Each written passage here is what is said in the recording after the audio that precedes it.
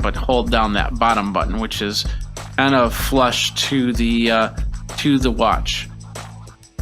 Now, I'm not sure, this isn't the sim model, but I am not sure if there's a sim door or if you get a virtual sim with that, which basically means that it pairs with whatever carrier you're with, whatever whatever phone carrier you're with. So, all right, it says it is still syncing. I'm not exactly sure how much time that takes.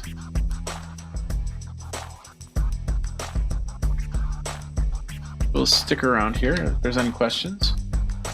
How do we unmute? You mean on Amazon? There should be, if you hover over the video, and there should be an unmute button. If you're watching from another device, just hit the volume button, and that'll change it.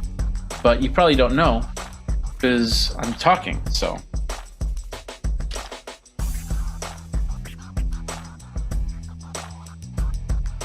There we go. Had to answer that question. So it is showing me an update right there. So it says it's about 1/4 done of the basics. So we're gonna keep going here. All these bands, like I said, are interchangeable. And of course we have multiple models. You have the regular 6, and then you have the SE model, which doesn't have all the health options, the O2 sensor, the ECG, and stuff like that. And then there's a couple different Series 6. You have the GPS, and then you have the GPS plus cellular. They have other models as well. And now I just got a message saying that my Apple ID is being used on another device, which I was expecting. Hit OK on that, and we'll still see what's going on here. I think this is rebooting now. Nope, it's going. It's about half done. So anyway, the SC series is the next step up. They do have the Apple Watch 5, once again in GPS and in GPS plus cellular mode. And then Series 3, which is one of the older versions. You just want an Apple Watch. There you go.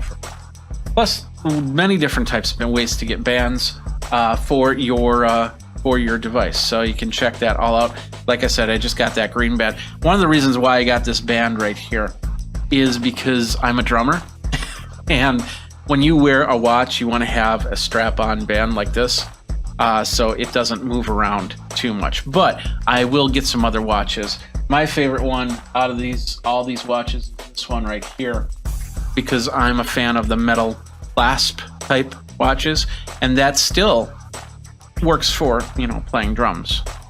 But I'll probably wear those, I'll probably put that on if I'm, dressing up and going out on the town, things like that. So, but got different bands as we go. So here we go. There is one thing, the other thing about the Series 6 is that this has the always on face. So instead of turning off and turning on, I think you can set it up so you can turn the face off, but if you move, you'll always have that watch face on, so you can see what time it is. You don't have to hit a button. That's the worst part, is when you do this with your wrist and in your watch, and it doesn't turn on the front face, and you got to do this with your nose because your other hand's working, you're doing something. It's like, oh, there's the time. Oh, I got to find out my messages. There we go. And you won't have to do that with this. Well, for the finding out your messages, you might have to do that. But my nose is a great touch device when my hands are doing other things. So, all right, we're still at about 50%. I'm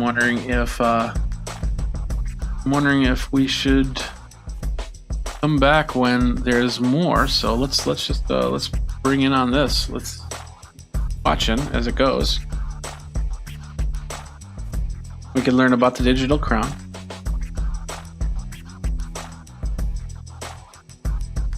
We can learn about the extra button there. That's all I can do right now. I can use the button to scroll up and scroll down. Like that. And more. So let's hold up and see what happens here. All right, here we are. Look at that. Your watch is ready. Let's flip it over here. I like this camera better. Your watch is ready. Press the digital crown to start. So we're gonna do that. Press that. Oh, a little vibration and a ding.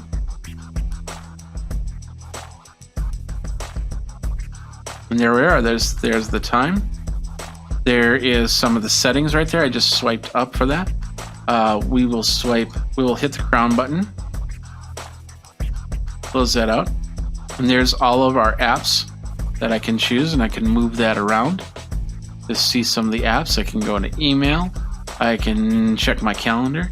No more events today. I had a few events this morning and afternoon, but of course that's done.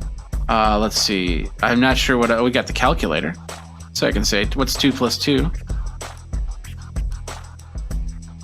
That's 4. The answer's 4. Got that. We got an alarm clock up here. What is this one right here? This is the compass. Can be affected by magnetic materials. So let's see where we are. I'm going to flatten that out a little bit. And north is that way. So we got that. And we go through. We got this might be the maps. Oh, this is the world clock. Allow world clock to use your approximate location. And we'll say allow you while using the app. I normally do that. Current location is 4:17. Of course, I use military time. And I have a friend that's in Auckland, New Zealand, and it's 11:17 tomorrow. And I go to Seoul, Korea, every now and then. Well, not this year, but it's 17 a.m. there. So, and I can add a city as I go. Fairly easy. I'm touching this. I'm moving around. It feels very comfortable to do that, as just like if I was on my phone. So we have this right here. What is this? This is Memoji. There's my Memoji right there. And I'm not sure what I can do with my Memoji. Maybe add some more Memojis. Yep, I can add some more Memojis if I want to. So I have that one, and then I have me. I'm gonna tap on me, and I can change how I look at my Memoji. So if I don't want to have glasses this time, I can take off the glasses. But we'll hit cancel, and we'll do that. And we're back here. So many different apps through here. My stocks, I don't have any stocks, so let's find the health one. There we are. Heart rate, we can check the heart rate. Not right now because of course I'm charging this right now. And we'll say heart rate can notify you and when you have irregularities. So I'm just gonna say turn on. And once I put this on, let's see if I have enough charge to do this.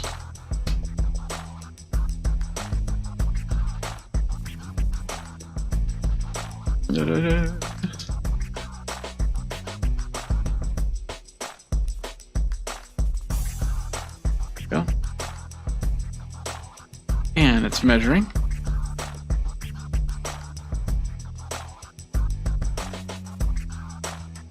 And I have no heart rate. What? I'm a vampire. Ooh. Or zombie. I don't know. One of the two. Heart rate. I don't have a heart rate. What's going on here? Let's do that again.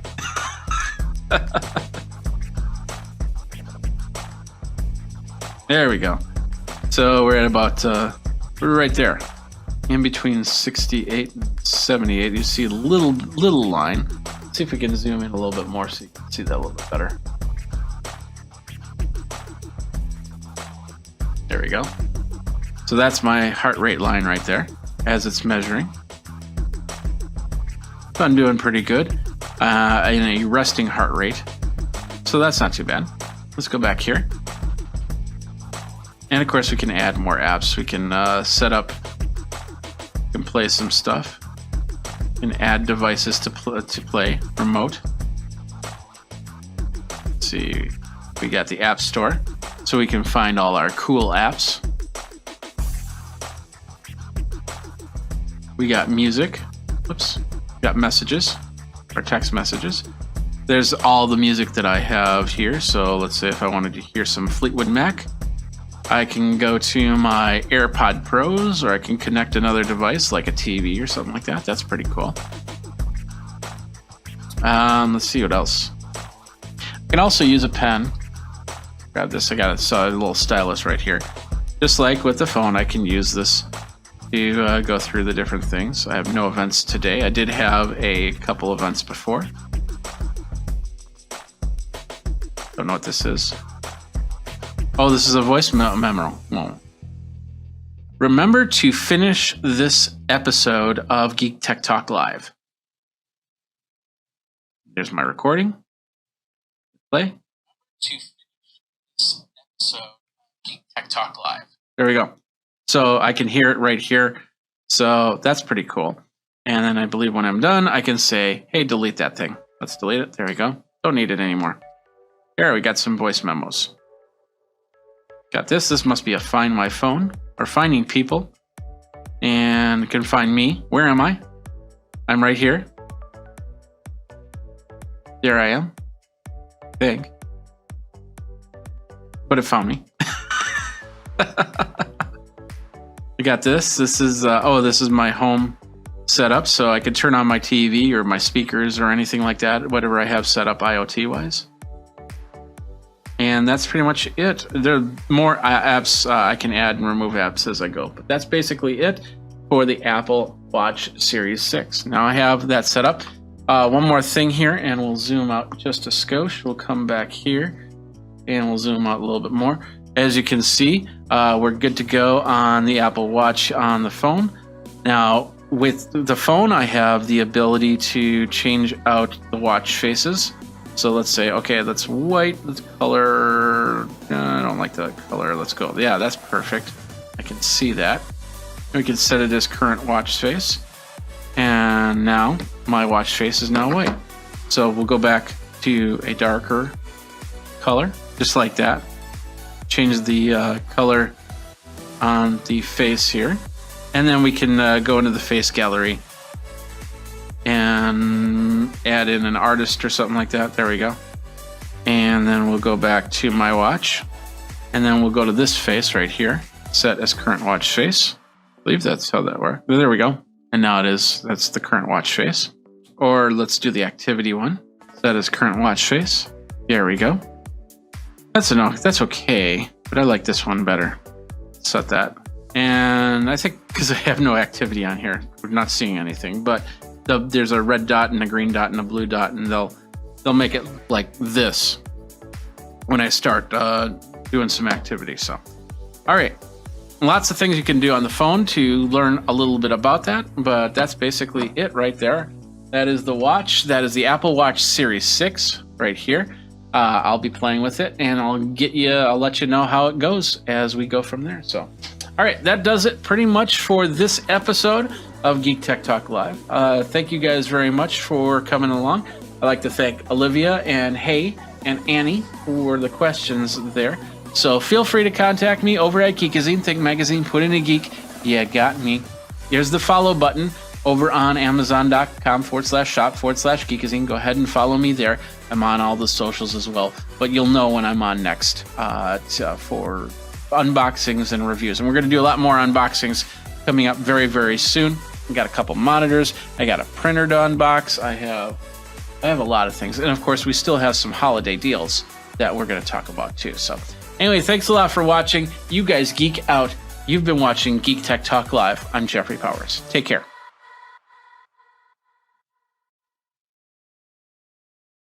And let's go ahead and get this opened right here. And of course, we're going to start with the plastique.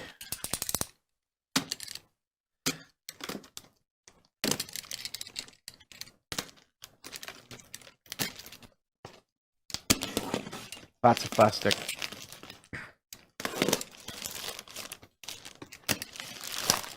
There we go. We'll set that to the side. Nice little handle here. We'll lift up on the handle.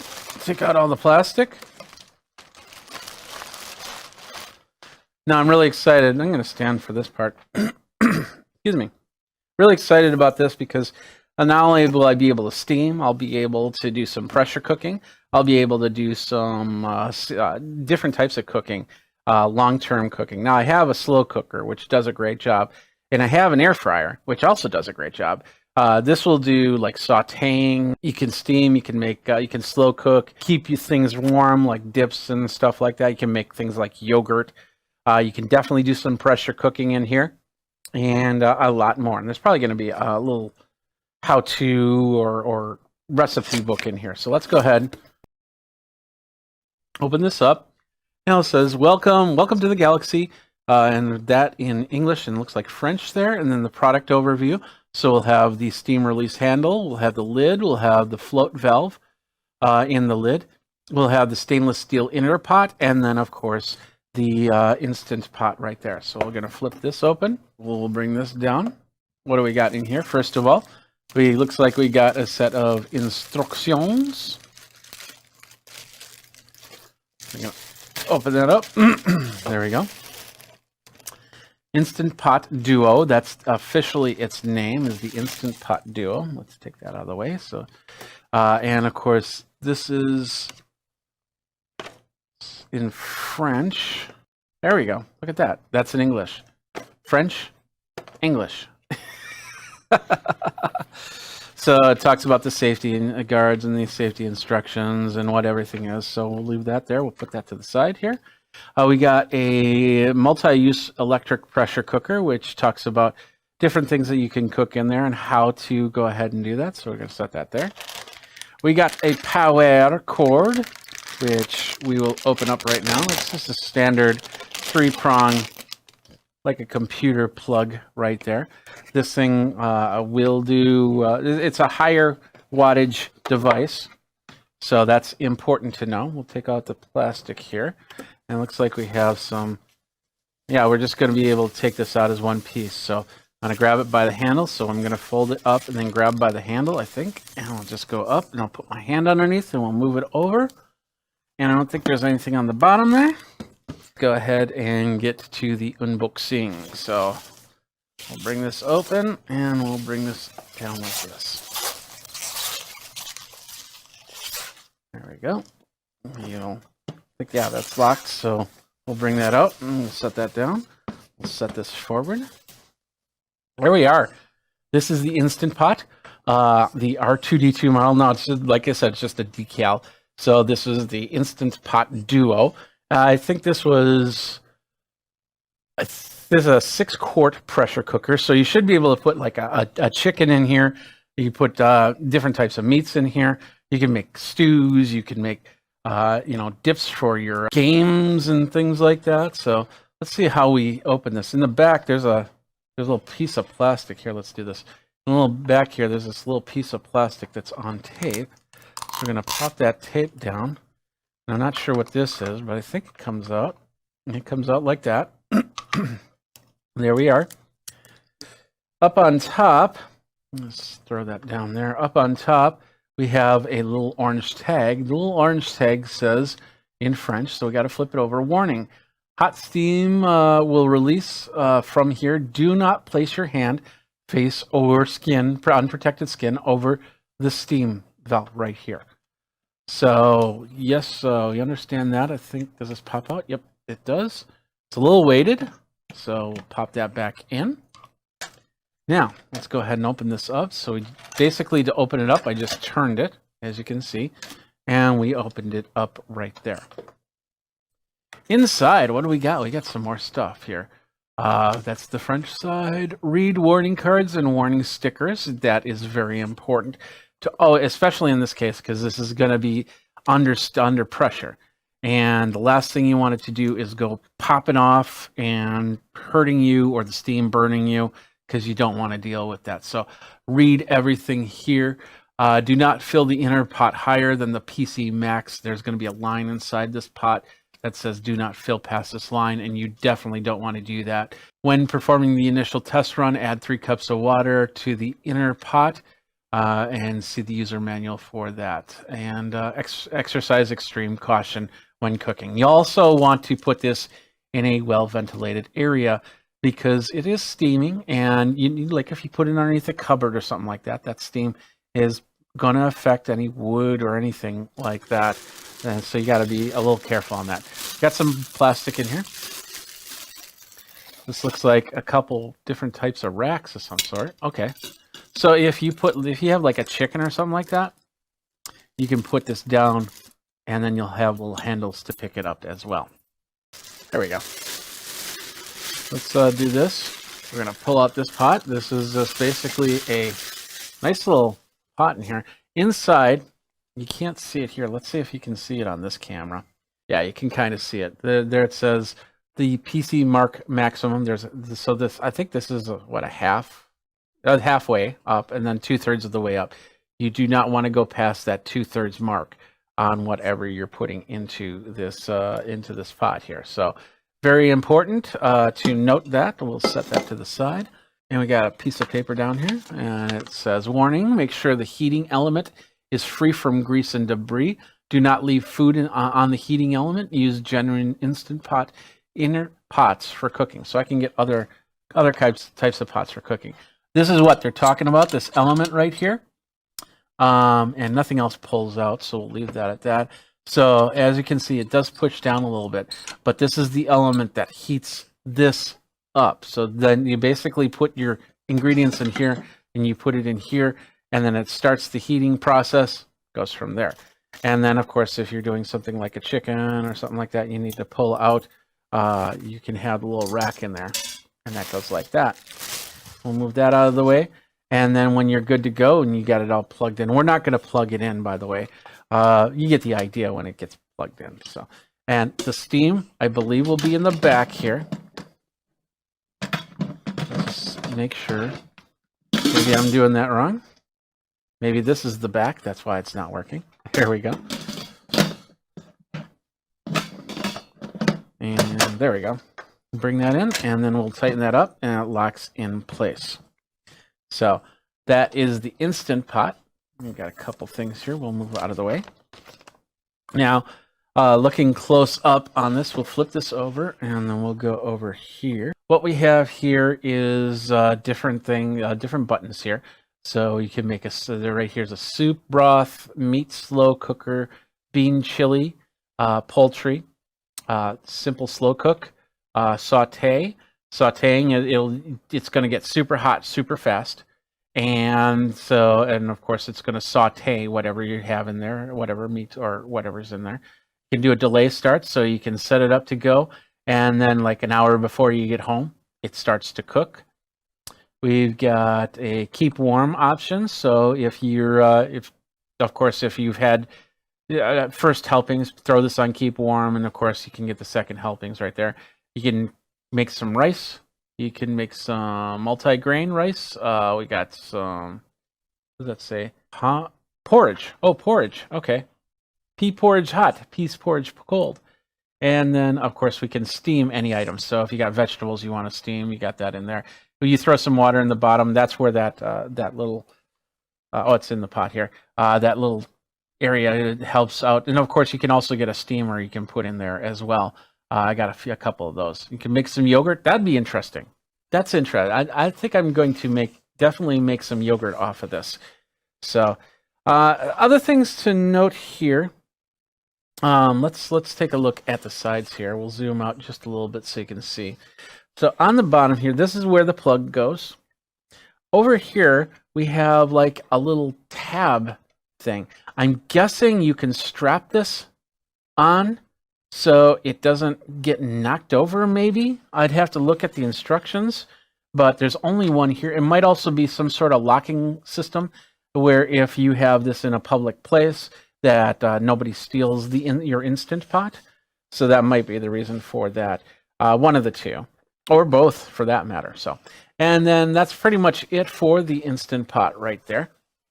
Up on top, once again, we're going to show you. We'll go up here for a second here. This is the steamer unit. We'll pop that off again. It's weighted. As you put this on, when the steam comes out, it starts to push up on this thing, and then steam comes out on the sides. And it feels a little bit magnetic as well. So it will try and stay in there as best as possible. But I'm not sure if you have to weight this down a little bit more. I think the instructions will tell me a little bit more about it. And as I turn this left and right, it's not going to turn left and right. It's got some sort of stopper on there. But it wants to be free floating, so it lets whatever steam it can get out. Because you don't want it to build up too much steam inside, or else, boom, it's a big firecracker. So, but that's pretty much it. I don't think anything else, unless there's any other questions that anybody has on here. That's pretty much the unbox of this right here. This is the Instant Pot, the Star Wars edition.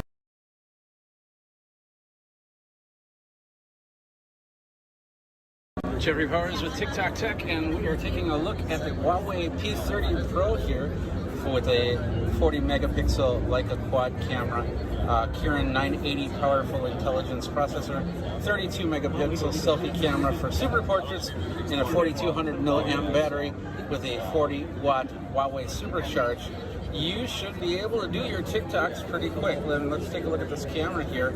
We got video, we got photo, we got pro mode, and it's got more, so it's got a lot of different options right there. Look at slow-mo, panorama, and other stuff. Let's go back over here. As you can see, I'm very shy. Portrait mode, you got that.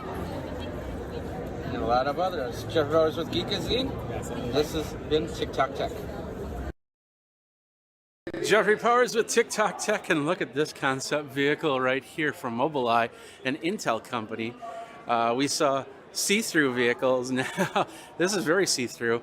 It's all about this little thing right here in the middle, this little component from Intel, but you had the wireframe to show you where it would lie in the vehicle. Pretty cool stuff from Mobileye and Intel. Jeffrey Powers, TikTok Tech. Follow TikTok Tech and Geekazine. Yep. Okay, remove the seat.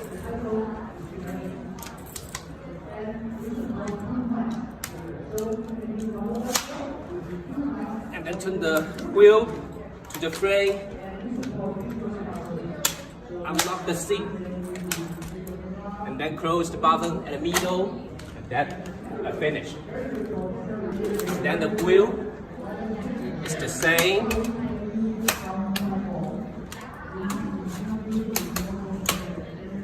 Folds in seconds. Then connect. Turn on the light.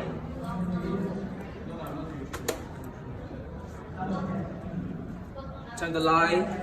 And then right.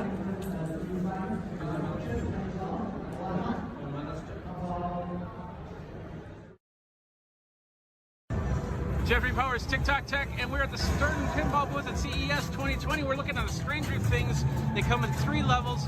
It's a home arcade pinball machine. Of course, you can also find places where you can play it. This is the not the top line version of it, but it's really cool because there's a projector down here that projects on all these buttons and on the screen here, so that you can see as it'll move around. It's got some great play. I just got done playing it. I'm really impressed with how it plays, and I got a pretty good score off of this. Lots of cool stuff. You can check it out over at Stern Pinball. Jeffrey Powers for TikTok Tech and Geekazine. Jeffrey Powers with Geekazine CES 2020. We're going to be taking a look at a Logic, and we're going to do that next on Geekazine. Flip this over. We've got, and I forgot your name already, Ritesh. That's right, Ritesh. And you are with a Logic. A Logic is docking stations, and you got a little twist on that. Why don't you show us a little bit about what that docking station is? That's the world's first 3-in-1 docking station. So we have a standard USB-C dock with all the port coverage here. Yeah. For your data, video, and power. Okay. And the beauty comes here with the wireless charging pad on the top. Is it a single wireless charging pad, or? It's single wireless charging pad for the small form factor. Okay. And a 5,000 mAh power bank inbuilt. How many? 5,000 mAh. Wow. Is that the lowest end or the highest end that you have? It's a mid-scale. Mid-scale? So what's your highest end for? 10,000. That's 10,000. Okay. And what's your lowest end? Lowest is probably 3,000. Probably 3,000. Okay. 3,000, 5,000, and 10,000. Okay. For this year release, 5,000 is the one we are pitching out in the market. Okay. It's available in US. Okay. Is this, if I plug this in, can I charge and use the items in the docking station? It's live in action there. Oh, it's in action right over there. Yes. Okay. We're a little bit far away. Let's kind of zoom in a little bit on that. Hold on. He's now got it charged right there, and he's got it hooked up to the laptop. And you can plug in lots of different ports there. That's pretty cool stuff. All right. Well, how much is that? 99 US. 99 US. What's your price range then? So the price starts from 89, goes all the way to 129. What's your 129 one? It's 10,000 there. 10,000. Do you have that? A bigger battery. But it's the same form Same factor. form factor. Got it. Bigger battery. Got it. You also have some other ones over here. We'll just take a look. So the very interesting one. This is the new one we have released this year in the CES. Okay. So this is world's first again, a dual 4K at 60 Hz dual display docking station. Works on a Mac.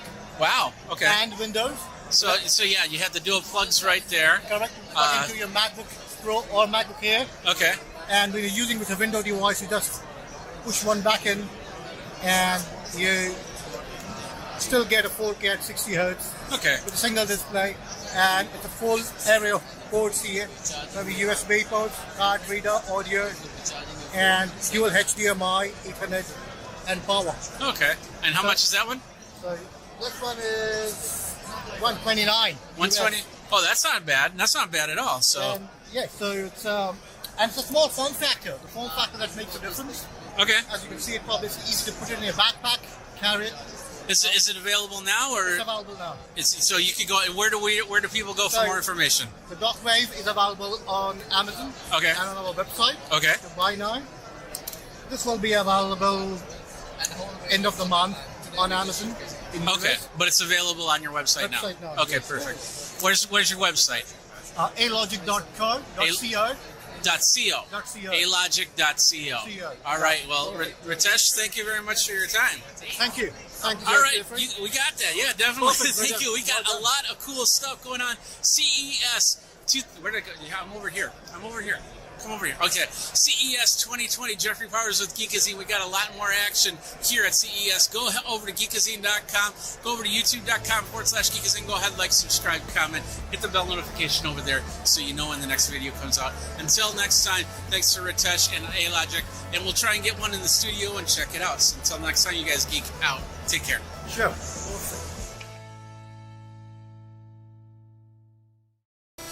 So here we are, CES 2020. We are here with, how do you pronounce your name? Freydun. And we're here at Sensor Cell. Tell us a little bit about what Sensor Cell. Tell us a little bit about what it's about. Basically, it's a device that you plug into your mom and dad or whoever you're caring for, a senior. About 3 of them, one in the bathroom, one in the bedroom, one in the living room area. It learns how they live.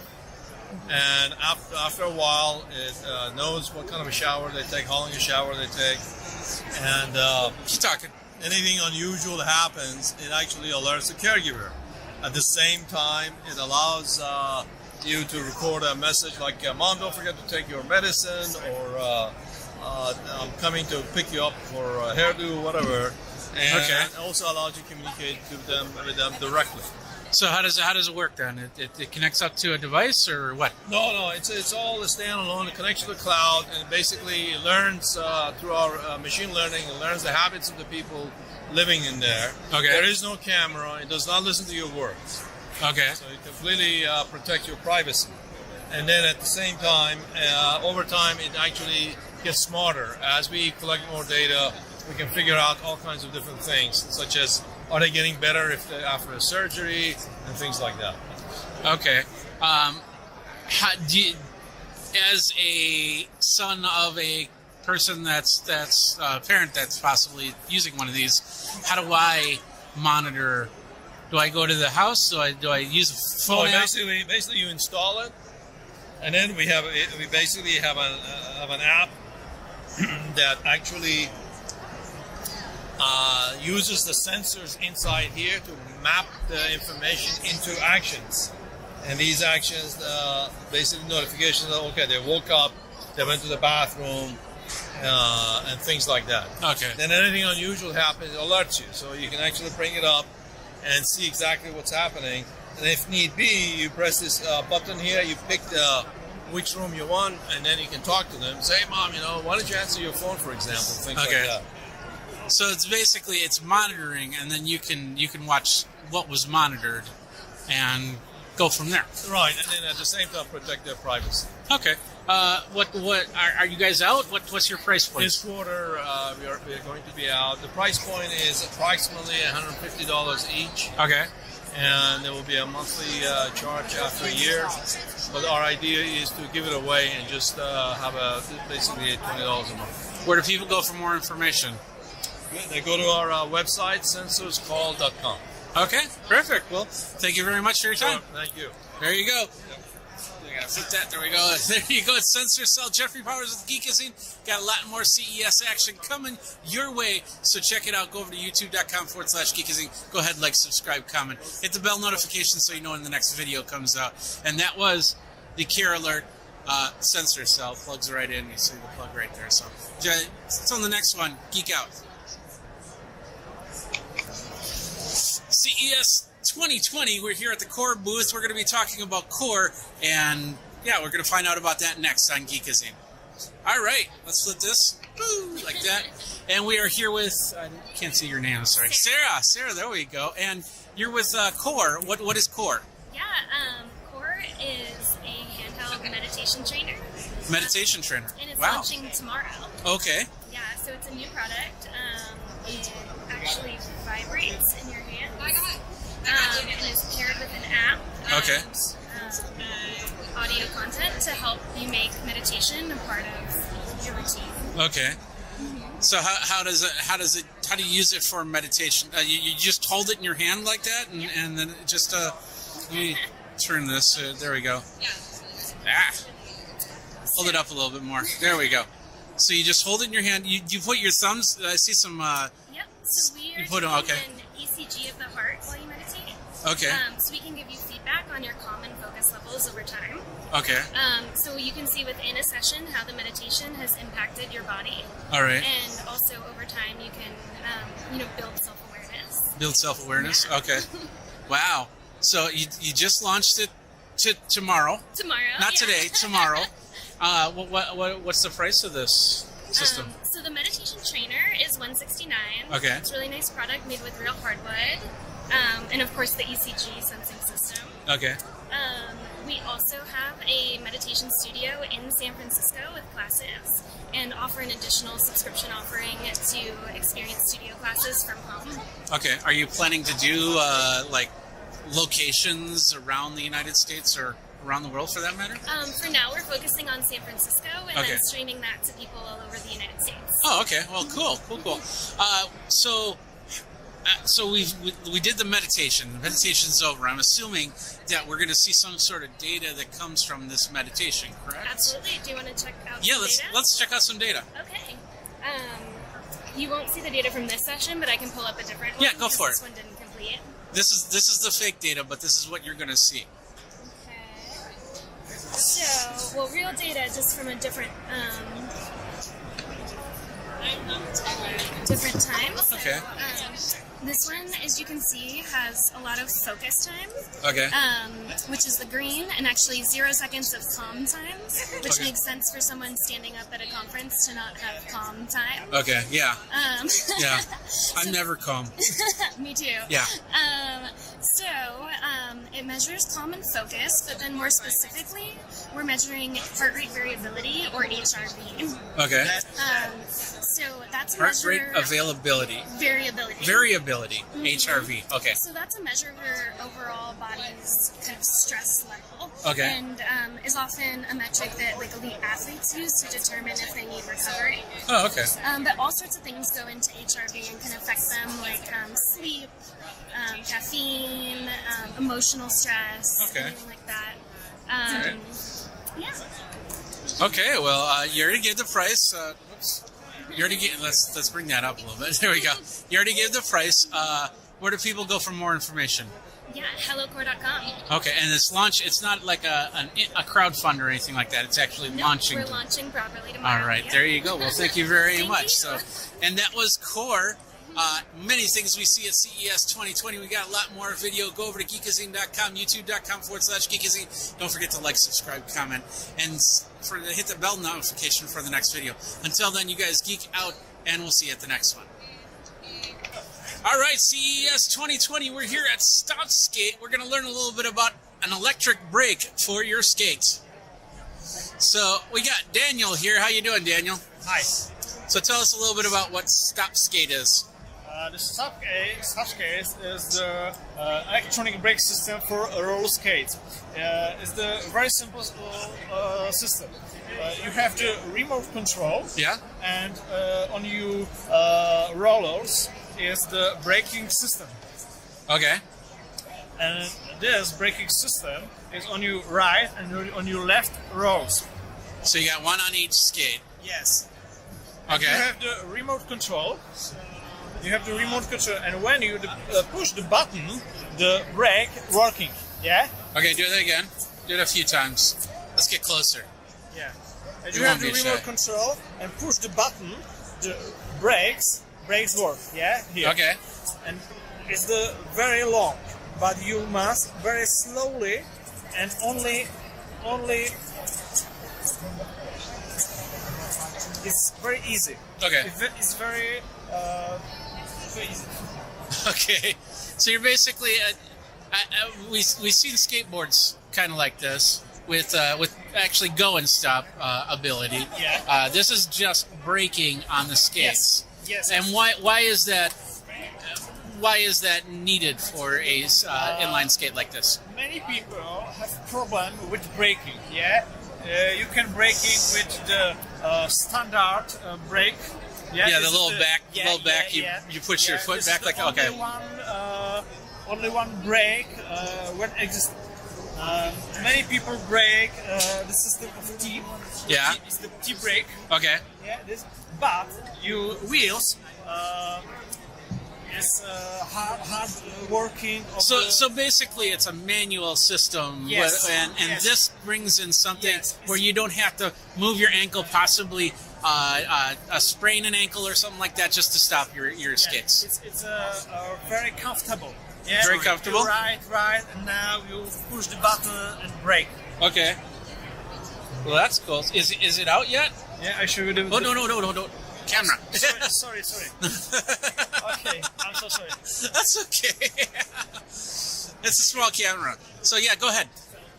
You Oh no! Yo. Let's talk about the camera. Don't worry about this part. So, is this out yet? this is the package. No, don't worry about the package. Is it out yet? Yeah. It is out. How much does it cost? $300. $300? $300. US dollars. Yes. Okay. Yes, US dollars. Okay. Is it available now? Sorry. Is it available now? Yeah. Okay. Where do people go to get more information? Website. Website. Yeah, the website is stopskate.com. Okay. Simply stopskate.com. Yes. Stop skate. Stopskate. That's pretty cool. All right. Well, thank you very much for your time. Thank you. Take care. Your business card? Will in a second. Hold on. Yeah. All right. That was Stop Skate. This is Jeffrey Powers with Geekazine. We got a lot more CES action. She's trying not to get on film on the camera, so I'm just going to kind of do this so she doesn't get on the camera. Anyway, Jeffrey Powers with Geekazine. We got a lot more CES action over at CES 2020. Go over to Geekazine.com, youtube.com/Geekazine. Don't forget to like, subscribe, comment, bell notification for the next video. Until next time, you guys geek out, and we got a lot more video, so continue on. Here we go. Why is that doing that? All right, 3, 2, 1. Jeffrey Powers with Geekazine CES 2020. We're going to be taking a look at a Logic, and we're going to do that next on Geekazine. Flip this over. We've got, and I forgot your name already, Ritesh. That's right, Ritesh. And you are with a Logic. A Logic is docking stations, and you got a little twist on that. Why don't you show us a little bit about what that docking station is? That's the world's first 3-in-1 docking station. So we have a standard USB-C dock with all the port coverage here Yeah? for your data, video, and power. Okay. And The beauty comes here with the wireless charging pad on the top. Is it a single wireless charging pad or? It's single wireless charging pad for the small form factor Okay. and a 5000 mAh power bank inbuilt. How many? 5000 mAh. Wow. Is that the lowest end or the highest end that you have? It's a mid scale. Mid scale. So mid-scale. what's your highest end for? 10,000. That's 10,000. Okay. And what's your lowest end? Lowest, this is probably 3,000. Probably 3,000. Okay. 3,000, 5,000, and 10,000. Okay. For the this year release, 5,000 is the one we are pitching out in the market. Okay. It's available in US. Okay. Is this? If I plug this in, can I charge and use the items in the docking station? It's live in action there. Oh, it's in action right over there. Yes. Okay. We're a little bit far away. Let's kind of zoom in a little bit on that. Hold on. Very nice. Okay, here, so Hit the record button. Yeah. Okay, so this is in action right in here. action here. Hold on. So he's now got it charged right there, and he's got it hooked up to the laptop. And you can plug in lots of different ports there. That's pretty cool stuff. All right. Well, how much is that? This one is 99 US. 99 US. What's your price range then? So the price starts from 89, goes all the way to 129. What's your 129 one? It's 10,000 then. It's 10,000. Do you have that? A bigger battery. But it's the same. It's the same form same factor. form factor. Got it. Bigger battery. Got it. You also have some other ones over here. We'll just take a look. So the very interesting one. This is a new one we have released this year in the CES. Okay. So this is world's first again, a dual 4K at 60 Hz dual display docking station. Works Okay. on a Mac Wow. Okay. and Windows. So yeah, you have the dual plugs right there. Correct. Plug into your MacBook Pro or MacBook Air, Okay. and when you're using with a Windows device, you just push one back in, and you still get a 4K at 60 Hz Okay. with a single display, and it's a full array of ports here. There'll be USB ports, card reader, audio, and dual HDMI, Ethernet, and power. Okay. And how much is that one?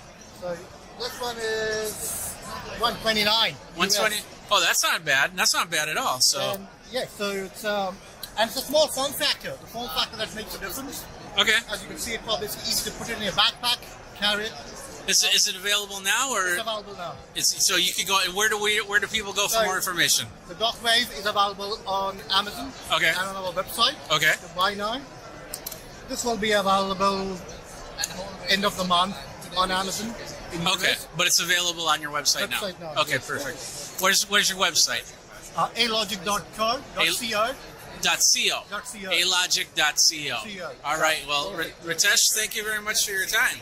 Thank you. Thank you. All right, Jeffrey. we got that. Yeah, definitely. Perfect, Thank Ritesh. you. We got Well a done. lot of cool stuff going on. CES.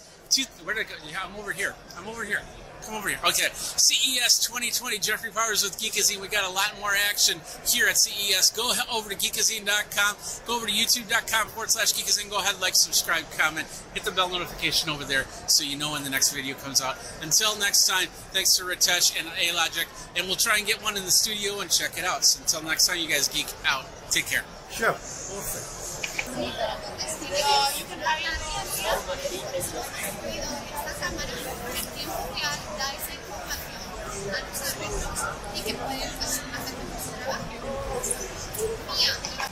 All right, here we are, CES 2020. Jeffrey Powers. I'm in my zen. We're here at Flow Time. We're learning about meditation through a headband. We're going to do that next on Geekazine. So we have G here. Let me flip this. Hello, G. How are you? Yeah, great. And tell us a little bit about Flow Time. Yeah, Flowcom has the EEG and heart rate sensors to check your brain waves and heart rate in real time to tell you when you get into the meditation mood, when you are calm and when you are excited. And Okay. after that, you will see the report like this one. You know how your brain waves are going, like your alpha wave, your beta wave. Okay. And when you are relaxed or when you are concentrated. Am I relaxed? Yeah, you will see that. I'm so relaxed. I'm chillaxed right now. I'm just CES laxed. And I don't know if that's a term. But anyway, so you got this app. It looks like it's telling you all this data. How do you end up reporting it?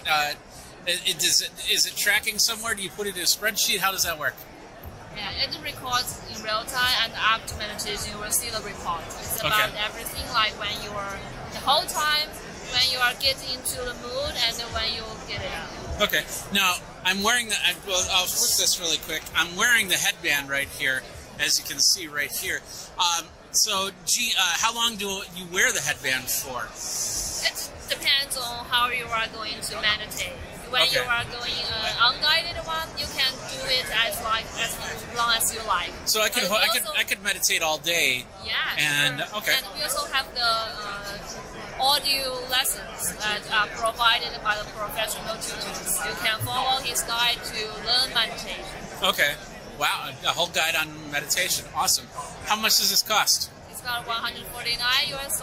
Okay, let's take a look at it really quick. Where do people go for more information? People want to go. We have the Facebook page. The website is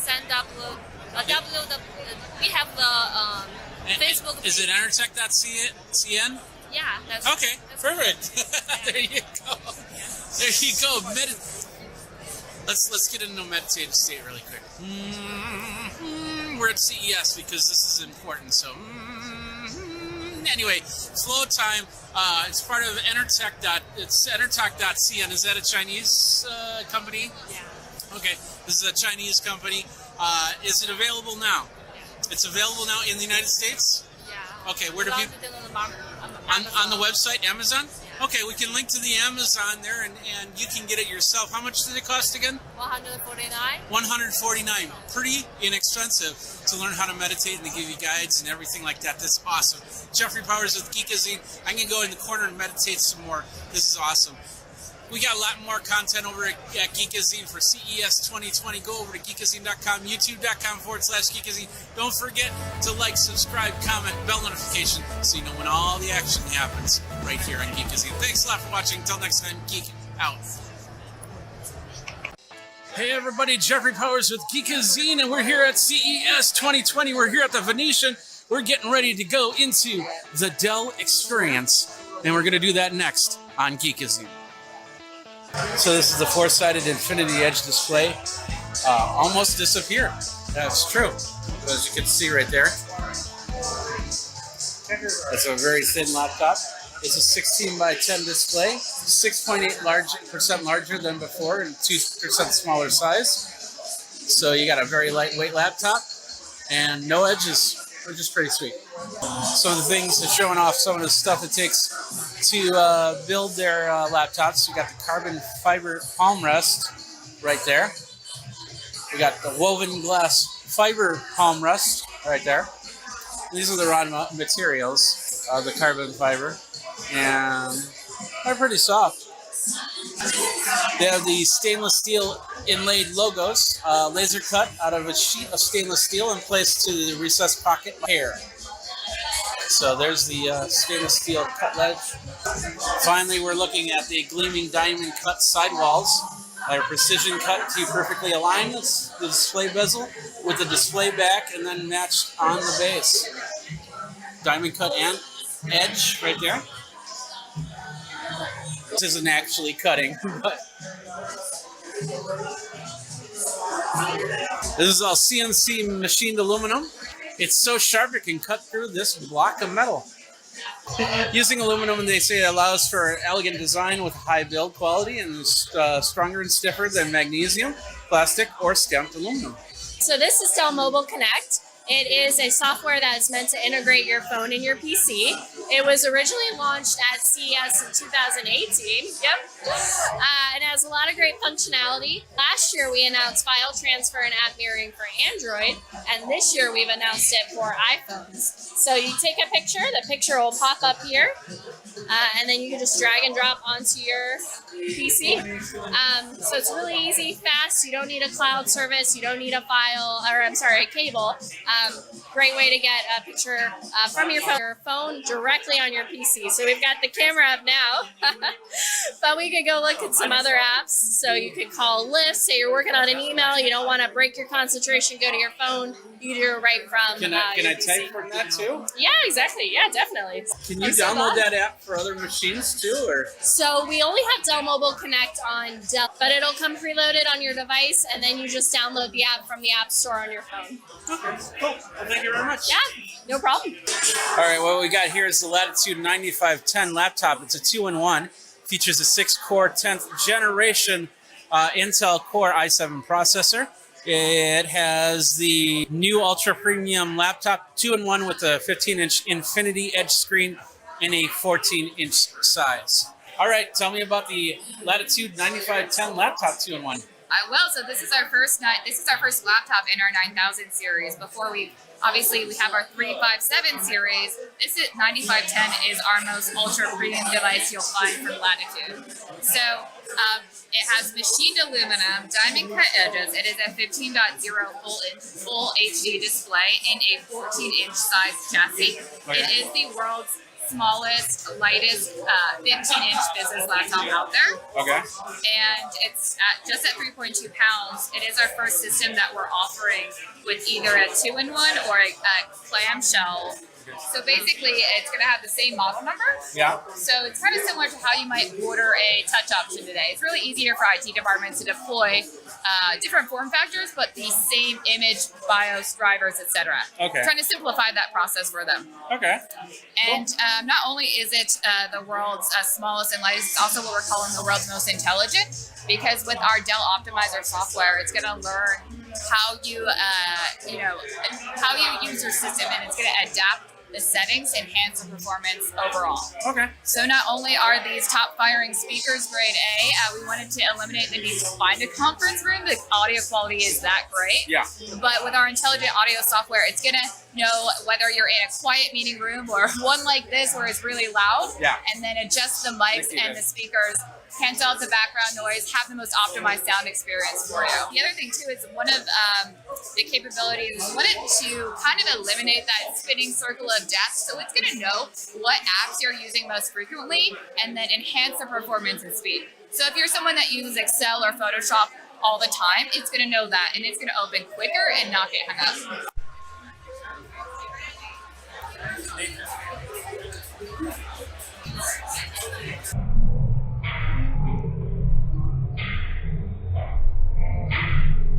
So this is the Alienware second screen concept. The idea is you can pair your PC to the phone. Okay. So while you're gaming, you can monitor all of your performance for CPU, GPU, your RAM, your temperature, all through the phone. So you can have an uninterrupted gaming experience. You Is don't it have to alt-tab. Android and iOS? Yep, both. Okay. Yep.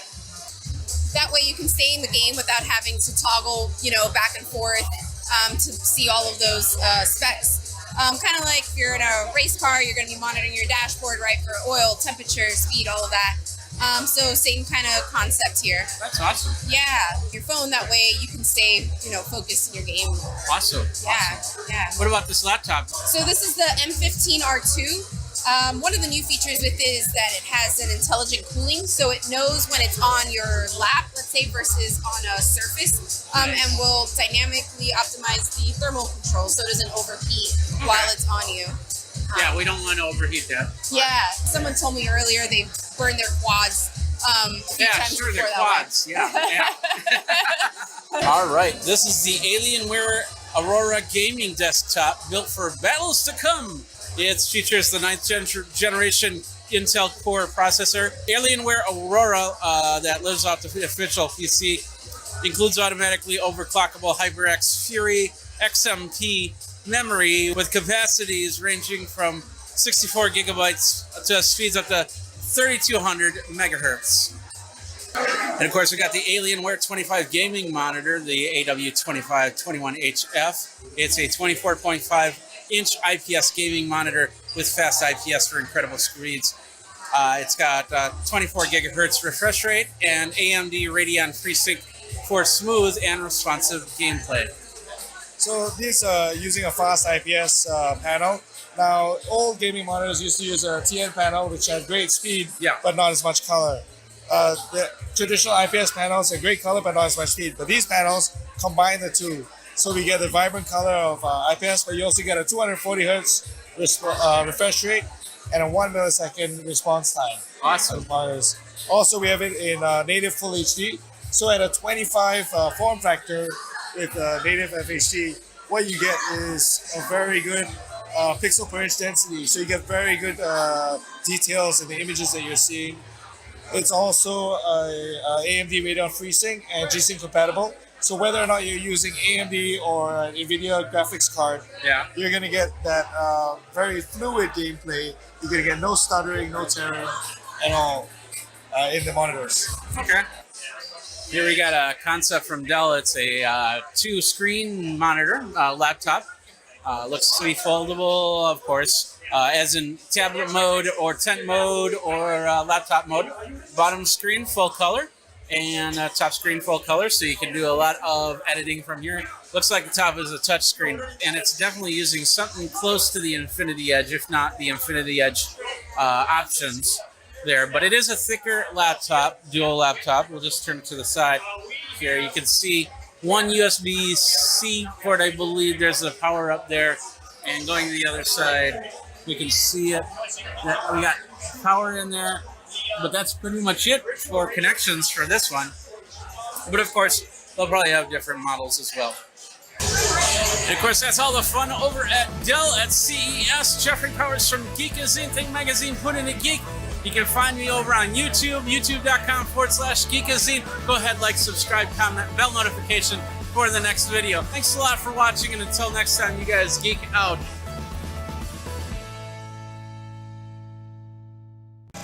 All right, here we are, CES 2020. Jeffrey Powers. I'm in my zen. We're here at Flow Time.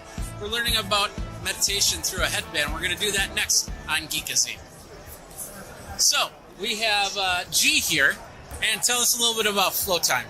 Yeah, Flow Time has the EEG and heart rate sensors. It checks your brain waves and heart rate in real time to tell you when you get into the meditation mood, when you are calm and when you are excited.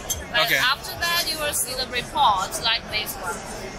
You'll know how your brain waves are going, like your alpha wave, your beta wave. Okay. When you are relaxed or when you are concentrated. Am I relaxed? Yeah, you will see that. I'm so relaxed. I'm chillaxed right now. I'm just CES-laxed. And I don't know if that's a term. But anyway. So you got this app. It looks like it's telling you all this data. How do you end up reporting it? Is it tracking somewhere? Do you put it in a spreadsheet? How does that work?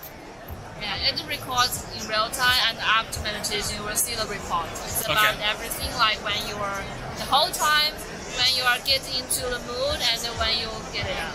Okay. Now I'm wearing the. Well, I'll flip this really quick. I'm wearing the headband right here, as you can see right here. So, G, how long do you wear the headband for? It depends on how you are going to meditate. When you are going unguided one, you can do it as long as you like. So I could meditate all day. Yeah. And And we also have the audio lessons that are provided by the professional tutors. You can follow his guide to learn meditation. Okay. Wow, a whole guide on meditation. Awesome. How much does this cost? It's got $149 US. Okay, let's take a look at it really quick. Where do people go for more information? People want to go. We have the Facebook page. The website is we have the Facebook page. Is it entertech.cn? Yeah, that's okay. That's perfect. There you go. There you go. Let's get into a meditative state really quick. We're at CES because this is important. So anyway, Flow Time. It's part of Entertech. It's entertech.cn. Is that a Chinese company? Yeah. Okay, this is a Chinese company. Is it available now? Yeah. It's available now in the United States? Yeah. Okay, where do people... Online, pretty inexpensive to learn how to meditate and to give you guides and everything like that. That's awesome. Jeffrey Powers with Geekazine. I'm going to go in the corner and meditate some more. This is awesome. We got a lot more content over at Geekazine for CES 2020. Go over to geekazine.com, youtube.com/Geekazine. Don't forget to like, subscribe, comment, bell notification so you know when all the action happens right here on Geekazine. Thanks a lot for watching. Until next time, Geek out. Core, and yeah, we're going to find out about that next on Geekazine. Sarah, there we go. And you're with Core. What is Core? Yeah, Core is a handheld meditation trainer. Meditation trainer. And it's wow. launching tomorrow. Okay. Yeah, so it's a new product. It actually vibrates in your hand. It is paired with an app. Okay. Audio content to help you make meditation a part of your routine. Okay. So how do you use it for meditation? You just hold it in your hand like that, and then just let me turn this. There we go. Hold it up a little bit more. There we go. So you just hold it in your hand. You put your thumbs. I see some. Yep. So we are doing an ECG of the heart while you meditate. Okay. So we can give you feedback on your calm and focus levels over time. Okay. So you can see within a session how the meditation has impacted your body. All right. And also over time you can, build self-awareness. Build self-awareness. Yeah. Okay. Wow. So you just launched it tomorrow. Tomorrow. Not today. Tomorrow. What's the price of this system? So the meditation trainer is $169. Okay. It's a really nice product made with real hardwood. And of course the ECG sensing system. Okay. We also have a meditation studio in San Francisco with classes and offer an additional subscription offering to experience studio classes from home. Okay. Are you planning to do locations around the United States or around the world for that matter? For now, we're focusing on San Francisco and then streaming that to people all over the United States. Oh, okay. Well, cool. So we did the meditation. The meditation's over. I'm assuming that we're going to see some sort of data that comes from this meditation, correct? Absolutely. Do you want to check out Yeah, some data? let's check out some data. Okay. You won't see the data from this session, but I can pull up a different one. Yeah, go for This it. one didn't complete. This is the fake data, but this is what you're going to see. So, real data just from a different times. Okay. This one, as you can see, has a lot of focus time. Okay. Which is the green, and actually 0 seconds of calm time, which Okay. makes sense for someone standing up at a conference to not have calm time. Okay. Yeah. Yeah. So, I'm never calm. me too. Yeah. So it measures calm and focus, but then more specifically, we're measuring heart rate variability, or HRV. Okay. So that's a Heart measure. rate availability. Variability. Variability. Mhm. HRV. Okay. So that's a measure of your overall body's kind of stress level. Okay. And is often a metric that elite athletes use to determine if they need recovery. Oh, okay. But all sorts of things go into HRV and can affect them, like sleep, caffeine, emotional stress, Okay. anything like that. Alright. Yeah. Okay. Well, you already gave the price. Whoops. You already gave. Let's bring that up a little bit. There we go. You already gave the price. Where do people go for more information? Yeah, hellocore.com. Okay, and it's launch. It's not like a crowdfund or anything like that. It's actually launching. We're launching properly tomorrow. All right, yeah. there you go. Well, thank you very Thank much. you. So, and that was Core. Many things we see at CES 2020. We got a lot more video. Go over to geekazine.com, youtube.com/Geekazine. Don't forget to like, subscribe, comment, and hit the bell notification for the next video. Until then, you guys geek out, and we'll see you at the next one.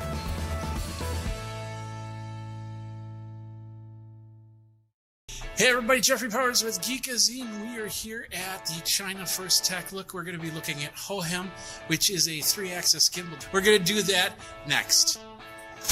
All right, flip this camera around. We have Blake here, and this is the Hohem 3. It's what model is that? It's iSteadyX. Okay. iSteadyX. iSteadyX. Okay. And tell us a little bit about it. Yeah, this is actually the new products. It's the first show this year. Okay. And we will launch it at February. Okay. And it's the new products. We make the pocket size. All right. And it's the latest 3-axis gimbal for smartphone. It's almost weight 249 grams. It's almost compact as a smartphone. Okay. Lightweight as a smartphone. Okay. And we make it simple gimbal just to make sure like everyone can use the gimbal, easy to use, not only the professional users. Okay. So we make it with the simple the controls. Okay. And with the simple to just the single connecting. All right. To switch the vertical screen. All right. Yeah. So just switch a quick button, Yeah, and you're going from there. So yes, and we used able to zoom in and zoom out. Zoom out. Just that to connect our application. I have to manually zoom in and zoom out sometimes. So. Yeah. Yeah, and you can also to take photo, take video at here. Tap once, take photo. Tap twice. To take a video. Yeah. Okay. Do you also have a smartphone app that also helps with that if you have two smartphones? Yeah. Okay. Yeah, okay. What's important for this gimbal with amazing features is that we combine the mobile phone, combine the application and with the gimbal together to make some fantastic video. Okay. So I can show one of the features is the moment mode. All right. That you can make some fantastic video just so you're making moments through framed through the application pre-roll type stuff. Yeah, Okay. yeah, and just single start here. He will auto to rotate it. Okay. He will auto rotate it to. Okay, you just hold it. He will do his work at himself. Okay. Then he will kind of like a TikTok video. Then he will generate a video. Okay. Himself, he will come back. Is there music playing in there too? Yeah, it's a music. You can edit the music. You can choose what you love the music. Okay. Then he will make this move like this. All right. It's one of the future like to combine the gimbal working the motors. All right. With the application. Okay. There's probably a lot more features on here, but let's talk about price and availability. Actually, we have not decided the price. Okay, and it's coming out in February. That's right. You said that at the beginning. Okay. But I think it's the lowest product the price compared to other brands. Okay. And will there be models in the United States? Or are you starting in China? The current mode. Mm-hmm. The current mode, we have the iStay Mobile Plus is the best seller on Amazon globally. Oh, okay, through Amazon. Yeah. Okay. Do you have a website that people can go to to find out more? The website is Hohan Plus and tech.com. All right, well, Blake, thank you very much for your time. Thank you. All right. And that is at the China Tech at CES 2020. Jeffrey Powers with Geekazine. If you're over on Geekazine, go ahead and subscribe. And if you're on YouTube, go ahead, like, subscribe, and comment down below. Oh, and don't forget to ring that bell so you know when the next video comes out. We got a lot more CES action coming, so check it all out. And until next time, you guys geek out.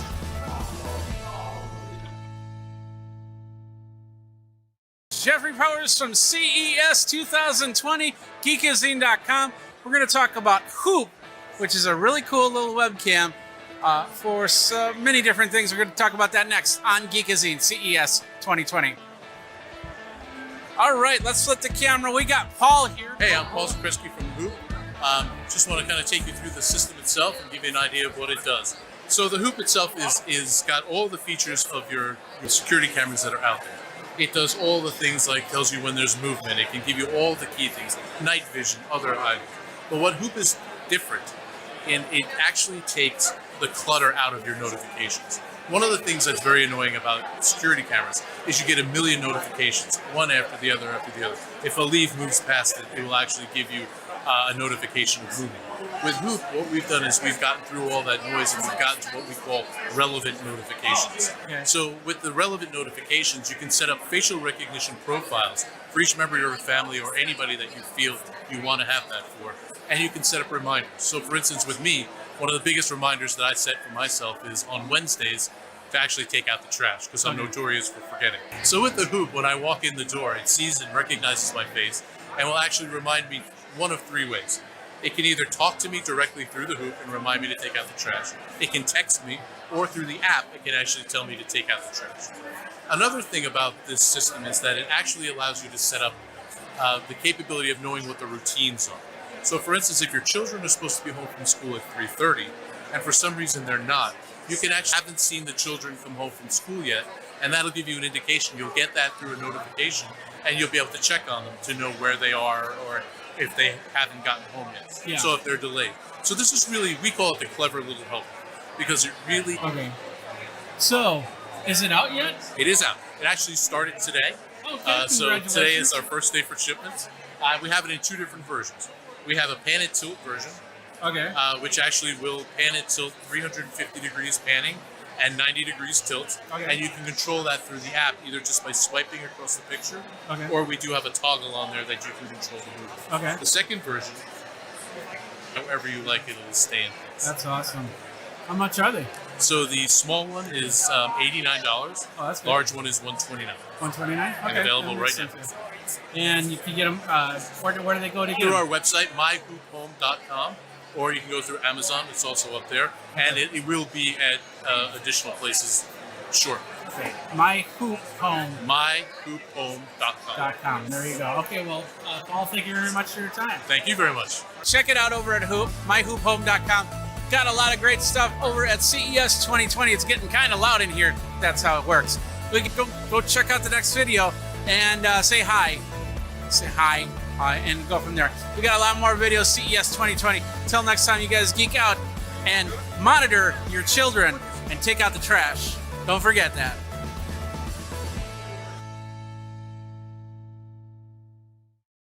Here it is. We got the, now the model is what? Huawei Mate X. Mate X, okay. This is the foldable. You gotta push the button to fold it out, so we're gonna do that. Clips open. Doesn't fold the other way, but here's the screen. This screen is an outer screen, and This is a 1080p OLED display. You can do dual screen. It's a 8 inches unfolded, 6.6 folded. So let's get to our home screen. Yep. Do you want to show the dual mirror feature? So if we go into our camera experience, if you tell it you want to take a selfie, it's going to tell you to fold the phone. So that way you have your Leica camera set up with your 40 megapixel RYYB. You're going to be able, either in photo and video, your subjects are going to see themselves. okay, So will it record, like if I was doing an interview with you, it'd record you and then and you would see yourself on the other side, and it can be either way. And that ends up recording at 16 by 9 or 1080p or 720p or 1080. 1080. Okay. You would have to double check on the specs on it. Okay.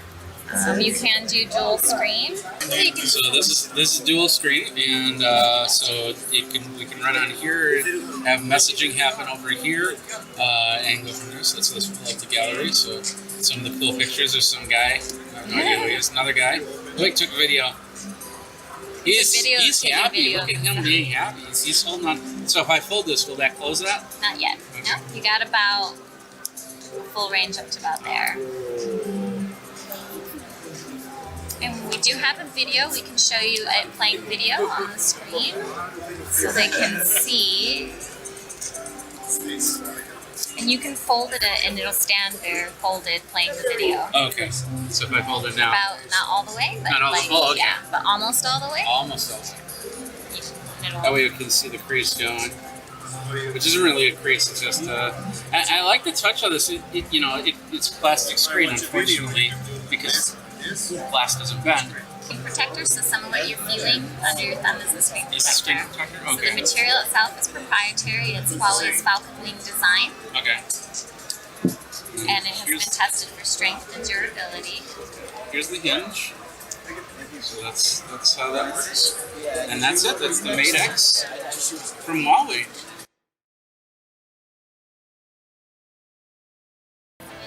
Hey everybody, Jeffrey Powers with Geekazine. We're here at the Huawei booth. We're going to take a look at the P30 Pro. We're going to do that next on Geekazine. All right, we got Andrew here. He's being our hand model, but show us a little bit about the P30 Pro. So we actually joined forces with Leica to develop this phone. We've got a 20 megapixel ultra wide angled lens at the top there, and then we've got a 40 megapixel main camera. And then down the bottom here, we actually have a telephoto lens. You'll see that's actually, obviously if it was telephoto, it'd be sticking out like this, right?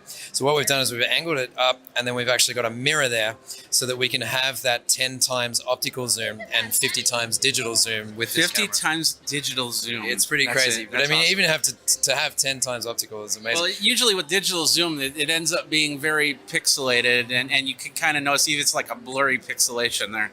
Right, exactly. Great stabilization. Yeah. And ideally, you want to use a tripod. But I'll give you some examples of how all this works. So, as I said, with the several cameras on the back, we can use two of those simultaneously.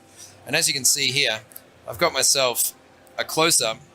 And if we want to zoom in on what she's looking at there, check out that P30 Pro that she's looking at. Wow. We can go right up to 15 times the zoom. That's a hand model right there. Look at those hands. And then we've got the wide angle at the bottom. And then, so that's one example of what you can do there. And so you can record those two screens at the same time. Can you do selfie and the back and front? Yeah, back and front, yeah. Not on this one. No, Okay. no. Do you have one that does do that? Not yet, but we're working on it. Yeah. I suppose it's just a software update at that point. Probably, so, yeah, probably. I'm not sure how all that works. I'm not a software engineer, so. But we do have super macro here. So if I want to show everyone, check this out. I can zoom right in. Wow. And you can see all the mistakes I made in life. Yeah. This line here is why I'm still single. Okay, no children, yeah. Yeah, Okay. not that I if know I was of. a palm reader, I'd have a better idea of what that said. But there you go. The other thing you can do here with the Pro, so let's talk about this zoom that we've got here. Yeah, so over at our friends over here at TDK, we're going to start zooming in on what they've got for us. So if I go to their back wall over there, maybe after I do this, you can show the folks how far away that is. But let's get to that 50 times optical zoom, and I'll use two hands to try and stabilize that. But there you go. And then if you look, I'll take this away. You see what I was focusing on over there? No, because there's no optical zoom on this. So here we have, I'm just showing you this measuring tool that we have is another great advantage of this phone. So I want to know from here how far away our display over there is. I can go, hey, it's 30 inches from here to there. Okay, so it draws that line, and then that's augmented reality just kicks in. Yeah, exactly. The augmented reality kicks in. You can do the same thing with area. So I can actually measure the area of. So well, that's getting in the way because I've got this safety thing in the way. Yeah. But you can measure the area of different objects as well. You can measure the volume. You can look at people's height. But another Let great me guess your height. Yeah, exactly. But if I go to the photo and I click on this button here, okay, that is actually your AI. Now I don't think. Oh yeah, I do have an internet connection here. So let's say I was to put. This is a calorie counter. So there's no object recognized because I don't have an object in front of it. But if I was to put like a donut in front of this, it would tell me how many calories that donut has, for example. Donut, yeah. Donut. You want to buy these shoes? Here's some stores you can buy it at.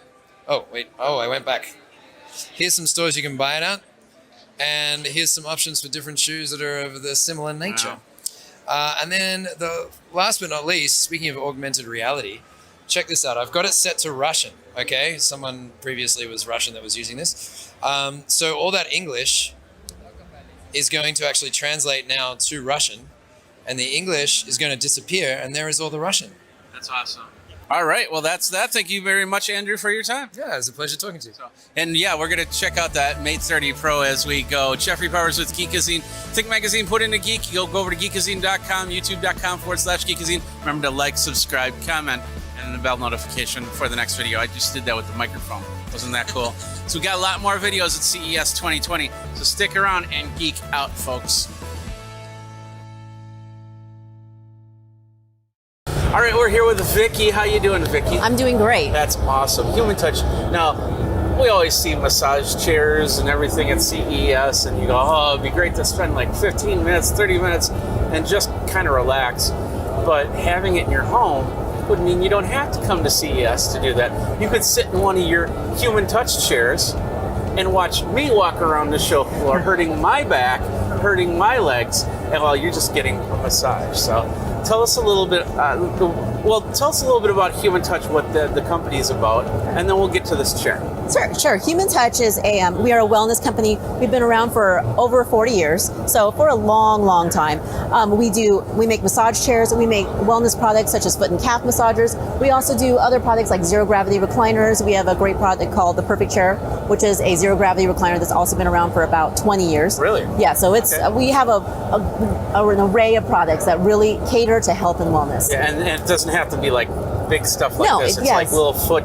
We have the small foot and calf massagers you can put right under your desk at work or wherever you are. Our zero gravity recliners are beautiful pieces of furniture that could sit in any home. Awesome. So, and then we have these. These are our crowning glory. This right here that we're looking at right now is a Supernovo. This is our top of the line massage chair. Okay. And it has everything. So I mean, has everything. I see speakers in here. Tell us everything. All right, let me tell you what we are looking at here. So talking about the speakers first, these are Altec Lansing branded speakers. So we have premium sound in here. So these are you use your phone, you can use Bluetooth, and they connect, and you can play whatever you want through Spotify or whatever you're listening to. Okay. But we also have something called Sound Soothe. So that is they're built-in sounds in the chair already that you can access through your remote or through the chair. And there's different sounds like the rainforest, the wind chimes. There's soothing rain. So when you look at this massage chair, what does it look like to you?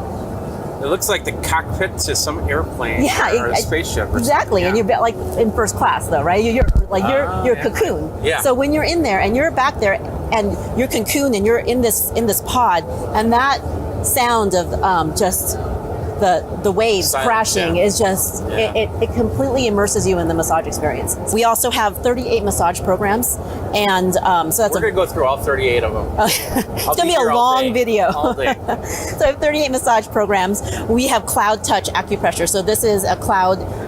This is an airbag that basically will give you compression on your arms, on your sides, on your shoulders. Okay. We also have what's called an L track on here, an L and S track. So the L track actually comes down, so you are going to feel massage in your glutes, in your glute area. It comes all the way down past the lumbar. Okay. And it's S track because it follows the curvature of your spine, which is an S. Okay. We also have a foot and calf massager. This foot and calf massager is heated. It also now, with this Supernovo, it actually extends a little further, so it gets into the knee area. So it has this will retract, and it has height sensing. So it'll actually kind of sense how tall you are in Alexa. And once you do that, you basically sit in your chair, don't have to touch your remote, don't have to touch anything, and you just say, Alexa, ask my Nova to give me a massage. You're heading back into zero gravity. Nice. Your massage is started, and you're ready to go. You're ready to go? Yeah. All right, let's get in the chair and let's find out what's All right. All right. So what I'm going to do is this. And I was hoping my gymnastics, You think I haven't done stuff like this before? Ha! Yeah, so you're good. Yeah, let's let the chair tilt back. First of all, we got to do the one thing here. My phone has a nice spot. Yes. I'm going to put that right there. And then I'll put one hand in right for now. Yeah, and then I'll get the other hand in there. So, all right, I'm ready. Let's rock this thing. All right. So I'm going to put you in one of our auto programs. I'm going to put you through the demo mode. Okay, we're going through the demo mode. Okay. A great overview of the whole chair.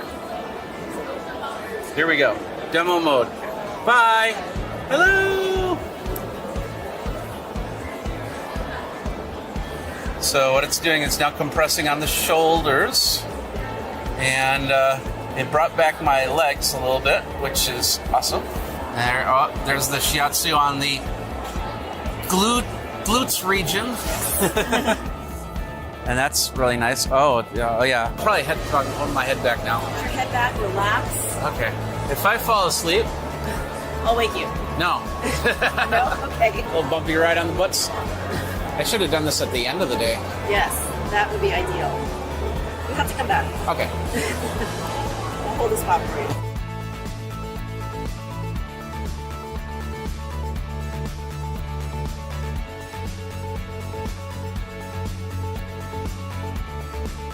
This thing right here, if you turn it. If I turn this? You turn it, you can, if you think, oh, I'm too That's too upright, hard, you yeah. can, It's actually the recline incline. Oh, so okay. it'll give you a stepped incline recline. So if you think I'd rather be in zero gravity at this point, you can turn that. Okay. And then you're in zero gravity. Am I turning it Then clockwise turn or it the other way, then you come up. Okay. Oh, I hear the beeping. Okay, I get it now. So it's clockwise to go. You should get the full experience. Exactly. So, one thing I like about this chair is how the legs push in and out to get you straightened out in zero gravity.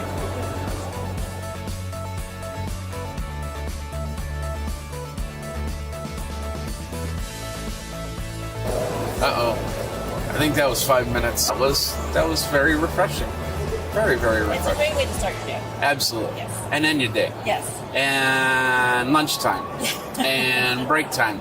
And snack time. And watch TV time.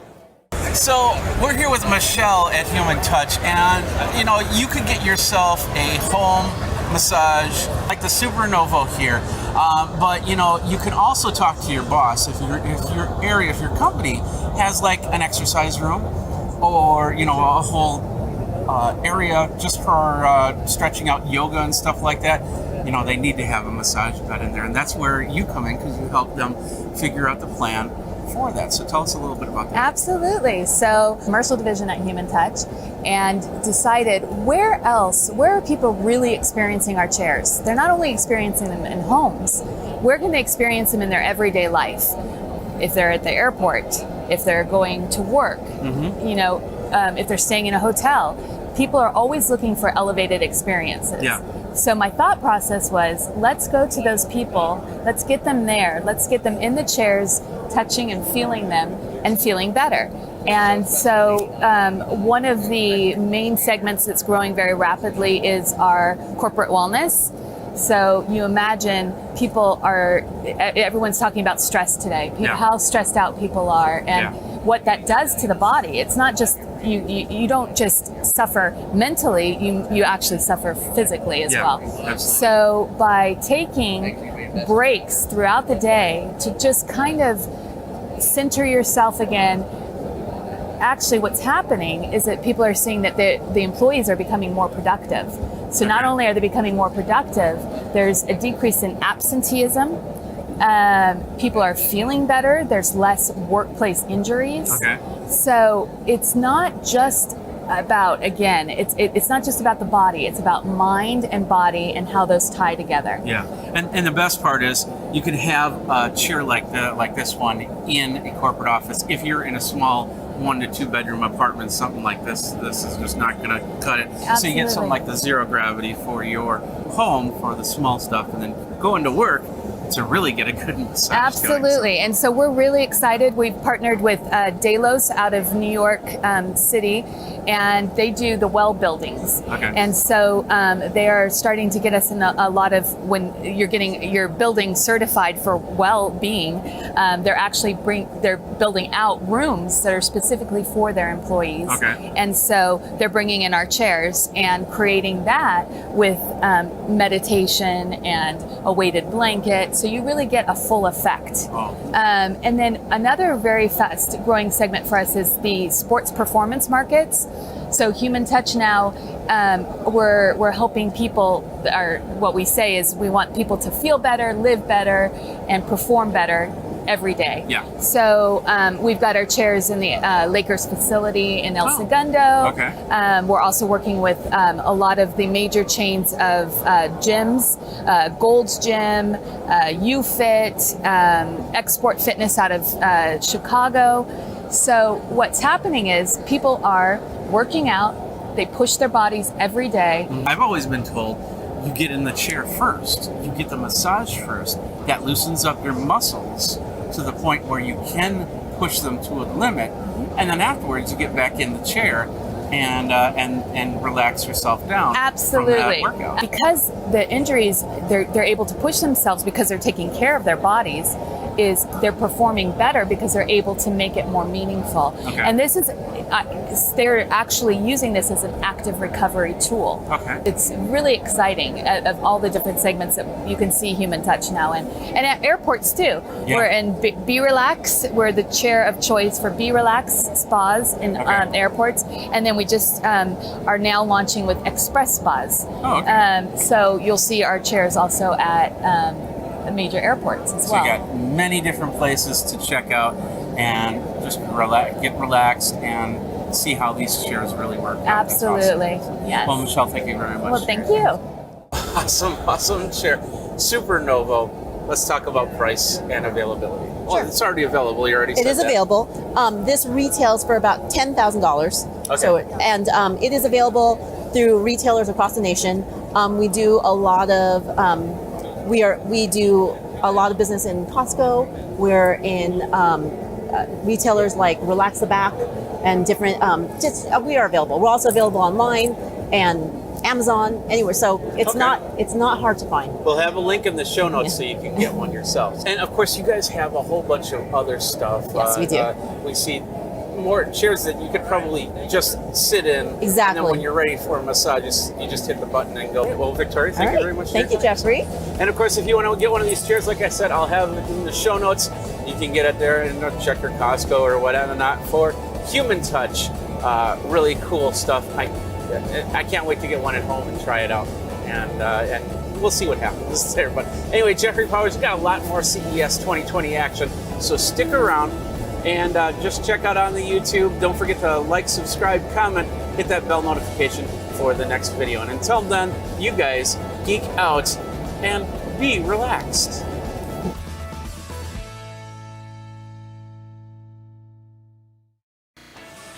Jeffrey Powers at CES 2020. We're here at the Insta360 booth, and we are going to be taking a look at this one right here.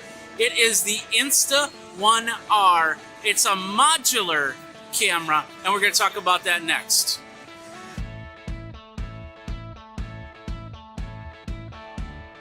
All right, hey everybody. Of course, you know that I have a Insta360 One X, which I use for a lot of cool flybys, including this booth you're seeing right now. But we've got this, they're the new product. It's not out yet. It's called the 1R, and basically it's a modular camera. And we're going to have Kevin do the honors here as go ahead and take it apart. So it's modular. So right now he's got the 360 mount on it, but he just took off the bottom there. He's going to take apart the camera. Now this area is what you're going to keep, but the lens is completely interchangeable with other types of lenses, including the you have the GoPro? Okay.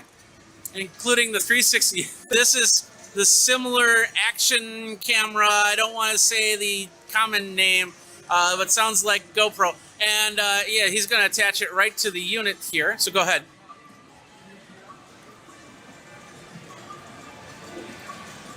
It's attached, and then he puts it right onto the base.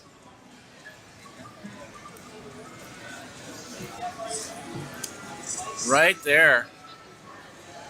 And there you have a nice little action camera, and you can go back and forth from there. We've got, of course, there's newer software on there, so you can do a lot that the Insta360 One X can do.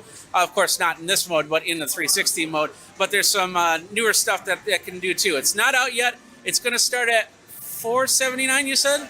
Yeah, $479. $479 for the 360 version, and then of course additional price for the adapters. There is a battery in there that you can change out. So you got USB-C connection, but they're not saying how it connects. It definitely will charge the phone and probably connect to your phone to do some sort of live streaming like the Insta One X does, but once again not confirmed. And of course then you get the adapter for the invisible stick, and then you can run some really cool stuff with it. So you can get that. Once again, not available, but go over to Insta360 for that information as it comes out. And of course, on Geekazine, I'll let you know when it all comes out. You can just follow me. And of course, over on YouTube, like, subscribe, comment. And what do you think? Do you have an Insta360? Let me know what you think. And we got a lot more cool content over at CES 2020 from the Insta360 booth. Jeffrey Powers, thanks a lot for watching. Till next time, you guys geek out. Jeffrey Powers from Geekazine, and we are here at CES 2020. It's kind of the quiet area of Central Hall, which is weird. Kind of nice. But of course, we're on the hallway right now because we're at I.O. Gear. We're going to go in the booth. It's going to be louder there, so don't worry about that. And we're going to be talking about this Upstream that I.O. Gear has just announced. We're going to do that next on Geekazine. All right, we have this way. Come this way. All right, we have Richard here. Say hi, Richard. Hi. And so we're going to be talking about Upstream here, which we're going to flip the camera around, and we're going to go down a little bit, and there we go. We have the Upstream Studio. Tell us a little bit about what it is. All right, let's go ahead and start down on the bottom shelf here. Okay, we got to go down more. Yep. There we go. All right, so the Upstream product line is basically to help any person get into live streaming. Okay. We have devices from, just a super basic device all the way up to a full production switch. Start off down here. This is our 301. Real simple. You got just a HDMI. Okay. And then a Type-C on the other end. Type-C, it'll yeah. just does UVC capture. Pretty straightforward. Up to 1080p? Yes. Okay, perfect. Yes. Okay. This is a 302p. 302p. Yep.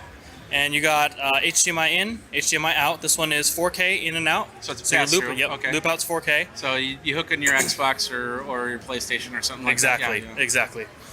Or just a camera, actually. Oh yeah, true, that too. Yeah. Yep. You have one for UVC output into a Type-C, and then you also have a pass-through for charging. Oh, for charging. Okay. Yep. Oh, that's awesome. Yep. What's the? Is there a battery in there? Or? No. So this is kind of a it's just a 1/4-inch adapter. You can put a camera on this end, and then a tripod on that end, and there you go. You have your so I live can stream actually setup. put this onto this rig right Exactly. here and use that with a computer or something like Exactly. that to do some streaming. Okay, perfect. Yep. UV322. UV322. Okay. Yep. Basically, this one still does UVC capture. Okay. So you will need a separate PC. All right. But basically, you'll set a little iPhone in here, and it'll have all the soft buttons, digital buttons. You'll have scene selection. Oh, so you and all download that some kind of stuff. software on there? Exactly. Okay. Exactly. On the back here, we have 2 HDMI ins. Turn just a little bit. There There you a go. little bit. 2 HDMI ins, and then a program output. Okay. It'll come with all the overlays and everything if you. Okay. So do the basically a HDMI screen out. so you can see what's going on. Right? Exactly. Okay. Yeah. And then USB. USB B is going to go to whatever PC for UVC capture. We'll get some audio. Yep. XLR and, input and then an RCA input. And an HDPC or HDCP. Yeah. Yep. Awesome. Switch. Awesome. Yep. The GUV303. Basically, this is for use with a full-fledged iPad. Okay. And it basically provides you redundancy buttons that are hard buttons. That way, you can go ahead and do scene selection, transitions, manage your audio, and then choose to go live or pause or whatever. On the back end here, you have one 4K in, the loop out that's also 4K, and then you have 2 HDMI 1080p's that go in. Okay. And then you have a final program out that's with overlays and everything. So then that's 4K out. It'll capture in 1080p. Oh, 1080. So why would you want a 4K in? 4K in, 4K out for your loop through. Oh, okay. Yep. Okay. For the gaming system. Yes, Okay, exactly. I got it. Okay. So the biggest benefit for this particular unit is that it's PC free. There's an Ethernet cable right here, Okay. Ethernet port, and basically you will be able to stream up to 2 live streams at once. So you Okay. can do YouTube and Twitch. Nice. Okay. Facebook Live, whatever CDN platform, you just need your URL. You have a USB port here. Basically, if you want to connect to a external hard drive, you can go ahead and start capturing to that external hard Awesome. drive. I love that. Same RCA, and then you have a 1/4-inch mic input. Okay, perfect. Okay. All right. What are the prices of all these? So this one, MSRP is going to be $999.95. Okay. This one is to be determined. Okay. A couple of the features are being finally determined. Okay, that's the Upstream 4K. Yep. Okay. The Upstream game. Yep. Okay. Is going to be $179.99. Okay. And then this one is MSRP $99.99. $99.99. Okay. So perfect. It runs pretty parallel to the others. So. All right. Well, let's take a look at the software and go from there. Let's do it. Now we got the Upstream Pro in action here. We got looks like a Nintendo Switch right here, which is coming in, and the iPad, which has it's on its dongle. So take it from there. All right, so like I said before, this is pretty much your all-in-one unit. You're going to have video mixing, you're going to have audio mixing, and then the ability to push to 2 CDN networks at the same time. Okay. So let's just do a quick walkthrough of the page. So basically, this is your video mixing page. You're going to have 8 overlays and kind of scene transitions that you can get into. Okay. Basically, the green one is the one that it's queuing up, ready to go into, and the red is the one that you're currently on. Got it. So let's go into, let's transition into scene 6. You just hit the auto button right here. It'll show that. Do it again. Transition Go back one more and time. forth. Yeah. Let's go back. There you go. Okay. There's us in the corner. Yep, there's us. Oh, that's the camera. Okay. Now flip it. All right. Nice. All right. And it's got slight enough buttons to make it feel like an actual production studio. Exactly. So inside each one of these scenes, you have the ability to add text or add a background, such as what we had on the previous one. You can do picture by picture, picture within the picture. You can do just one source, just the other source, change the background color, rename it, all those things. Next, we can go into the audio settings. Pretty straightforward. Basically, up if it's not loud enough, down if it's too loud. You have all your options right there. Okay. And then for the last page, you have basically you'll input your URLs and your stream keys. You have 2 different servers. You can turn them on both at the same time. Okay. You have your transitions and your audio delays and all that type of stuff. Okay. Cool. Anything else on that? Keep going. Anything else on there? That's pretty much it. So in this current configuration, we have the switch going in the 4K input. Okay. And then you have a 4K loop through right here. Up there is the loop through. Yep. And then you'll have your 1080p source right here. That's camera. the camera. Okay. And then we have a GoPro on the other side of the booth right there. Oh, okay. The GoPro. Yeah. Yeah, and basically you'll be able to transition through all those things. This right here is going to be your final output. And we're down in the corner. Yep. Yeah. And Bowser got hit. Cool. So for about $1,000, you get the console. Of course, you'll need the iPad, which will be more. Yep. And then your microphone looks like you got a Yeti there, which is nice. And then the Switch. So if you're seriously into wanting to do a Twitch gaming, this is a nice way to do it. It's going to cost you a little bit more, but I think that's pretty perfect. So, all right. Thank you very much for your time on that. So. And that is at IO Gear. Really cool stuff. From $99 all the way up to $1,000, you can get yourself streaming in a more professional model. That's awesome because you can have a lot of fun with it. And don't discount it. Save your pennies for something like this. We'll try and get one in the studio to test it out as we go. Jeffrey Bowers with Geekazine, geekazine.com, youtube.com/Geekazine. Don't forget to like, subscribe, comment, bell notification so you know when the next video comes out because we have a lot of CES action coming your way. Till then, you guys, geek out.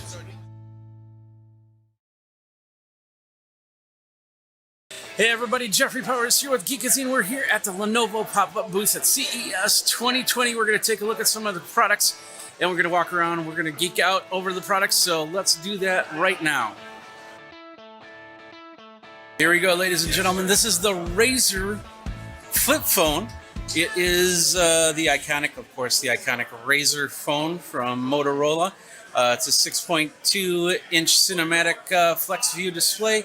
Interactive quick view display, seamless transition between the display's 16 megapixel camera and all-day battery. So just kind of open it up like that. As you can see, the whole screen is, the whole side is a screen, and it looks like it's pretty continuous. There's no real seam on it, but of course it is plastic, not glass. And as you close it, you have a little screen on the top to give you small notifications.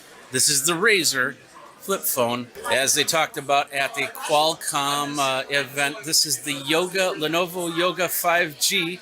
It is a 5G laptop, up to 24 hours of battery. The Snapdragon 8CX 5G compute platform in there, and it's of course a 2-in-1 portable design. So you fold it up, and it's a tablet. You unfold it, it is a laptop. Stereo speakers, Dolby Atmos.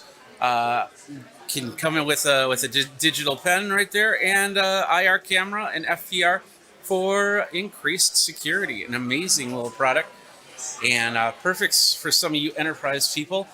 So you don't have to get onto the hotel Wi-Fi. You can just use the 5G if it's available in the area.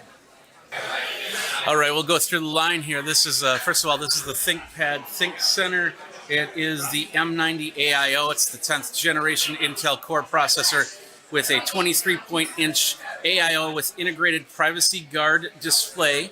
It looks very streamlined, very clean, very organized. Dolby Atmos that's Face ID. That's up there. And look at it's just an amazing little computer right there. Oh, there's the one-touch button. Okay. Yep. So it's got 2 stages of privacy. So when you're full on, you can still see it. But go ahead and rotate around to one of the angles. Okay. It completely blacks out the screen, so you've got complete privacy. All right. And you can turn that on, and then you don't. Oh, okay. So you turn that button on, and then you can you see more. But look at that angle. That's a pretty good angle. And then then he turned it on, and now he turns it off again. Oh, a second stage. Back on. There we go. Perfect. All right, let's move over to the ThinkPad here. It's the P53. It is 9th generation Intel Xeon and Core CPU computers. NVIDIA Quattro RX 5000 graphics, 128 gigabit DDR4 memory, 15-inch display, 4K OLED, touch with Dolby Vision, and Thunderbolt 3. A lot of those are options that go up to, so there's going to be ranges of this model with different configurations available. Okay, perfect. Thicker than some laptops that you might be seeing out there, but this is meant to be a workhorse, high performance, especially video editors or anybody working on anything that takes a lot of performance off the machine. Moving on, these are more commercial based. Yep. They are the Nano IoT and the EPC 300. This is going to be more for high-end commercial integration. Okay. Up to 1 terabyte hard drive storage with PCIe expansion and a whole bunch more. It's not as much a commercial thing, but if you own something like a hotel or a coffee shop or something like this would be a computer that you might put in for a kiosk or a POS system or anything like that. That's back here. These are the ANC headphones, dual Bluetooth device connectivity, USB charging, memory foam ear cups, boomless microphone design, and mobile fold flat lightweight design. It's only 214 grams. It's hard to try them on with one ear. Oh, wow. That took a lot of room noise out when I put them on. So they're a little bit smaller than my ears. I like the bigger cups design, but it is pretty comfortable, very lightweight, and yeah, I could feel the strap. It's not too bad. So usually if they're too heavy, it really pushes down right here. So I really like this design. I'd like to see the cups just a touch bit bigger, but I can live with this. And let's do a little head shake. We get a little bit of movement on the head shake. So this is definitely, if you're doing some coding or something like that, that would be perfect.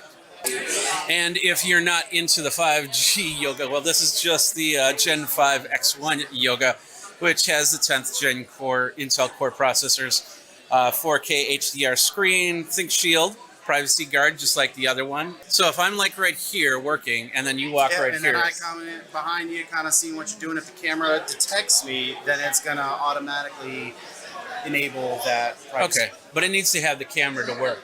Correct. So that's kind of a downfall on that, because then the computer's watching for specifics, watching you. So Correct. All right. Well, that's the X1 right there.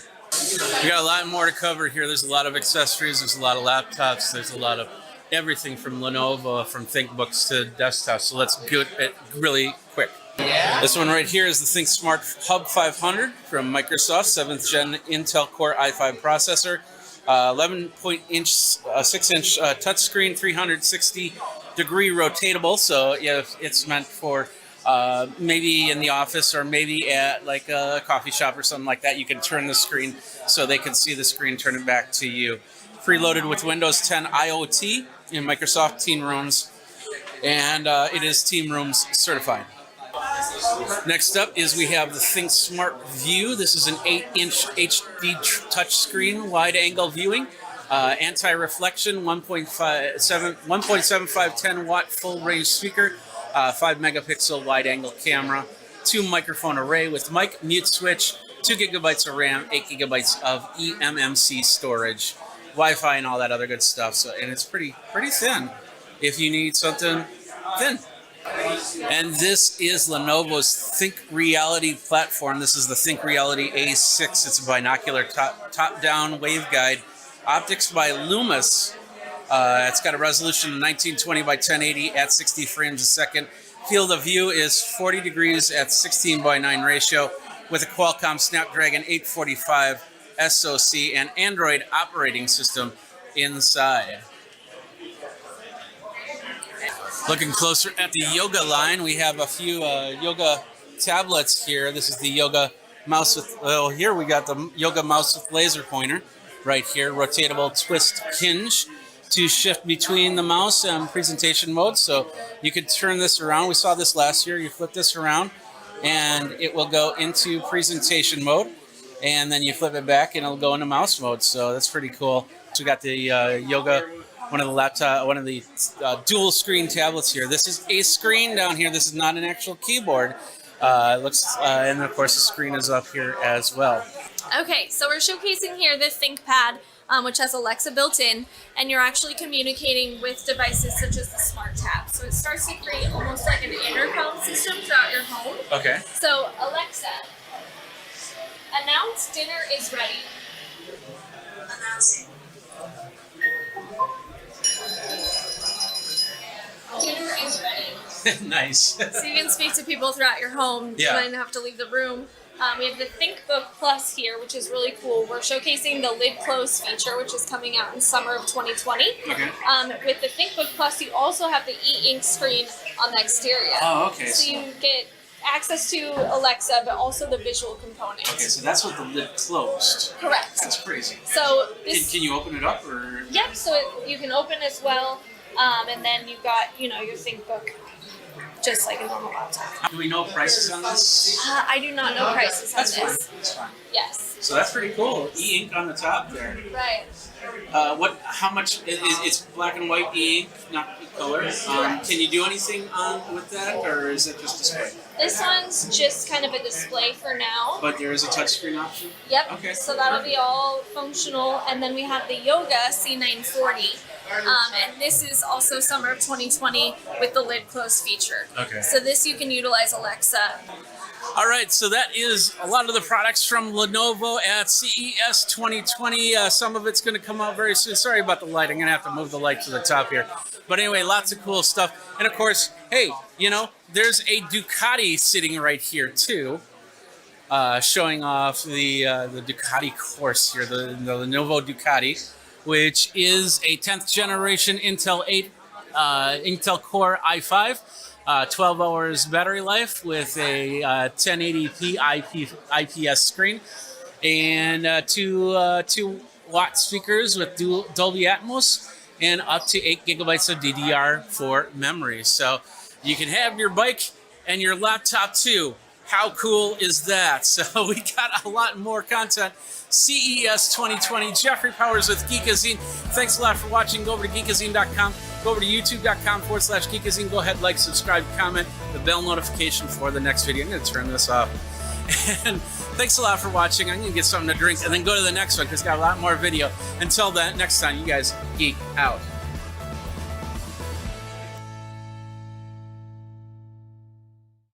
Jeffrey Powers with Geekazine, CES 2020. We're in a nice suite here on the Venetian. We got Nathan here. We're going to talk about the Mevo streaming camera. We're going to do that, and they got a brand new version of it. We're going to talk about that next. So this is Nathan. Say hi, Nathan. Hey, how's it going? I'm Nathan from Mevo. And what is Mevo, first of all? So Mevo is basically the world's live streaming camera. Okay. That's what we do best. We're not trying to compete in any sort of like action cam world or anything like that, but we are the live streaming camera. Okay. And we just want to make it attainable by anyone that has an event, music, a concert, something that they would like to live stream. They can use Mevo to do that. Okay. And just so you can see this is what Mevo, you might recognize this, and then of course the extension port to that. That was a nice little thing, and it's great that you hooked it up to live stream. A small, compact, do for conferences. But now you guys have a new version out there. Why don't you tell us about that? Yeah, exactly. So now we have Mevo Start. Here's our lovely box for it. It's also behind you. Oh yeah, there it is as well. It's the actual camera. So we took a lot of feedback from the last 3 or 4 years and we decided to make some big changes. Some of those being bigger battery. So now Mevo Start has a 4+ hour battery life, and we've actually done some streaming where we've gotten almost 6 hours. Wow. So pretty big update considering our original Mevo Plus only had about an hour, and then you had to buy the accessory to get around 8 hours. So 4 to 6 hours is pretty exciting for us. And we also added a 3.5 millimeter input in the back. So now you can plug your microphone in directly, or say you have a mixer that's already set up, you can output from that mixer directly into here to have that like professional audio. Yeah, I always like to put in my own mixer into that, so I like that Exactly. option. Plus, I also like the option that if I wanted to, I could actually take the mixer and put it into the camera, so then I could have audio coming from the camera rather than the board. So Exactly. there's many different options So many on that. different So ways, yeah. give us a rundown of the features. Yeah, for sure. So we can just kind of walk through the camera in general. So on the front, we have an 84-degree lens. So previously we had a 150-degree lens, which was very wide, very fisheye. So it kind of gave this kind of like action cam type style and curved lines, I guess you could say. And so now we have like very professional, very accurate, just everything nice and flat. Okay. Then we have an RGB LED underneath. This is to kind of show you some statuses like network or if you're streaming or recording. Is it like a tally light? It is kind of like a tally light. So it kind of gives you just a little bit of feedback to know what the camera is actually doing at that time. Okay. On the back, we've got a power button and LED indicator here for the battery level. Then we had that 3.5 millimeter input that we were talking about earlier. And then below that, we have a USB-C quick charge. So this will charge the camera from 0 to around 80% in about an hour and a half. Oh, okay. So you can always quickly charge it up if you need to. And then below that is the SD card slot for your SD card. You can put anything that you want to in there. We've tested up to like 400 gigabyte SD card there. Okay. If you do USB to a USB computer, will it then send the video signal that way or no? No, so it doesn't support video through it like a webcam would, but it does just handle the quick charge. Okay. And also we're going to support USB mixers this way as well. And then on top, speaking about audio, more audio, on top we have 3 microphones, and this is where we can do some audio manipulation, I guess you could say, where we can kind of suppress the background noise and bring up volume for speech and music and things like that. Who's supplying the audio on that? We have a partnership with Fraunhofer for this. Fraunhofer? Okay, perfect. So how many cameras can be supported in a stream? Yeah, so right now we currently support 1-to-1. So basically 1 camera per 1 mobile device. Okay. But we do have some exciting plans for probably summer to late summer, where we're going to actually give you the ability to link up to 5 of these guys up to a single mobile device, where you can have like a true multicam sort of switching experience like you would in a traditional production. And what about a desktop option? No plans as of right now, I guess I could tell you. Well, but besides the live stream, that's what I was going with exactly. that, So we do support live stream, which is a product created by Vimeo, and we support them fully. And you can bring, I believe, up to 10 of these into that software. So if you wanted to do a multicam production with either Start or Plus, you could do that with that. Yeah, and that's nice because you get a whole room like this suite right here.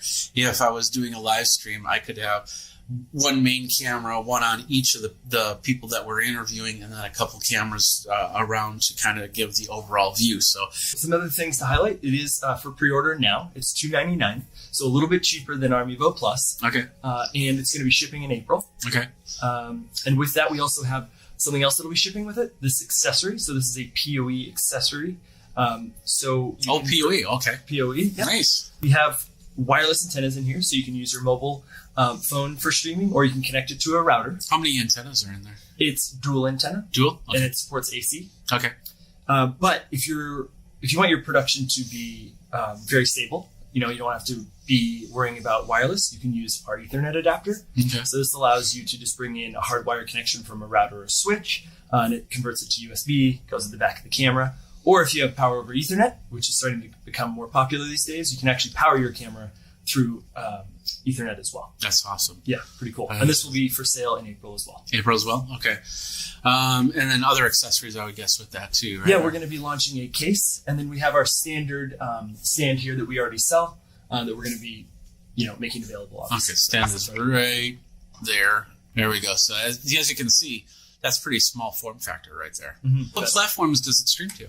Yeah, so right now we support Facebook, YouTube, Twitter, Periscope, live stream, Vimeo, and custom RTMP, and we're just about to add LinkedIn in our next update, and then we're going to be launching Twitch when Start launches. Oh, Twitch. Yeah, Oh, yeah. Twitch Twitch will be a pretty big one for them. Exactly. So, and for RTMP, that's like your custom one. So any other destination that you want to go to generally supports RTMP, so we've got that built in as well. is it RTMP or RTMPS or both? Both. Yep, Both? Okay, so if you want to go Facebook or use the RTMPS, Exactly. you can do You that. can Okay, definitely do that. that is awesome. Mhm. All right, and you said it's $299, $299. but you're still selling the Plus. We are still selling the And Plus. what do you have that at? So that's at $399. Okay. The Boost accessory is $200. Okay.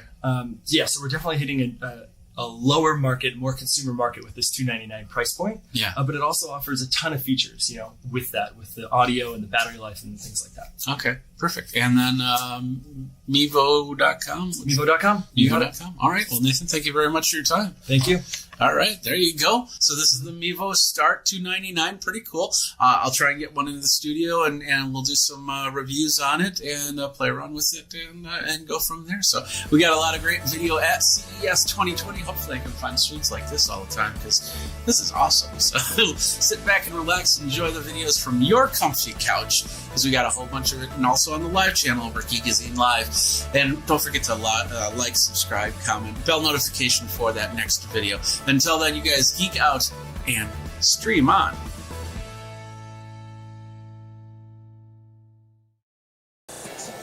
And we are back. Jeffrey Powers with Geekazine. What's up, MIK 2020? Yeah, okay, thank you very much.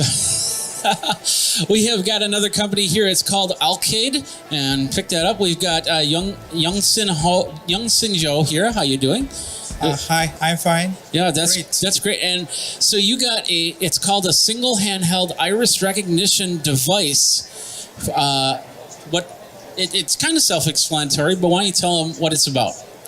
Okay, so our arcade platform is designed for user verification and identification. Okay, it's a little device. It's the size of a small remote, yeah. Very light. Like if you were doing a Bluetooth camera thing there. Maybe next generation. Yeah, but this actually records your iris and checks your iris right there. And what is this used for then? Okay, this is we can use for the access controls and the user identification. Okay. So especially we target to India market because they are all people already registered in their own iris. Okay. Yeah. So they already have the database. So now it's time to we can use that iris for the service. Okay. Yeah. Okay. So basically, what you do is, let's say, we'll call it a special place to live, but it's all accessed by iris. So you would then register my iris and put me into the database there. So when I need to come and go, instead of having a key or anything like that, I can just scan my iris, and then it will allow me access in, or however this that's works. Right, that's right. So most of competitive is our iris recognition. We support a little bit long distance, like 30 centimeters. 30 centimeters, while the other platform is a very short distance. Okay. So, and the image sensor what type of image sensor do you have in there? We have the 5 megapixel camera and IR LED. Okay. Yes. For the system. So in 5 years, 5 years later, you could use it. You'll still be using this in 5 years. Yes. Okay. We can guarantee it's a consistent use.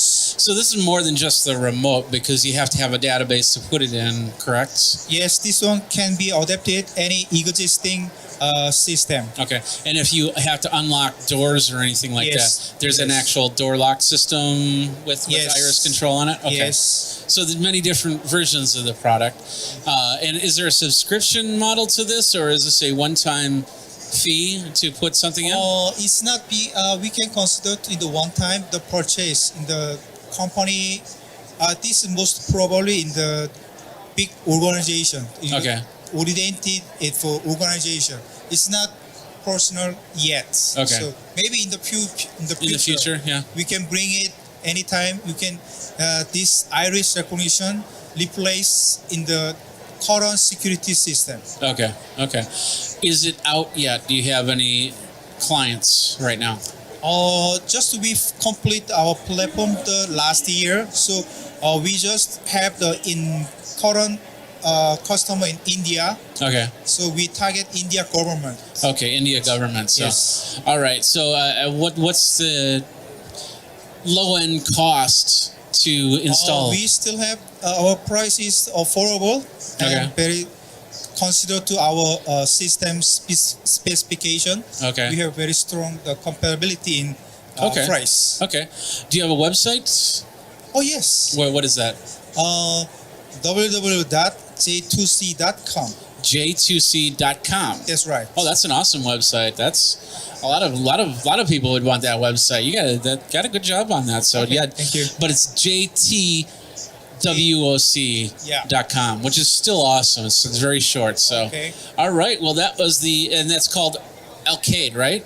Yes, this platform name is Arcade. Arcade. So, and you can check that out. And I'm assuming you're looking for partners around the globe to work with to get them, like in the United States or Europe and things like that. Yes, we will.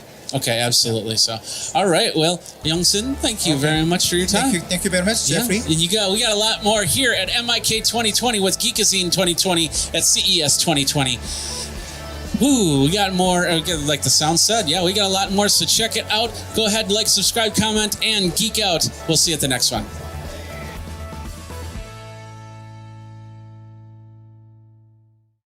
2, 1. Hey everybody, Jeffrey Powers here from Geekazine. Annyeonghaseyo. We are here at the MIK Zone, and we're going to be interviewing some of the companies here from South Korea. We have Jiwoo Kim. Grab your microphone there. It's on. Just talk. Okay. And you have a thing called B-Plug. Tell us a little bit about that. Okay. My name is Jiwoo Kim. I'm working for the A9. A9 is the manufacturing company. Especially IoT device. Okay. We make B-Plug. B-Plug is a brand of the A9. So B-Plug has functions power consumption measuring and measures the lightness. Okay. It's a simple plug. It looks like that. Yes, it's too small. European standard right now, of course. And so you basically plug it in here, and it tells you the health of the plug or the health of the product plug in. Okay, a little bit. I need to explain to this plug. Okay. So we can plug in your home appliance, especially TV or the microwave. Okay. So we can measure the power consumption and then the lightness. We decide the user's status. Okay. Especially in a specific time they use your electricity. Mm-hmm. We decide the users is safe. Okay. But maybe the 1 or 2 days they did not use any home appliance. Yeah. We can it occurs something crisis status. Okay. So we can automatically inform another person. So they check the users. You were here last year, right? Yes, yeah, that's right. I remember interviewing that. That's an awesome plug. So yeah, so basically what it does for you out there in Geekazine land, it'll actually turn the plug off if it's not being used and save you on a ton of electricity. That's right. And if you can also set it up via probably smartphone, yes. Right? So you can turn it on and off. So let's say you're here at CES, you can turn off the microwave oven or the Instapot or something like that because it's never going to get used. That's right. So why waste that energy? That's it's awesome that you've come from prototype to actually production now. Yes, actually this is it's not a prototype. Just we can make last year, and then we can test it. We have several test beds in the Seoul, so we adapt we supplied the 1,000 this plug to the Seoul city. Okay. So they they are launched now. Yeah. Okay. Okay. So it's out now, right? Yes, that's right. Okay. How much is it?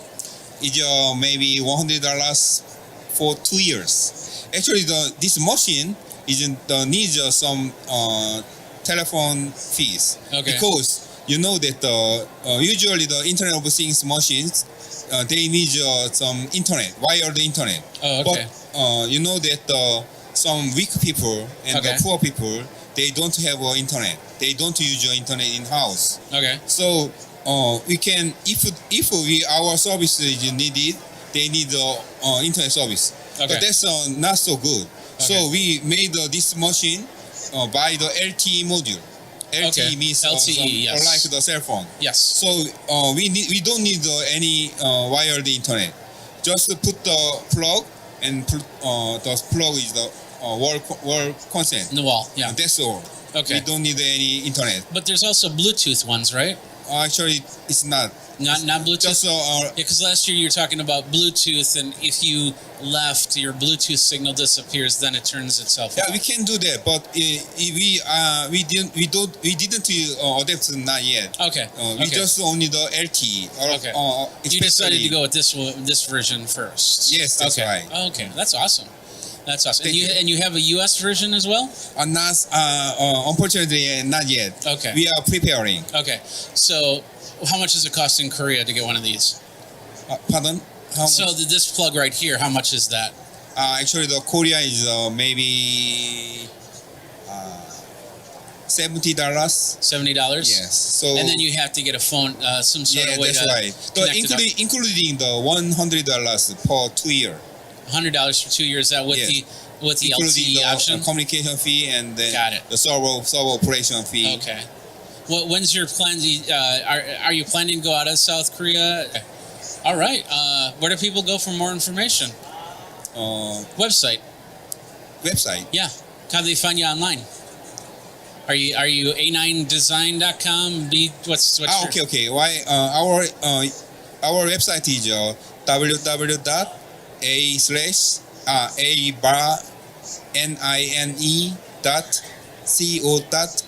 All right, there you go. I'll have the link down there so you can check it out from there. Thank you so much. All right, well, that's B-Plug. It's an awesome way to turn off the electricity when you're not around.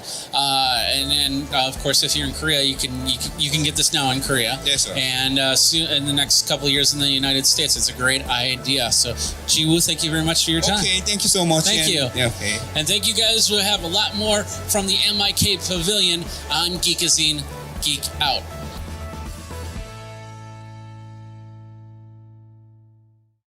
We are back. Hey, everybody. Jeffrey Powers here from Geekazine. It's MIK 2020. Can I get a woot woot? That works. CES 2020 Geekazine. We're here with CTNS. Is that the Yes. name? Okay. And you are dealing with lithium-ion batteries, correct? Yes, correct. Okay. Let's bring a couple of these out into the forefront here. Tell us a little bit about your company. So we are making some block batteries. So this is one block batteries, two block batteries. It's possible to merge it. Okay. It's one is only use 1 hours. For example, if 2 batteries merge it, we have totally 2 hours for using. Okay, 2 hours of what type of use? Charging a phone? Charging a phone, and when you going to outdoor, so for camping, some air conditioner, okay, some the warm appliance. Okay, how many milliamps are in these batteries? This battery is about 15 amps. 15 amps. Yes. Okay. So so it could charge smaller devices. Yes, sure. In when you're out camping and stuff like that. Yes. In the future, I wish the battery is more and more. So this battery can use for electric vehicle. Okay. So other big electric energy systems for using. So I have my camera right here. I could actually use this to power that camera for about an hour, right? Yes. Yeah, sure. Okay. Okay. So can I show how to merge this?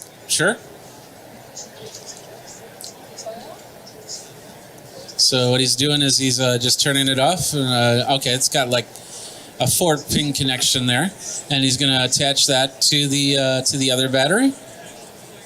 Wow, that's 2 batteries. Wow, Yes. that's pretty impressive. So basically, you just take the top capsule off, change out the battery, and you got another hour, 2 hours, 3 hours. Right? Yes, of course. How many batteries can you stack? So I think infinity. I'm sorry? Infinity. 18? As many as possible? Yes, sure. Okay, so there's no issue if you start stacking too many batteries, it'll cause problems. Yes, sure. Okay. Wow, and you guys are out right now or in Korea, or is this a prototype? Are you selling? What? This is just a prototype. So in Bosch, we'll sell the best product, make a best product in Bosch. Okay. Oh, Bosch? Yes. Okay. Bosch. Nice. Do you have other products as well, or is this the only one you're focusing on? Yes, sure. The only one. Okay. What kind of costs are we dealing with? How much does it cost to get one of these? It's one block is about $1,000. $1,000? Yes. Okay.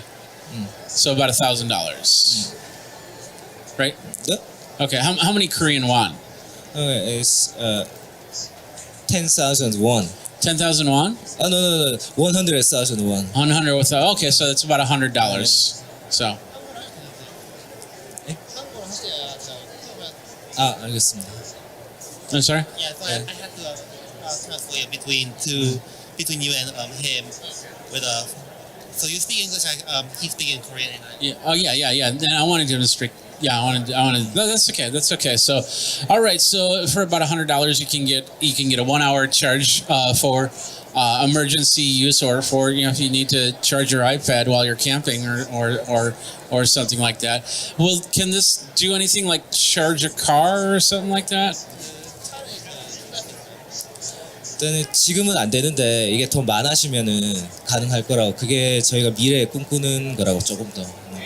So right now it's time for snow, but if in further development, then while stabilizing that, stacking those batteries together better, then it's not impossible. Okay. So all right. So where do people go for more information? Website. You have a website? Oh, here it is. Okay. Yes, Raynorsmakers.com, right? Yes, right. So that's RAYNORSMAKERS.com. All right. Okay, well, there you go. Thank you very much for your time. Thank you. Was there anything you wanted to add, or? Okay. All right, there you go. So a stackable battery to add more time to your charge. That's pretty sweet from CTNS. Though we got a lot more at MIK 2020 and CES 2020 with Geekazine. So check it all out over at geekazine.com.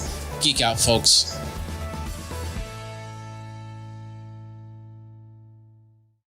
All right, we are back. Jeffrey Powers with Geekazine at CES 2020, MIK Zone at MIK. Oh, you can clap. Go ahead. I'm sorry. No, go ahead. Clap. There you go. Okay. Thank you. Thank you guys very much. We got one more company to talk to. It's Deep Medi, and we got Kwangjin Lee. Did I pronounce that right? Awesome. Right. Thank you. And you, medical stuff, blood pressure cuffs. Tell us a little bit about that. Yes, so our Demedi developed camera-based coupless blood pressure monitors. You said camera-based? Yes. Okay. So any camera includes smartphone camera. Smartphones can measure the blood pressure. Oh, so I could do it right here, right now. Oh, yes, sure. Okay, I'm afraid to do that right here. You know, usually when you go to conference, you're off the wall. So my blood pressure is probably kind of high at this point. But let's try it. Yeah. Let's see what happens. How does it work? Just cover your finger. Finger over the camera? Okay. Yes. Like this. Okay. So I'm going to cover my finger over the camera like that. There we go. And he's going to hit the start button. And I got to stand very still.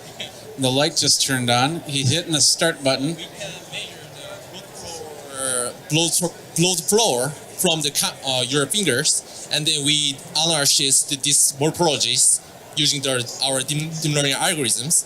Then we can estimate your blood pressure level. But it's an estimation. It's not. If it's high, then you should go see a doctor. It's analyzing. It's analyzing. Does it have to go out to the web to? This morphology send our servers, and then yeah.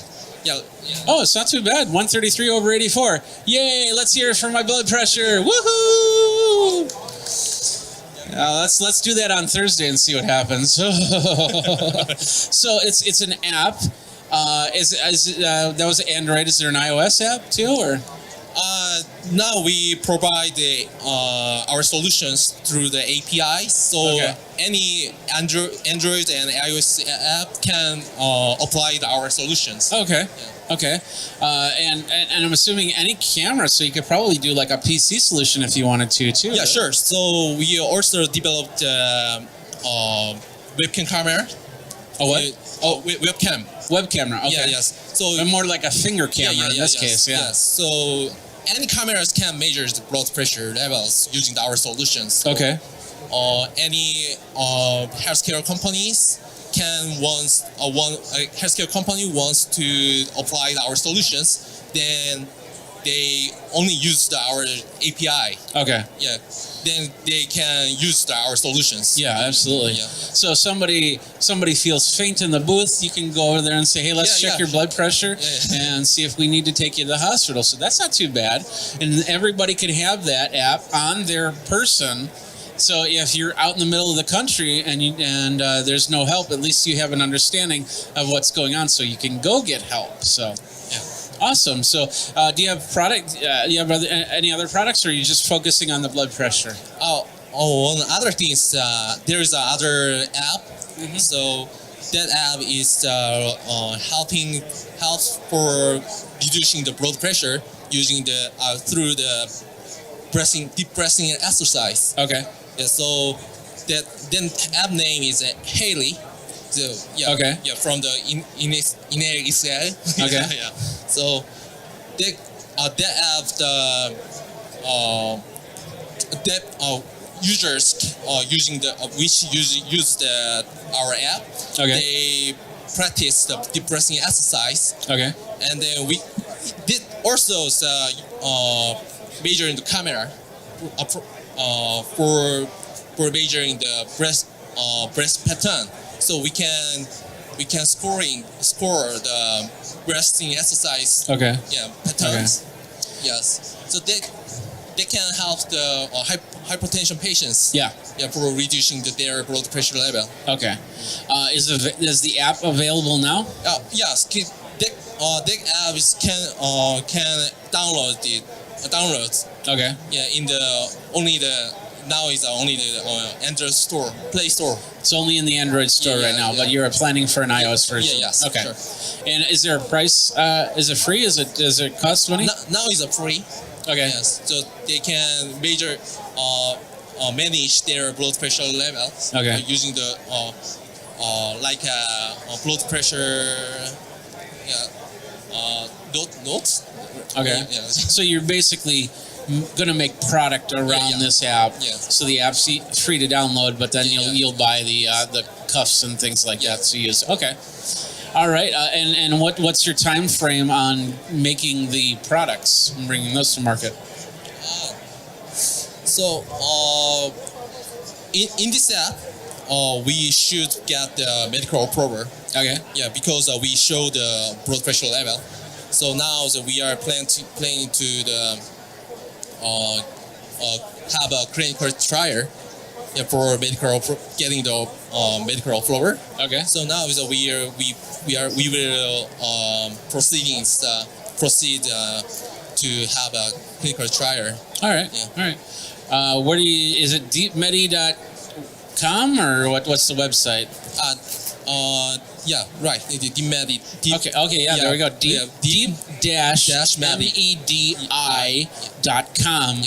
to get this, and of course download it on your Android and check your blood pressure. It is important for you to check your blood pressure, especially at sea. I could see myself stopping if I feel a little bit weak or something like that, and just kind of check my blood pressure on here to see how it feels. I'm glad I did. I mean, I'm doing good right now, so I'm happy. So, all right. Well, thank you very much for your time. That's Deep Medi. You can check it out now. Now we got a lot of great content. I'd like to thank everybody at MIK 2020. You guys are great. Give yourselves a round of applause. There you go. There you go. And of course, MIK 2020. We do this.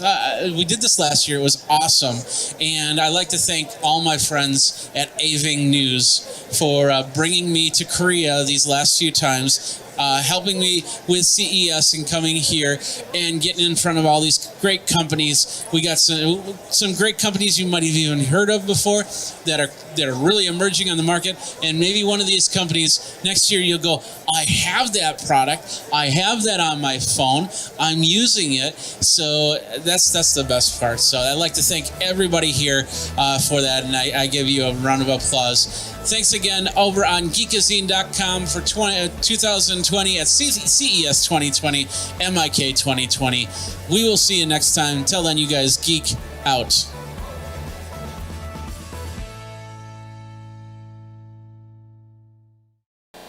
All right, we are back. How you doing? Jeffrey Powers with Geekazine. Welcome to MIK 2020. Don't come closer. Come closer. There you go. Now we got Daesung here, Daesung Kim, and the name of your company is called Genie. So grab the microphone. What is it? Geniesoft. Geniesoft? We are Geniesoft. And what is Geniesoft? We are developing the VR content, so virtual reality game content. So we are developed a rhythm game. The K-pop using the rhythm game. So a rhythm game? Okay, so how does it? It's right here. It looks something like to play the. Do you have to sing? Smash the arrow. So okay. To come to something object. Yeah. So it looks you got the little handheld items and you're smashing them like little laser swords. Yeah, sure. And the notes are. It looks like notes are coming up. You do an up and down. Up and down and any direction, so user they can smash the kind of all of the direction. All the different directions. Yes, okay. Right. Okay. I'm sorry, but no, that's my okay. English is not good. My English is not that good either. So. So anyway, so you basically you smash it around. It's an app. Is it on the App Store? It looks like iOS there. Just we are sales on Steam platform. So Steam platform. Yes, okay. You can download the Steam. Okay. But you have this is just playing a video on the iPad, right? Yes. Right. Okay. I get that now. So, and as you can see, the video's right here. How long have you been developing it? We are 1 year. 1 year. Yes, and we have 4 developers. Okay. In our company. 4 developers. Company, okay. Yes. Okay. And so small. Are you doing other games too? No, we just this one. Well, first title. Okay, your first title. You want to get that going. You got it going on Steam. Are you going to put it on the Android and iOS platforms? Use the microphone. No, that yet. So Not yet. we are just only because this content is just only VR content. So okay, they're using the VR hardware they need. So okay, the VR hardware. Okay, but you'll eventually make other games that will go in different areas. So okay, so how do people get this game? They can download the Steam. Okay, that's all. Is it location based or can they? We are actually we're looking for a partner. So we collaborate the sales partners. So we have to come to here. So CES to talk to find global yes. partners. Yeah, but as a person out of the country, can I download it on Steam? Oh sure, it's download. Okay, anybody can download. Yes, okay, right. and it's free right now, right? Okay, free. So no, it's a pay. Oh, it is paid. How much is it? Maybe $10. No, see, you got to do it in Korean won because it's more. It's 100,000 won for $10. Yeah, for $10. Yeah, right. $10. Yeah, $9.99, whatever you want to call it. So, all right. And it's what's the name of it again? What's the name of the software? Oh, okay. Dancing Arrow. So we are called Dancing Arrow. Dancing Arrows. Right. From Korea. So if you're looking for it on Steam, look for Dancing Arrows on from Korea, and you should be able to find it. Miracle. Okay. You can download. And then Geniesoft Incorporated. Yeah, this is geniesoft.co.kr. Geniesoft.io. Actually. Oh, .io. Oh, fancy URL right there. I'm kidding. Thank you. Anyway, all right, Daesung, thank you very much for your time. Thank you for your time. Thank you guys very much. We got a lot more from MIK 2020 at CES 2020. 2020. You got to see it. 2020. It's awesome. So Jeffrey Powers from Geekazine. Until the next one, you guys geek out.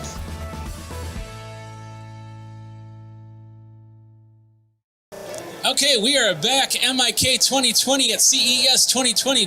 Jeffrey Powers with Geekazine. It should be Geekazine 2020. So we have Young Ho and Thomas. Thomas is the interpreter here, so we'll get to hear some Korean as we go with this conversation here. And the name of your company is called Good Life. Tell us a little bit about what Good Life is all about. Good Life 어떤지 얘기 좀 해달라는데. 굿라이프는 안전을 전기 콘센트를 사용하면서 발생하는 사고를 예방할 수 있는 안전을 위해서 개발하는 회사입니다. To prevent all the hazards that are happening in a household. Okay. So it prevents the safety concentrated, household goods. Through power outlet plugs, Power outlet. safety on there. So, Yes. what are the major parts of safety that you have to see? My English isn't that good either. Water. We see power outlet being repelled by water. What other elements does it repel? 그럼 무슨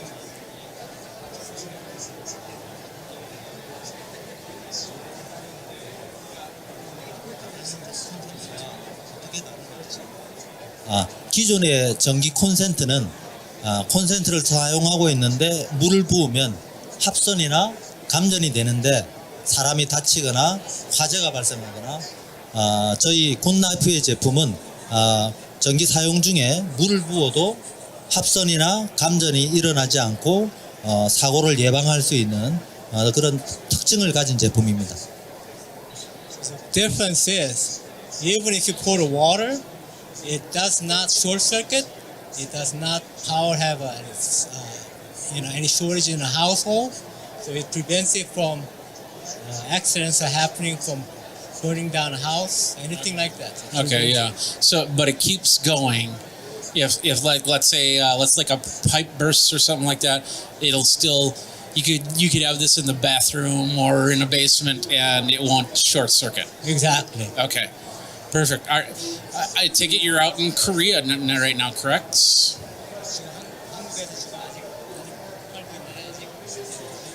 이 제품은 아직 정식으로 출시한 제품은 아니고 플로트 제품으로서 올 가을에 정식으로 제품을 판매를 시작할 예정입니다. It's gonna start selling in August, probably in fall. In Korea. In Korea. Okay. And that's gonna be same thing as in Europe. Okay. Oh, so Europe, since it's a European plug, that makes sense. Any European plug country with a European plug, you'll pretty much be selling in, right? Correct. Okay. In the United States, they have little symbols and stuff like that. They have that said that they tested. What type of symbols or what type of certifications do you guys have?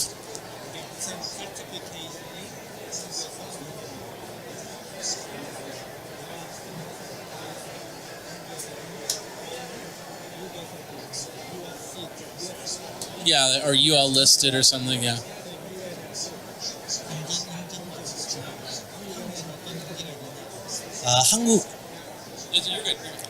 한국에는 안전 인증으로 KC와 KS가 있습니다. 그래서 한국에는 올 가을에 제품을 출시를 해서 KC, KS를 받아서 출시를 하고 미국에는 내년 1월에 UL 인증을 받아서 미국에도 판매를 할 예정입니다. get that? Yes. No. No. Next year. For these guys out there. Next year in January, it'll probably get UL approved here in US, but it's already have approval in Korea. Okay. So approval in the United States by next year, and you have approval in Korea already. So, so I'm assuming that you're working on a U.S. version of the plug. Correct. Okay. How much are these plugs price range?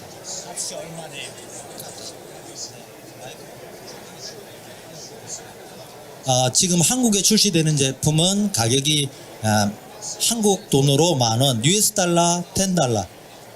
미국 제품도 거의 같은 가격에 판매될 예정입니다. So he plans to sell it for about $10. $10, yeah, that's right. Yeah, okay, perfect. All right. Do they have a website? Do you guys have a website? It's on the pamphlet. It's on the pamphlet here. Yeah. Is it goodlife.com? Oh, GL9000.com. GL9000.com to find out more about the Good Life. Great. Yeah, it looks like a fun little product and an awesome power strip that's going to be more preventive than anything. So, all right. Young Ho, thank you very much. 감사합니다. And Thomas, 감사합니다 to you. And 안녕 Casio. Hey Casio. Hey Casio. I always strip up on that, so thank you. And you guys stick around. We got a lot more MIK 2020 at CES 2020 with Geekazine 2020.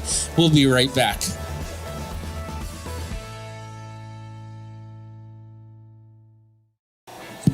All right, we are back here. Jeffrey Powers with Geekazine CES 2020, MIK 2020. Lots of 2020s. It's awesome. We are here with Nick Bay. That's an easy name for me. Anyway, the company is called Marvelous. Marvelous, yeah. So it's like Marvelous, but MARVRUS, and they are creating marvelous experiences. Exactly. And in this case, it's learning another language. And this language just happens to be English because I have no idea how to speak English. And I want to learn in my way, my time. And that's what you guys are working on. So tell us a little bit about that. So basically, Marvelous, we are creating edutech solution with innovative, creative, immersive content and emotion AI. Emotion AI, immersive content. Emotion AI. Emotion AI. Yeah, emotion AI. So our first commercial project is speaking learning to English. Okay. So the basic concept is that make you have a virtual conversation with real life situation. Okay. With a native speaker. Like this conversation we're having right now. Yes. It's all virtual. Right there. Okay. So we can choose any situation, like if we want to go like airport situation, like cafe, or if we want to go like Korea, okay, you can provide lots of like episodes. Okay. After that, the system understand users' answer and give feedback in a real time. Okay. What's the incorrect sentence? What's the best answer at that situation? Oh, okay. Yeah. So you interact with the app. Exactly. Okay. Interactive with the video. Yeah. Okay. And the app can be on an iOS device. It can be on an Android device. It can be VR. You have a VR device on that. Yeah. Whatever you feel comfortable learning on, you can do that. Right. Oh, that's awesome. Yeah. So how long have you been developing this? So basically, we have developed for last 3 years and have launched one of the best innovative project in Korea. Okay. Yes. So last 3 years we developed. So 3 years, and you've got a good extensive library on learning English, right? Because a lot of Koreans need to learn English. Yes. Well, they don't need to, but they choose to learn English. What's the next language that you're working on? So right now we have 2 languages, Korean and English. Okay. So because in our country area like Asia, want to learn speaking English, but next step maybe we can learn Chinese and Japanese, and also we can servicing training solution. Okay. Because our best goal is to improvement communication skills. Okay. Yes. Okay, yeah, I'm trying to learn Korean myself. You know, I got a few words under my belt, but I couldn't hold a conversation with you. And so I would use this so next time I'm in Korea, I can say, "Hey, where is the bathroom?" or how are you doing, or Right. you know, besides just 안녕하세요 and 감사합니다 and 네 and stuff Yes. like that. So So one thing, so one of the biggest advantage with the VR is that you can go anywhere you want. Otherwise, you can't do that. Yeah, So absolutely. We need a lot of money, and we have to buy the ticket. Yeah. Can you also use this as a translator? Like I can put it on my phone, so if I'm in South Korea and I can't remember how to say, where's the library or something like that, I can pull up the clip and just show it to them? Yes. Also, we provide our LMS solution, Okay. like learning management system. That time, you can check your frequently sentence and your best Okay. word. So it works as a translation unit, which is pretty Right. nice. All in one. Is there a cost to this? Sorry? Is there a price to this? Does it cost anything? So right now in Korea, we can download through the website. This Okay. is a subscription-based base. Okay. But we are on the way to pricing on Okay. the abroad market. So not Okay. yet, yeah. And then what's your plan for the next year? Next year? Next coming year. Are you planning to work on a different language in this next year? What's the plans? Yeah, so this year we are focusing on English and education to like employee, like company model. Yeah. Okay. Do you use the app yourself? Sorry? Are you using the app yourself to learn English? Of course. Okay. You're doing a great job. That's why I'm asking. So thank you're a testament to your own product, and that's awesome. Yeah. So, Thank you very much. so website. Where do people go to find out more? There is our website, marvelous.com. Okay. So you can check our more portfolio. Okay, including Speak It.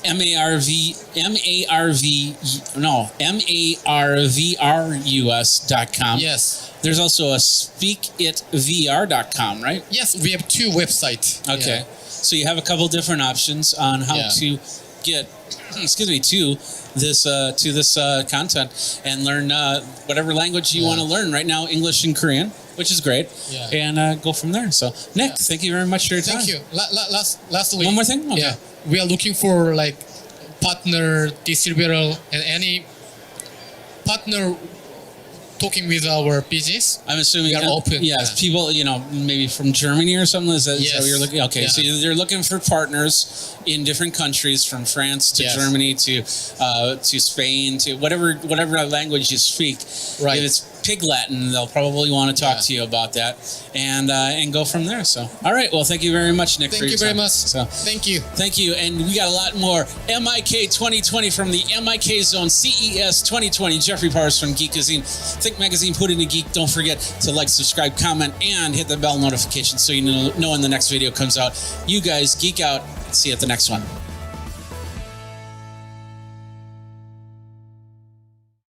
All right. Welcome back, MIK 2020. Gonna get a woot woot. No? Okay. Jeffrey Powers with Geekazine. I'm standing up for a second. We've got Shang Tsung here with a company that's called Modern Tech. Yes, I but am in before Modern I do that, I want to flip this camera around really quick. I want to show you guys. This is kind of the product that they're showing off. It's all electric stuff. That's that little robotish thing right there.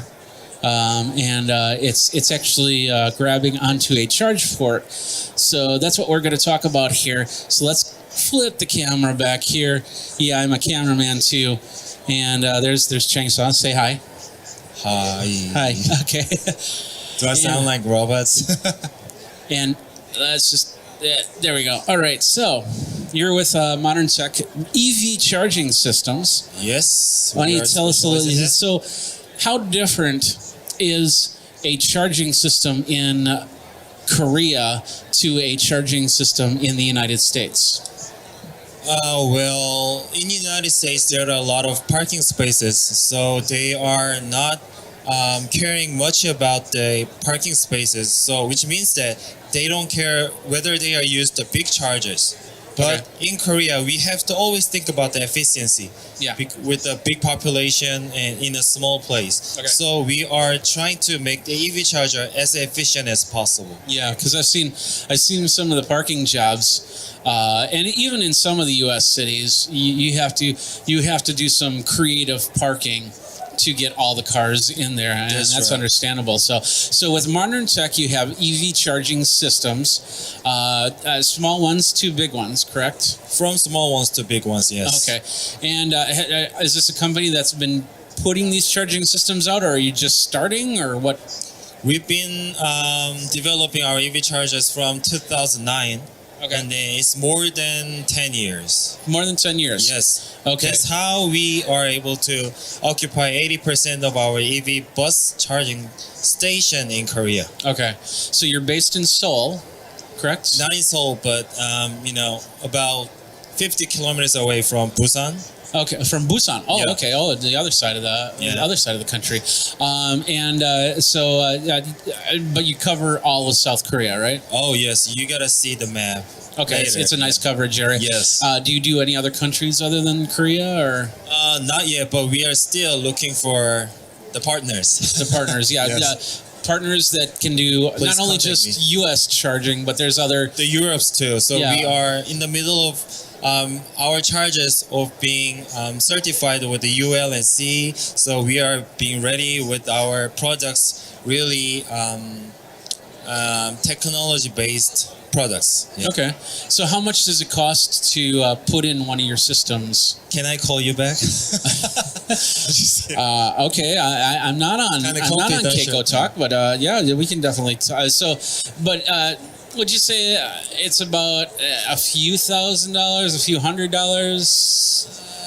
I would say in this question that well, let's don't put installation in, just the unit itself. Right. So I would say it's a really difficult question. Okay. Like better quality. I mean, the competitive quality compared to Delta. I mean, at the price. Okay. And the technology ABB. So I think I have to talk to my sales member. Okay, that's fine. That's fine. So the company's name is called Modern Tech, and it's all about EV charging. Do you do more than just auto charging? I see some solar panels and some windmills in here. Is that just for design, or? For EV chargers, they need a roof to be protected. Okay. So to do that, we are using, as I told you before, we need efficiency as possible. So we are using the solar panels as a roof to protect them. Okay, And I see that right now, because you can't see it, of course, because it's just a brochure, but they have like a little, the chargers are underneath a little pavilion looking thing. There's solar panels on it. That's what helps with the charging. That's awesome. It also looks like you have charging units for scooters. Yes, we have it. And then the scooters are having the really small batteries, which means that you can swap it. Okay. So we have a swappable battery charging station. So you basically take the battery out of the scooter, put it in the charger. There's another battery that's already charged. You pull that out, put that back in the scooter, and you're off. That's right. Okay. You know well. That's awesome. I don't have a scooter, but that's I don't even have an electric car, so. And it looks like you have some patents. Being around for 10 years, you definitely have some credentials behind that patent-wise, and probably you've also got certification. We are the first patent to develop the EV roboram charger system in the world. On the rail, yes. On the rail. Awesome. So where's your website located? Our website? Website, yeah. It's www.moderntech.kr. Is it moderntech.co.kr or no? It's just .kr. Just .kr. Okay, there you go. All right. Well, Shang-Su, thank you very much. Thank you so much. There you go. It's Modern Tech. If you're in the Korea area, you definitely want to check them if you got an electric vehicle, and then watch for them coming to whatever country you're from. Jeffrey Powers with Geekazine. We got more from MIK 2020, CES 2020, and just check it out. Of course, youtube.com/Geekazine. Like, subscribe, comment, hit the bell notification for the next video. Until then, you guys geek out. Thank you.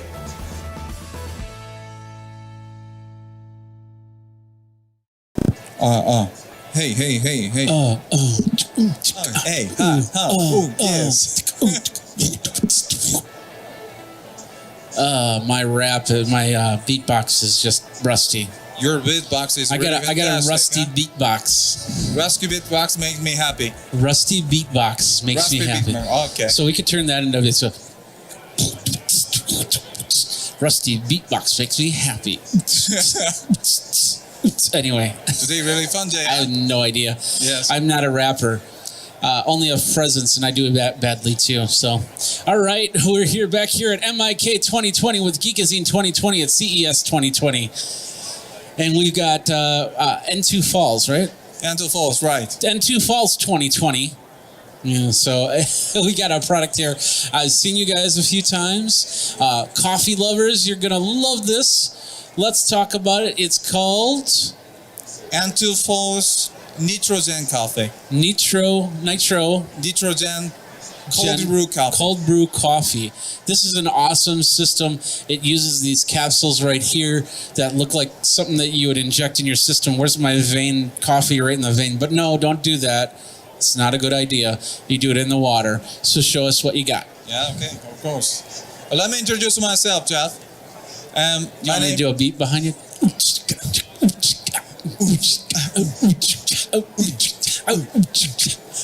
Yeah. You're not gonna. Okay. Go ahead. Okay, please go ahead. Let me introduce myself. My name is Abraham Kim. I'm the vice president of N2 Falls. N2 Falls is our brand name, and our company name is the Color Group. The Color Group is now in 4 years old. It's a small baby right now. 4 years is pretty good though. Pretty good. Okay, thank you very much. And our company is now selling the ample capsules and lead at the same time. Okay. And then we are now quite good success in the Korean market right now. Okay. The reason why we in here to launching for the U.S. markets. Okay. So right now. Oh, nice. I think really freezing and a really happy moment at the moment, and we're now going to scale up right now. Scaling up to the United States. Of Moving course. on up. Anyway, that is awesome. Awesome, yes. Awesome. As they say in Boston. It's cool. Yeah. I'm not from Boston. The reason why? I worked in an Nespresso for a long time. Okay. But in order to drink typically coffee, you need to buy the machines. Yeah. But in our method, you don't need to buy the machine. No. It's a per strength of our products. That is awesome. Awesome, Awesome. yes. Yeah, absolutely. So show us how it works. Yes, it is very simple. You just put in the water inside, and you just put on the lid. That is a special lid, by the way. Yes, this is IP on our products, on our company, and you just push it like this on the right angle, and press it like this side. Okay. It just becomes the good flavors of coffee. You see the innovations for food tech industries. You don't need to buy the machines. In my opinion, innovation means to eliminate the customer's inconvenience. Hey, Jeff, try it. Should I? Like if you do, if you should, I should. Of course you can. Well, I can't drink alone. Where is yours? It's just like a surging effect. Just look at it. Here we go. It is 3, 2, 1. cold waters. Yes, Cheers. Good forming. Cheers like with the me. crema Cheers. inside. Most of our sales customers is 10 to 30 young generation girls. Okay. The reason why is this flavor is from the throat. It's really fantastic. It's a nice cold brew to it. Yes.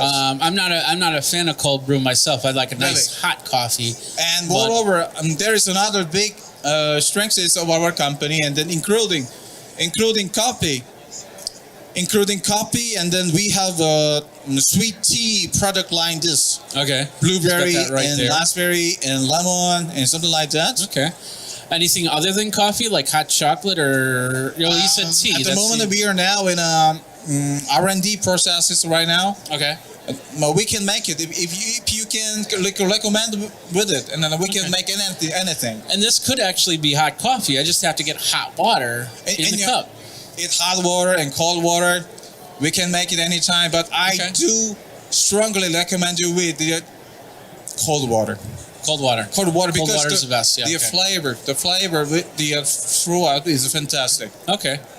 Well, that's pretty sweet. You also have this container. Is the container? Yes. In order to participate in CES show, this is our product product of not completed products, and then this is a prototype of our product. Okay. This is a smart tumbler systems. Okay. And then we are now making in order to finalizing of this kind of products. Okay. So using some biosensors and then something biosensors like that. Yes, for biosensors. coffee. And then you need and biosensors for calculating, coffee. the calories that you want. Really? And something like that. And this is not totally. I already told you that this is not a. This is prototype products. Okay. Not Yeah. completed products. Okay. Is this something that'll connect to a phone or something like that, or? I beg your pardon? Like, is it that smart? It's got computers and sensors inside or anything? Yeah, it's sensor inside, and then using the Bluetooth functions, and then you can connect with the phones at the same time. Okay. Does it make the coffee, or it just keeps it warm? And then using our same technologies, and then we can connecting this kind of smart tumblers. Okay. So how would I know it's just prototype, but how would you carry this around, or how would that work? And this at this moment, this is it's a sensors like this. The smart tumblers access this kind of apple capsules, and they can directly recognize the calories of what you need and something like that. Okay. If you have specific questions, then contact our booth, and then there is our engineers. Okay. Okay. Okay. All right. Well, so you're coming to the United States, but right now, can anybody get these capsules? At the moment, we are now proceeding to receive FDA approval. FDA approval. Okay. FDA approval. We can penetrate into a US market right now, and then the most important thing is that we are now looking for some good investor. Okay. And are you in the Korean market or other markets as well, or? In the Korean markets, in this year, fortunately, we are now penetrating to Market Kali and something like that. Market Kali, you know Market Kali? No. Gangnam Ajumma. No. Gangnam Ajumma really want to buy the products. Okay. Okay. In case of Nespresso capsule, is the sales figures of Gangnam Azuma is really fantastic. Okay. So we have a discussion with the MD of Market Kali. Okay. They gave me us so positive comments, so that we can connect this kind of our product to Market Kali. Okay. Online markets. Okay. Perfect. Yes. Perfect. And how much in Korea to get one of these systems? Yes, I think it is a really cool and beautiful questions. It's a one retail price is the one EA ample capsule $3. 3,000 won. 3,000 won? Yes. Which is $3 and around $3 in the United States. A little bit less, but yes. Okay. So now, during the show, we wanted to ask about which price is more suitable to United States, so we can estimate it. Yeah. We are now fluctuating the market right now, so that we can go into penetrating the U.S. market successfully. All right, there you go. Well, good luck on that, and I can't wait to see what's happening in the next year, and I'll definitely be following that. Thank you very and, much. We'll keep you updated on Geekazine. So. I do hope so, huh? Abraham, thank you very much for your time. Thank you, Jeff. All right, give me a beatbox out. Okay. Geekazine 2020, MIK 2020, CES 2020, lots of 2020. Yeah. Oh yeah. Oh yeah. Yeah, and to fall, slow ass. Okay, anymore. Hey. Yeah, okay, not even doing K-pop here. So thanks a lot to Abraham, and check everything out over at Geekazine.com. This is yours, huh? Oh yeah, thank you, and cheers. Cheers.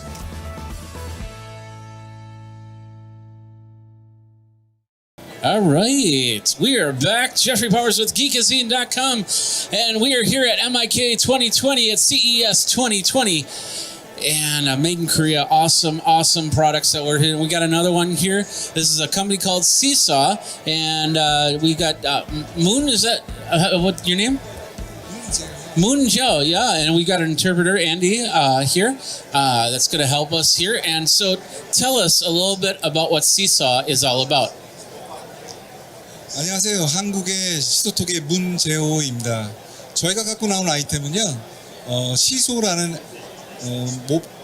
고객 주문용 모바일 플랫폼 서비스입니다. 회원이 회원을 갖고 있거나 컨텐츠를 갖고 있고 그 다음에 트랜잭션이 벌어지는 고객을 대상으로 자기들이 원하는 서비스를 선택해서 스스로 본인들의 서비스를 만들 수 있는 서비스 플랫폼입니다. Okay. And do you want to translate that? So Seesaw is a application. Think of it as kind of like a social media site, but it's not really a social media where the users are not being added, or it's kind of different from adding a friend or accepting a friend request, but instead one person has access to a group of people, and you guys can get in touch with that. So to reverse engineer the text message. So you have a group, like let's say a class or something like that, and you want to let them know that that maybe there's no class next week, which would be a great message to get sometimes. Yeah. You can actually inform them, and they don't get. It's not just email that they're getting, correct? Exactly. Okay. How many platforms can this work on? You have what? Email. You got Twitter. You got Facebook. You got what? And of course, Korea has Kiko Talk, right? Yeah. So how many platforms can be connected? So Seesaw is its own platform, but let's say, for example, like Facebook, you as the user are using what Facebook gives you, but Seesaw, you get to actually reverse that, and you get to choose what you want to use on that platform. So, for example, if you only want to maybe do post an album or write up a blog, or just limit it to stories only, but you don't want any pictures or videos on there, you could essentially pick and choose the features that you want on your own platform. Okay, but it does connect to Facebook, so they can use them. 페이스북에 커넥 되는 건 아니죠? So it doesn't connect to Facebook. Seesaw is its own mobile application. Yeah. But my point is, you're trying to connect to the masses, and if part of that mass is on Facebook, that's how that connects, right? No. Am I missing the point? Okay. Yeah, the point of Seesaw is not to reach the masses. The masses is in the masses that you set up. Not the masses, but in the class, your classmates, for example. Exactly. Okay. Yeah. And then and one of those places could be Facebook. I guess you could update a status, for example, hey, join this group here, and that status message would be pushed to all the members within your Seesaw application, and then they could link it out back to Facebook, for example. Okay. So they need the application to be informed. Yes and no. If they don't have the application, they would receive that message via text message, and then they would have the option to. Okay. See, I thought they would get that message via their social platform, like Facebook or Twitter or whatever.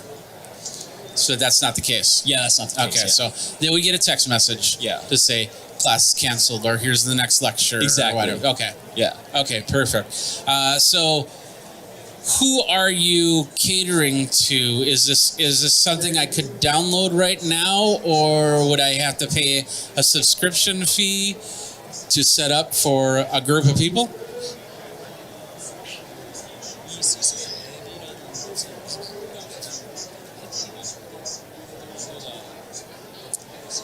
저희 고객은 아마 그룹이나 회원을 많이 가지고 있는 개인일 것 같아요.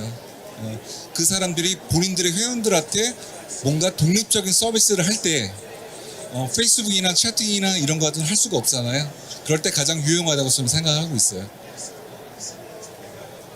So to answer your question, an individual that has an access to a large group of people within their network. So, for example, you're a professor with 1,000 students. Maybe you're a health coach, fitness coach, or a tour guide with 400 members within your group. Anybody that has an access to a large number of group, maybe you're an HR executive with 10,000 employees that you need to reach. Okay. You don't want them all of them to get on Slack and download another application or whatnot. But instead, you want to get your message across instantly to your selected group of people. So an individual that has access to a lot of people. Yeah, but the person that needs it, like the professor or something like that, do they have to pay a fee to do this? Do they have to? Is this like a university, like a subscription model, or can you download the app for free and use it? How does that work?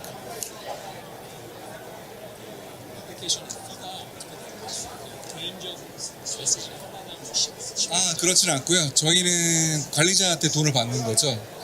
그 서비스 주인한테 돈을 받는 건데 한 명당 멤버 1명당 10센트 정도로 생각하고 있어요.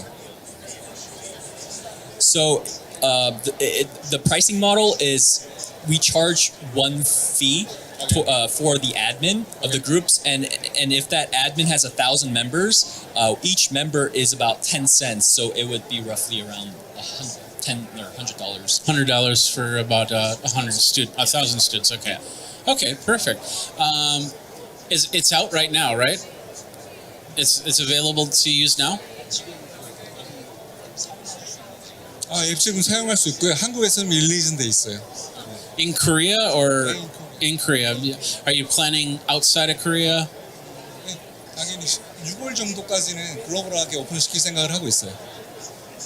So right now it's available in Korea, but they do have plans on releasing it as a global feature. Okay. Available. And the website is Seesaw, I'm assuming? Seesaw.land, Land. And you can get it for Android and iOS. Is there a PC or Mac app for it? 모두 다 돌아 호환하고 있어요. Yeah, so they could access that via the web as well online. From what I okay. understand. Okay. All right.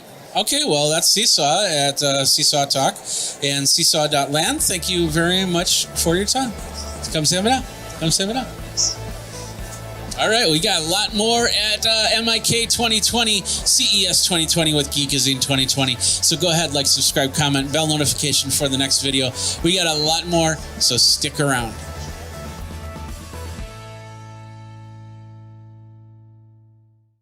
CES 2020, Jeffrey Powers with Geekazine. We're here at the Mixed Tile booth. We're here with Martin and that, and we're going to talk about that next. Oh, so I'd say Mixed Tile, turn the lights off. Yes. Turn the lights off. Okay. Lights are on. That one. That lights off? Yeah. Although. Lights are on. So, Martin, we're talking Mixed Tile. Company, tell us a little bit about the company. How long has it been around? And It's been 5 years. 5 years? Yeah, 5 years. To create Mixed Tile, I'm an engineer. Okay. I'm an engineer, and I'm also a lazy people. I'm a lazy person? A lazy person, yes. I'm a lazy person. I'm a lazy person too, I want to fulfill every moment of my life and don't waste the time on those errands I don't want to do. Okay. I believe the automation, home automation, is the coolest solution for this issue. Okay. And you don't need to waste or sacrifice others' time or life. I look into home automation, but I found that the first issue that is the privacy issue. Yeah. Internet That's of always Things. a big issue. Sure. Internet of Things. Those technology sometimes will leak your private information to the internet, to the public.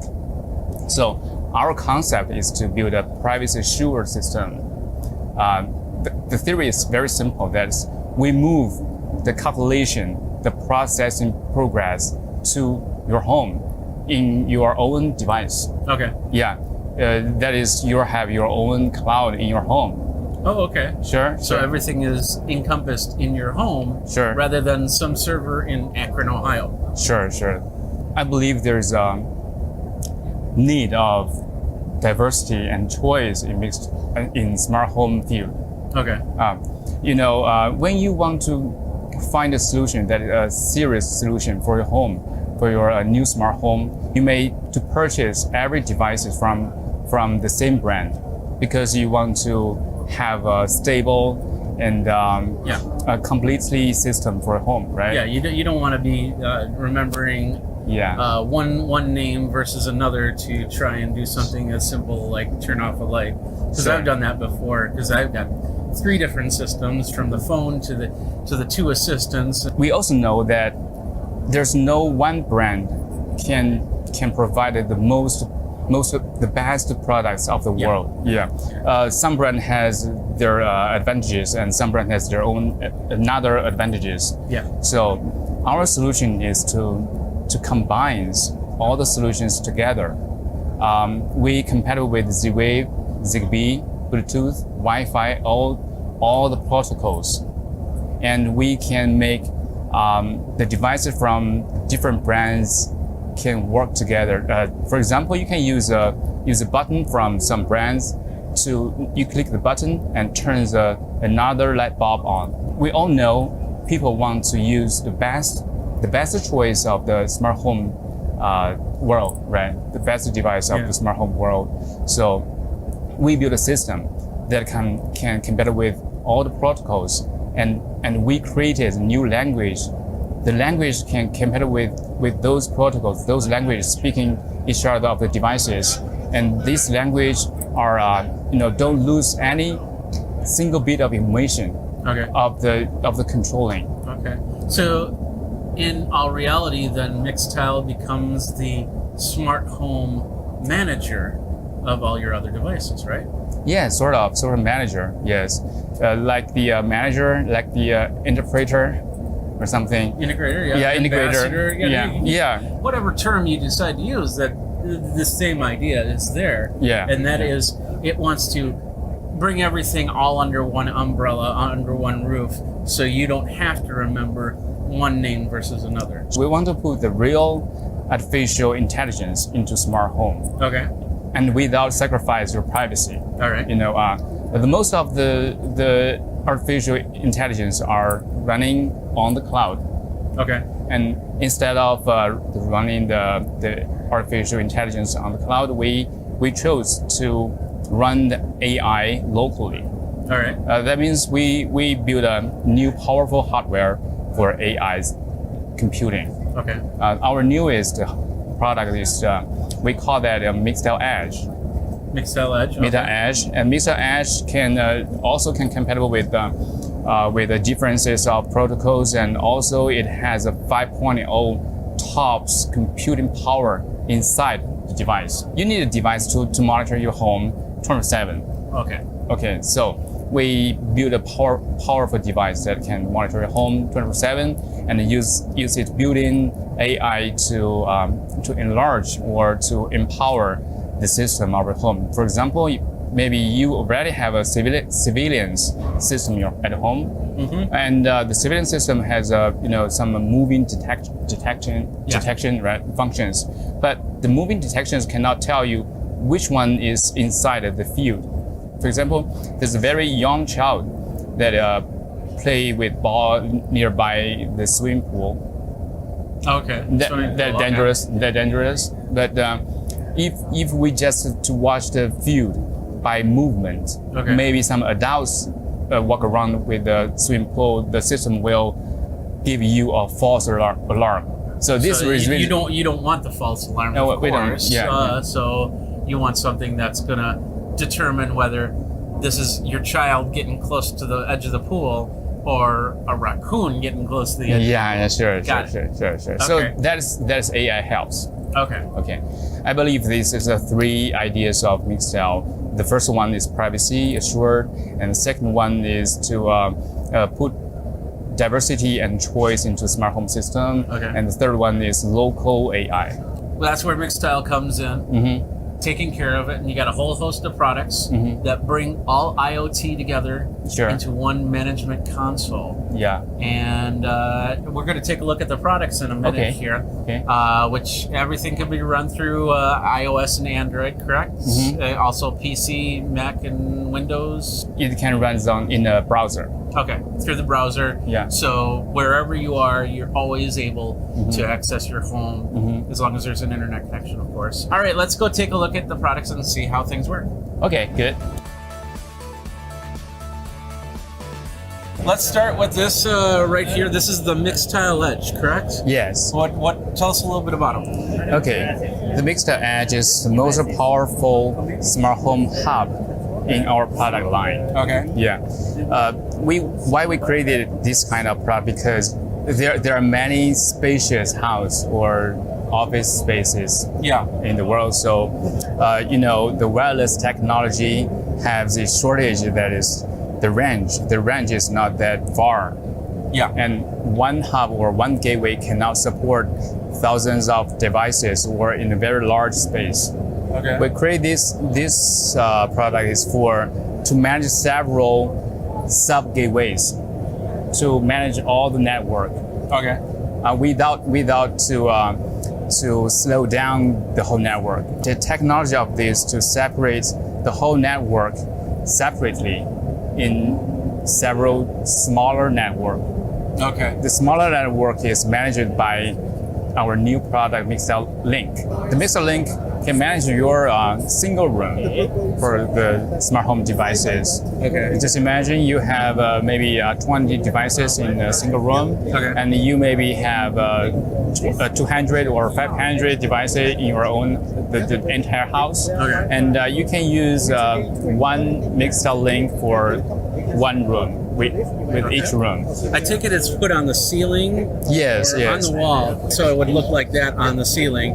Yes. But right now it's upside down because you're just showing it off. So. Yeah, sure. Okay, but does it work best on the ceiling, or can you put it on the wall? Yes. Yes. Would you put it towards the top of the wall or the bottom of the wall? The top of the wall. Okay. The top of the wall. This product has several protocols inside. The first one is infrared. Infrared? Okay. Infrared. You have to put this to a place that can make the infrared signal to reach every infrared controlled device. Okay. Such as, is it line of sight, or yes. is it?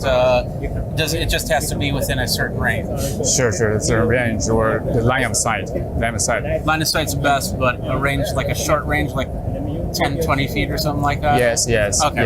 Yes. And the second protocol is ZigBee, and the third one Z-Wave, and it also supported the 433 megahertz. Megahertz. Okay. Yes, and Bluetooth and Wi-Fi. Okay. So if one fails, there's another that'll help. Yeah. Okay. And there's another advantage of this Mixel Link, which is you can separate your Wi-Fi smart home devices with your own phones or computers into different Wi-Fi network. Oh, okay. Okay. So you could have a guest network. You could have your home network. You could have your network that controls only the cameras. Yes. Yes. So nothing gets mixed in with that. So if you need to shut all the cameras off, you shut off that specific Wi-Fi. Yeah, more of that. That your camera devices will never be hacked by some malware on your PC or your phone. Okay. And you can separate this. Can you create a honeypot?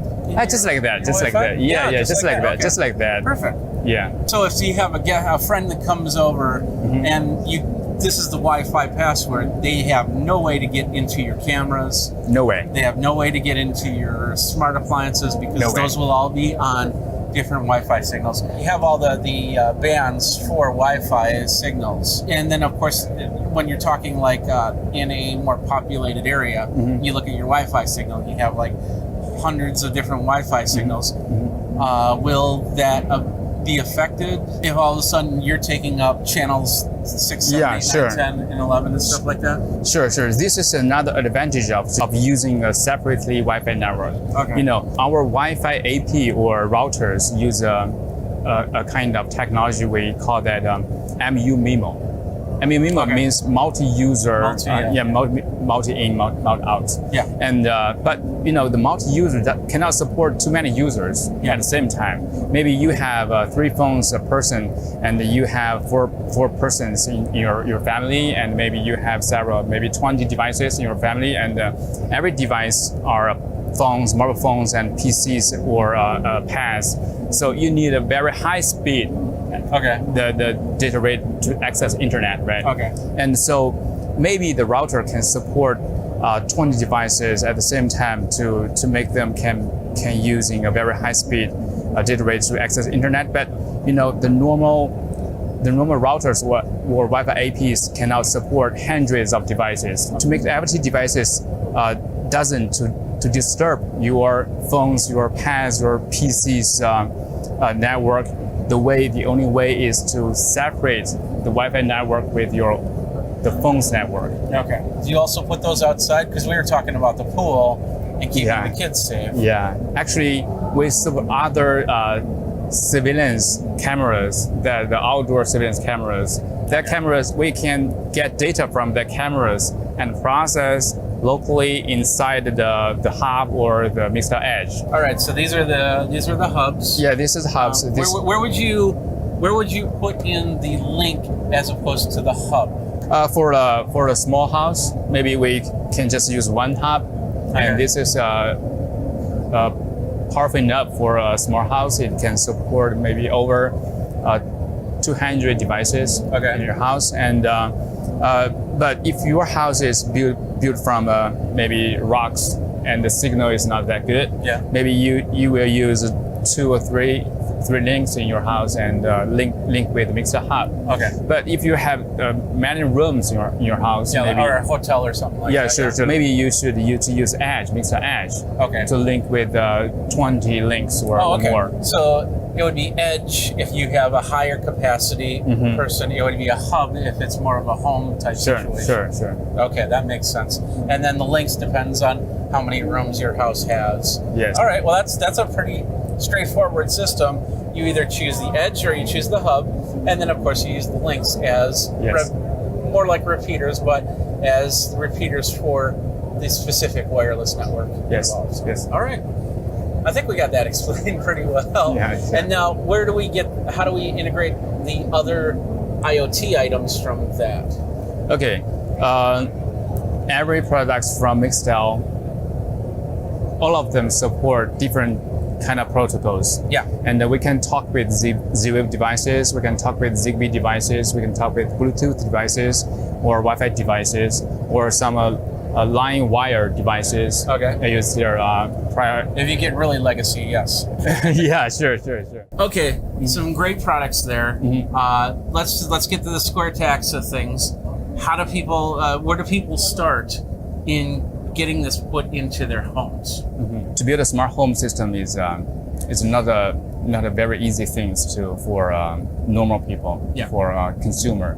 So our solution is to provide the solution to system integrators or contractors. And if you want to get Mixtel in your home, you have to call some professionals to help you. So you find a contractor to come in and figure out the house and figure out where they're going, because they got to probably run some power lines. Yeah, sure. They got to probably put it in places where you don't have anything like power or and make sure that it's going to work in that area of the home. Yes, So- from the very beginning, you have to use the help from the professional to design the smart home system for your own home. Okay. Yeah. And then you have to choose the different devices, because every device has their own advantages and disadvantages. Absolutely, yeah.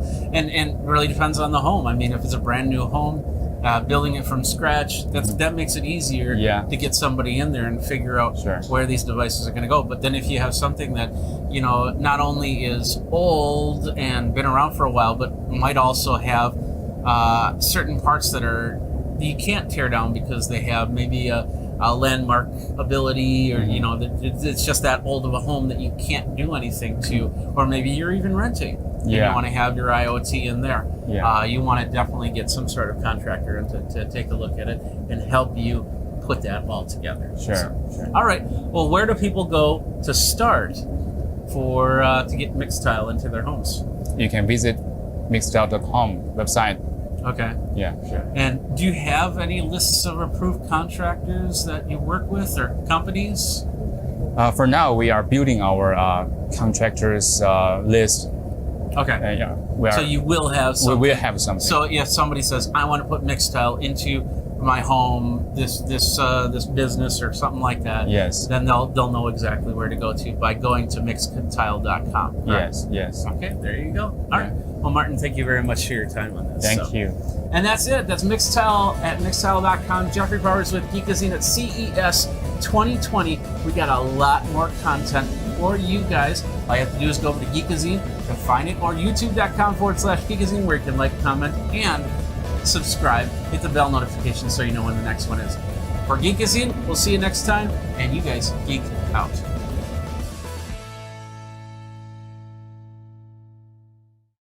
Jeffrey Powers here, CES 2020. We're here with Chloe at My Gecko Gear. We're going to talk about in-vehicle cameras, and we're going to do that next on Geekazine.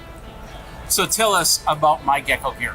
So My Gecko Gear really focuses on experimental dash cams. So we try to stand out. We know that there's a dime a dozen single shooting dash cams or dual dash cams, and we really try to focus on the premium features to try and promote better driving habits, or like experimental dash cams like our Insight 4G or the Alexa dash cam that we have. Okay. We're now also getting into the dual camera dash cams, which is great, putting one in the front and in the rear. When did My Gecko Gear, well, first of all, when did My Gecko Gear start? 2016. 2016. Yeah. Okay. How many models do you have in My Gecko Gear? So for My Gecko Gear, we have about 25 to 30 models currently. Okay, perfect. And it's everything from single cam to dual cam to Alexa and 4G. That's going to be awesome to see. So shall we go down the line? Yeah, let's do it. All right, let's do that. So this is the Insight 4G. This is is it 4G or LTE? It is 4G LTE. It's both. Okay. And tell us a little bit about this one.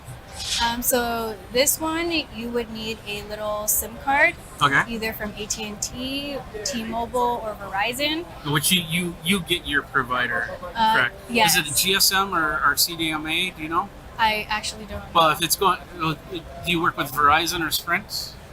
No. Okay, then it'd have to be GSM. I see. Okay.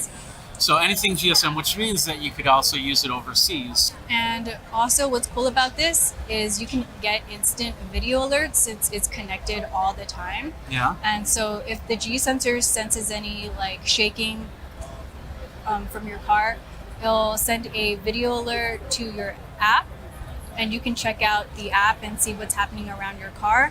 And on the app, you can also live stream at any time and see what's happening just in case, just to check in on your car. And also it shoots in 1080p. It has a GPS logging, so you could track your routes. Okay. And it's Wi-Fi enabled, so you can view and transfer your footage easily. Okay. And this also has the driver fatigue warning on it. So you can set an alarm, and like if it passes a certain time, it'll remind you that, hey, you've been driving for too long and you should take a break. So this really goes back into promoting better driving habits. Okay. So this is a GPS sensor. Yes. I'm assuming that's a camera that's right there, right? Yes. So this also has the front camera as well. Okay. So the front camera's right there, as you can see, and that's adjustable. Is there a rear camera to this as well? No, just the front camera. Just the front camera? Okay. All right. Well, this is the Insight 4G. It's a great camera. What's the price on this? This one goes for $239.99. Okay, so this is the high end of that, but of course, with the 4G, that makes sense. So this is the Insight 4G. It's pretty fun. All right, we're gonna call it that. So this is the Alexa, or Alexa, O with an exclamation point, Lexa. So that avoids any copyright. Good job on that. So, and this is this also a single dash cam or a dual? So this would be a dual. You can flip the back side, so it would shoot on the interior. So okay. So it's a dual, but it's an interior camera, exterior camera. So I suppose you could be, if you're a vlogger, you could probably use this for your car vlogs. Yeah, that would be great for that. And it's a smaller screen. Looks like what 2.5 inches or something like that. Yeah. And 1080p, I'm assuming on that. But this is Alexa enabled, so you can say, "Hey Alexa, start my car." No. I don't think you can say that. So okay, don't say that. Well, you can say it's just not going to do anything. What type of commands come with the Alexa? So it's all the simple Alexa commands that you could use with the app as well. So you could say, "Alexa, what's on my calendar today?" Or what's the temperature outside? What's the range of the outer camera? So the front shoots in 1600 and the interior shoots in 1080p. It shoots in 140 degree wide 140 angle. degrees? Okay, perfect. And same. I'm assuming there's also a memory card that you put in there. Yeah. So Does it? Well, it's connecting to the internet, but it's not 4G or anything like that. So you have to have probably paired with your phone, right? Yeah, Is it exactly. It's paired with your phone. Bluetooth or Wi-Fi or what? So you will connect it to. I believe you can use Bluetooth and you connect it with the aux cable, so it plays throughout your car. Oh, okay. GPS on it or? Yeah, so this one has GPS logging, it's Wi-Fi enabled, and it has some driver assist features such as the front collision warning system and lane departure warning system. Okay. It also supports up to 128 gigabytes. 128 gigabyte card? Okay. Night vision on it, right? Yeah. Okay. It has the Sony Starvis sensor, so it'll help you render a more well-lit and clear video at night. Okay. How? What version of the sensor is it? Do you know? I actually don't know. Okay, that's fine. That's fine. All right. And what's the price on the Alexa? So this one would go for $239.99. Also $239.99. It's still a great price. I mean, anything under $250 is pretty nice for a dash cam if you really need it. And if you're like doing a Uber drive or something like that, and you want something a little bit of extra protection, that's awesome because then it does both cameras at the same time, right? Yeah. And so you can actually see what record on what's going on in the back. So, and then you can have them say, okay, if you want to say pick the music, you can just have to say Alexa, play this song, and there it is. So perfect for some of you crowdfunding drivers out there. This is the Alexa. Go ahead and say it with me. Alexa. we can sing it too. Alexa. All right, next up. This actually looks like my little gimbal camera right there, but it's not. It's actually it's not called the Nitro. It's called just Nitro. Yeah. You should change it to Nitro. Everything should be like that. Everything should be like that. Everything would be more fun like It'd be that. a lot more fun. Yeah, definitely. So tell us a little bit about the Nitro. Okay, so It's just a Nitro. I'm sorry. Tell us about the no Nitro. worries. So the Nitro is very versatile. It serves as a dash cam and a pocket gimbal. So so it'll be stabilized by the base, and when you're done driving, you can take it off the little base and take it with you for all of your adventures. And it shoots in 4K as well. Okay. I see that, and it says 4K, 30 frames a second here. Does it go up to 60 frames in 4K or just 30? I believe only 30. Okay, that's fine. So what other features does this have? And this also could shoot in slow motion, sports gear mode, and time lapse. Wow, that's awesome. Almost everything that this one does, but then it attaches to your car. And goes from there. So let's just take it off. That was a USB-C connection from what I saw there. So you can And just... okay, so yeah, it's saying 1080p 2x or 720p 4x for the speed. So this is a full touch screen. There we are, right there. Hi, say hi. Hi. And it's doing the gimbal right now. The micro SD card, probably can't see that, but micro SD card, USB-C right here. There's no plug-in for a microphone jack or anything like that, but it looks like it has a interchangeable battery, maybe, or is the battery internal and just has to be charged every single time? I believe it has to be charged every single time. Okay, perfect. So that's a nice thing because and I'm assuming the mount just slides in, so it works like that. Let's just finish that really quick so the gimbal doesn't get confused. Oh, look at that, it's just confused. There we go. All right, so anything else we need to know about this dash cam? I think that should be it. Okay, what's the price on it? This is $299.99. Okay. All right, this is the next one. This is the Surveillance. Sorry, this is a prototype, right? Yeah, so it's still a mock-up sample. I believe the real one would have bright white LED lights on it. Okay, but that's the rear view camera right there? Yeah, so right here is the interior camera, and we have the back, and it's adjustable as well. Oh, okay. So this one doesn't have a rear camera, just Okay. the front and interior. Okay. Mhm. And what other features is this going to have when it's all said and done? So this one shoots at 140-degree wide angle. It clips onto your already existing rear view mirror. Okay. And this one has the 2.5 watt speaker built into it. So it's like a security dash cam. So if someone tries to break into your car, it'll automatically sound the siren, and the lights will start flashing to try to deter away any thieves. Interesting. What's the timeline on that? I believe maybe at the end of this year. Okay. At least a year out. Yeah. Type thing. Okay, perfect. And just attaches to your Rear view attaches to your rear view mirror. And there's Mhm. one right here that looks like it is out.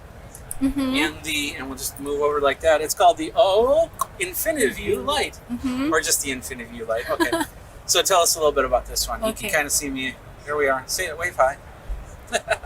So this one here is our fully digital touchscreen rear view mirror. Wow. So okay. you can scroll up and down Oh. to check if your rear view is like if there's anything in your rear view before backing up.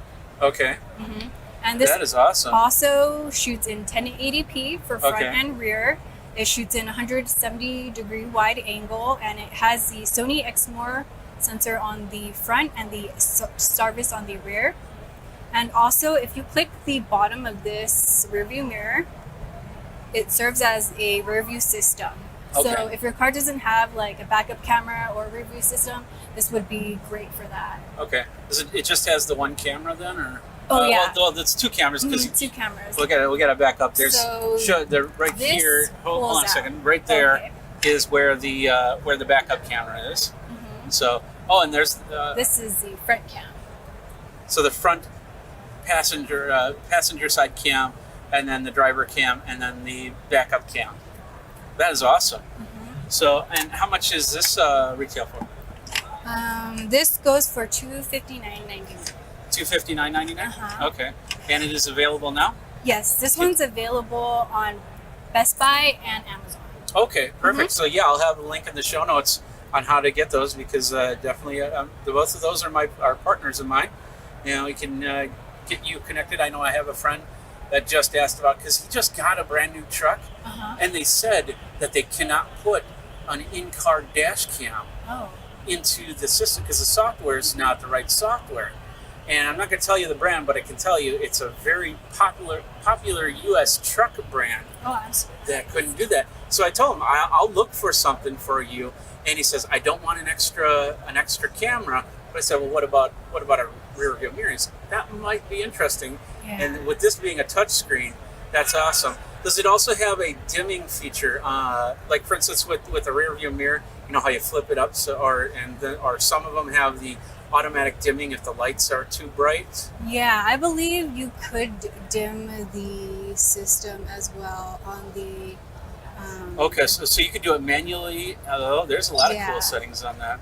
And- Also, what's cool about this is we also have a 40-foot extension. So for those who have like trucks or trailers that they want to have this on, we have the 40-foot extension. So it could go, the rear camera could go behind your trailer as well. Oh, behind the trailer. Yeah. Oh, wow. Yeah, because we know that a lot of people with trailers have trouble backing up. So I think this system would be great for that since you have the backup. Yeah, camera as well. I'd love to see how that works as well, definitely. So, all right, well, that's the InfiniView light. We'll save you on the part, but InfiniView light. $239.99. $239. Oh, even better. $239.99 for this one, and then the prototype doesn't have a price just yet. Yeah. All right, and last up we have the Orbits. This is the Orbit 960 on this side, and then over here is the Orbit R, which is the one we're going to be talking about, right? Okay, tell us a little bit about the Orbit R. So the Orbit R is the new 2-in-1 system. So it's a dash cam and a radar detector. So if there's any speed radars around you or police radars, it'll alert you that there's a radar around you. Okay. And it has GPS logging, it's Wi-Fi enabled, and it has the lane departure warning system and Okay. front collision warning system. And this is only a single camera. Both of those are only single camera, right? Yeah, both of these are only single cameras. Okay. And it goes up to 1080p. Does it have night vision on it? This one does not have night vision on it. Okay. How well does it do during the night? I believe I think it does okay. I believe it has the standard CMOS sensor on it. Okay. Yeah. So is it a Sony sensor in there, or No just a Sony standard? sensor. What do you mean by standard CMOS then? Usually the dash cams will just have a CMOS standard to help with the nighttime. Okay. So I know this one doesn't have any of the Sony sensors on it. Okay. And how much is this one? $239.99. Okay. And then well. the Orbit 960. The Orbit 960 is our 4K dash camera. I believe this one is $219.99. Okay. Perfect. Mm-hmm. And then, so these are just the standard cameras. We're just going to do a quick run through. So you have many different options. Let's turn the light on. Many different options for front and rear view, and different sizes depending on your car, model, make, and of course how much mirror and dash space you have to have these models put in. Okay, so great line of products. Where do people go for more information? They can visit our site at www.mygeckogear.com. Mygeckogear.com. Mhm. What was the inspiration for being gecko? Is it like a stealth thing or something like that? or- Yeah, kind of like a stealth thing, something kind of cute or like friendly, kind of brand. Yeah. Okay, perfect. All right, well, there you go. Thank you very much, Chloe. Yeah, for no your time. problem. So you can check that all out at mygeckogear.com. Of course, go over to Geekazine.com and check out all the cool videos. YouTube.com/Geekazine. Go ahead, like, subscribe, comment. Hit that bell notification for the next video as well. We got a lot of great CES 2020 action coming very soon. So check it all out. Thanks a lot for watching. You guys geek out. I'm good enough, I'm smart enough, and I'm wearing the same thing, but this mirror, this actually is going to tell me what I wore, so I don't wear the same thing. We're going to talk about that next on Geekazine. Takuma, is that how you pronounce it? Awesome. And you developed, this is called the Nessa? Yes, Project Nesser is the product name. Nessa, Project Nessa. Tell us a little bit about what it is. Okay, so Nesser, the name meaning is never same shirts again. Never same shirts again. Yes. That's awesome. So this is a smart mirror. Okay. Connected with customers, the smartphone-based calendar system like Google Calendar or iCal, whatever. Everyone didn't remember 2 weeks ago or 1 week ago my outfit. Okay. It's a smart mirror with automatic photo taking function and comparing the last time outfit in front of you. Okay. So for example, 2 weeks ago I have a meeting with you, and tonight I will meet you 2 hours after. Okay. And I'm going to check my outfit with this in front of the mirror. The mirror is automatically taking the picture of me. The mirror's good. Oh, okay, so you just press the button there Yes, and 1, took 2, a picture 3, of him. and it's taking a picture time. Took a picture of him. Yes. After that, How long does that take to take the picture? just only 1 second. And this is status now. He is now thinking. That is what? This is status now. Oh, that's the status. Yes. Okay. And the red color is the same shots. Oh, it's the same Oh, shots. that's the same shirt as Green before, one right, is okay. okay. It's different shots, Okay. different coordination. Okay. Okay. So then you change shirts and then you take the picture again. That point's green.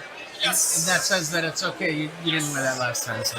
This one says green, it's okay. Okay. This says red, it's bad. Okay, I'm going to show you the demo by using a different outfit. Okay. Maybe he said green. It's okay. It's a different. That's a different shirt. Yes. So what if there's distractions? Like I was standing in the back that last time.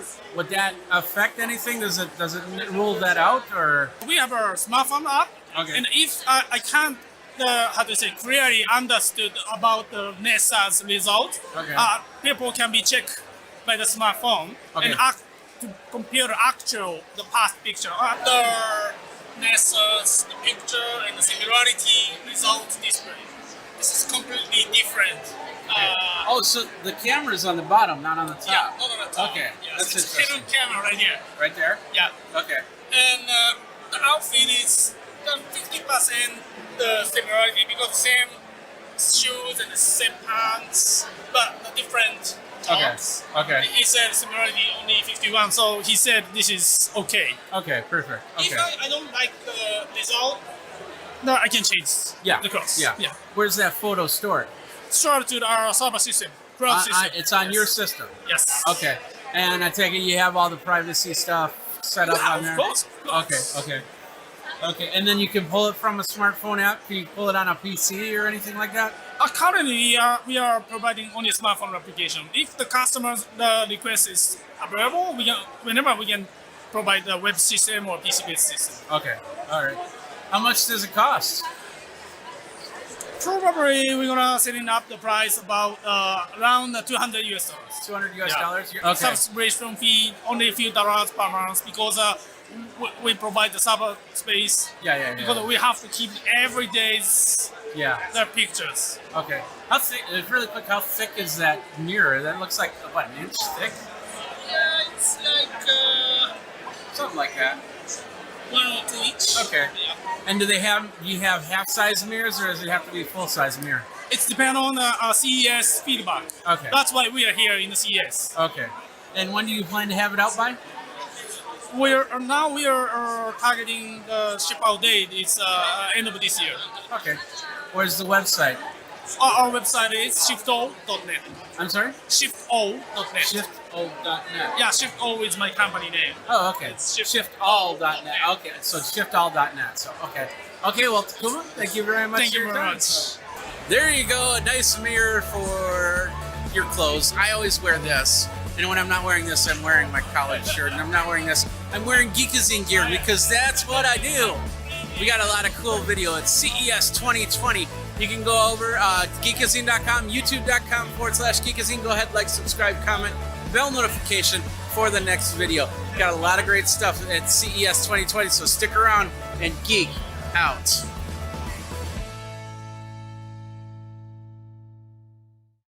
CES 2020, Jeffrey Powers here with Geekazine. We're here at the Nreal booth. Mixed reality, augmented reality, whatever you want to call it. It's awesome. These are glasses I really like, and I'll tell you why in a minute, next on Geekazine. So we have Yan Yun here.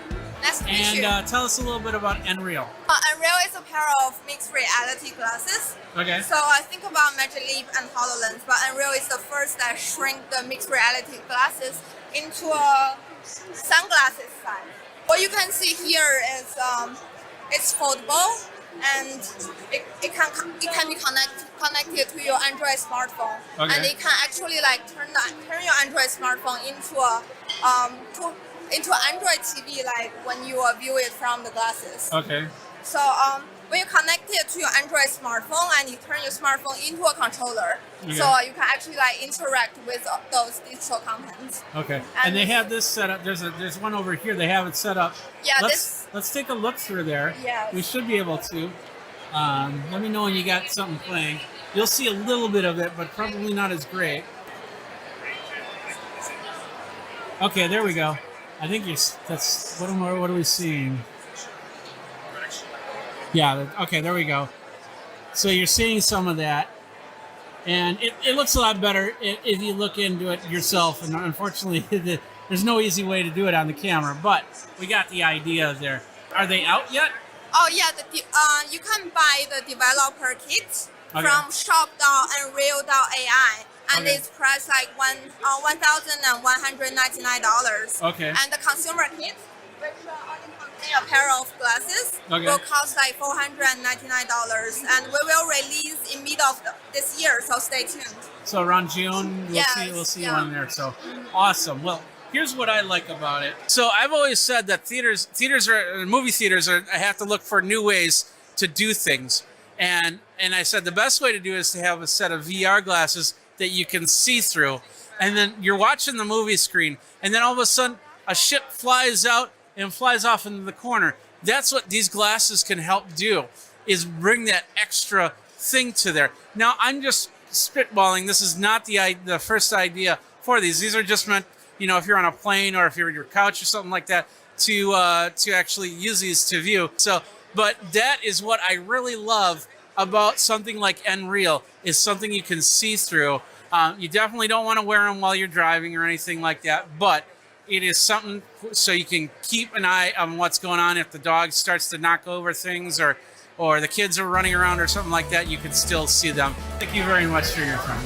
Oh, thank you. Take care. Well, thank you very much. And thank you guys. Geekazine.com, youtube.com/Geekazine. Don't forget to like, subscribe, comment, bell notification for that next video.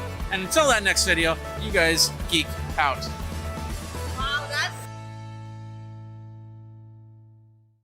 3, 2, 1.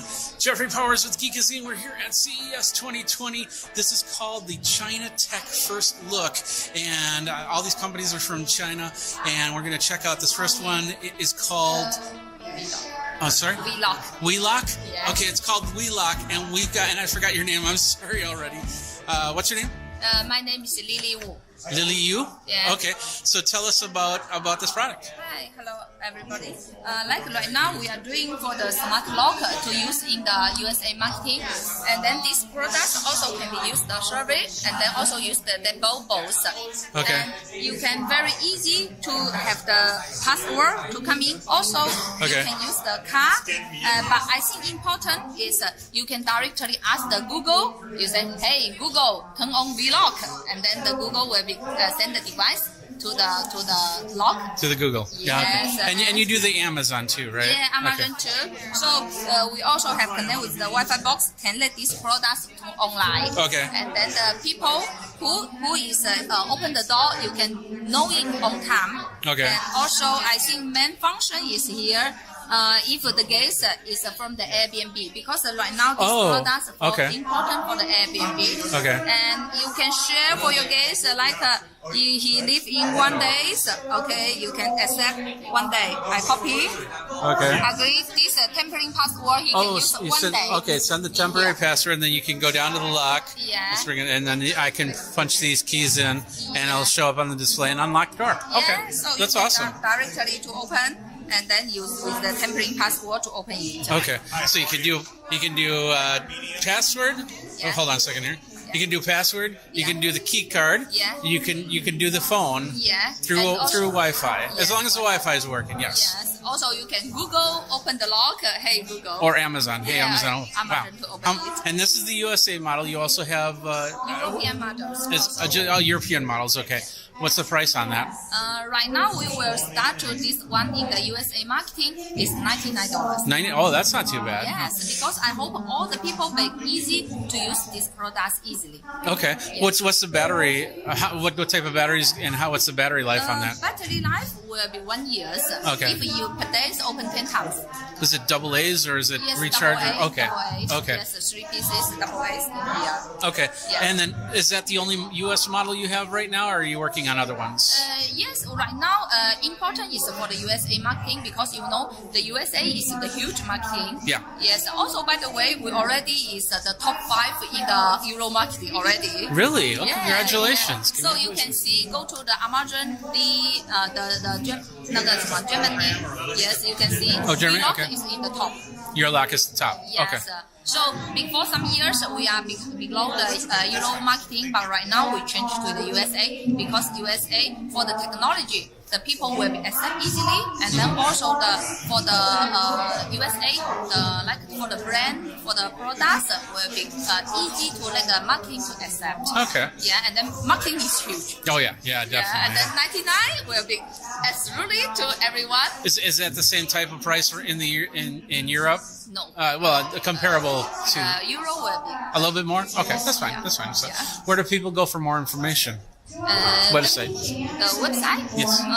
Like the people, they will be take care. Okay, if these products are broken, they will have to do. If battery finish, they will have to do.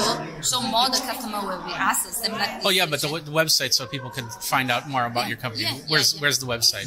You can directly to go into our website to. They can't see that on the camera, so just tell them the website. Yeah, website is the vlockglobal.com. WeLockGlobal.com. There you go. Okay, well, thank you very much for your time. I'm going to flip it back over here. So that's WeLock. That's one of the companies from China. Already available. Do you have it on Amazon at all, or? Yes. Okay, so you can get. I'll have a link in the show notes. You can get it on Amazon. We're going to do a whole bunch more. Lots of CES action coming your way. Jeffrey Powers with Geekazine. Don't forget, over at youtube.com/Geekazine, go ahead, like, subscribe, comment, and bell notification for the next video. Until next time, you guys geek out and CES 2020. Hey everybody, Jeffrey Powers with Geekazine. We are here at the China First Tech Look. We're going to be looking at Hohem, which is a 3-axis gimbal. Did I say that right, Hohem? Yeah. Okay, perfect. We're gonna do that next. All right, flip this camera around. We have Blake here, and this is the Hohem 3. It's what model is that? It's iSteadyX. Okay. iSteadyX. iSteadyX. Okay, and tell us a little bit about it. Yeah, this is actually the new products. It's the first show at here. Okay. And we will launch it at February. Okay. And it's the new products. We make the pocket size. All right. And it's the latest 3X gimbal for smartphone. It's the almost weight 249 grams. It's almost compact as a smartphone. Okay. Lightweight as a smartphone. Okay. And we make it simple gimbal just to make sure like everyone can use the gimbal, easy to use, not only the professional users. Okay. So we make it with the simple the controls. Okay. And with the simple just the single connector. All right. To switch the vertical screen. All right. Yeah. So just switch a quick button, Yeah, and you're going from there. So yes, and we able to zoom in and zoom out. Zoom out. Just that to connect our application. I have to manually zoom in and zoom out sometimes. So. Yeah. Yeah, and you can also to take photo, take video at here. Tap Okay. once, take photo. Tap twice. To take a make video. Yeah. Okay. Do you also have a smartphone app that also helps with that if you have two smartphones? Yeah. Okay.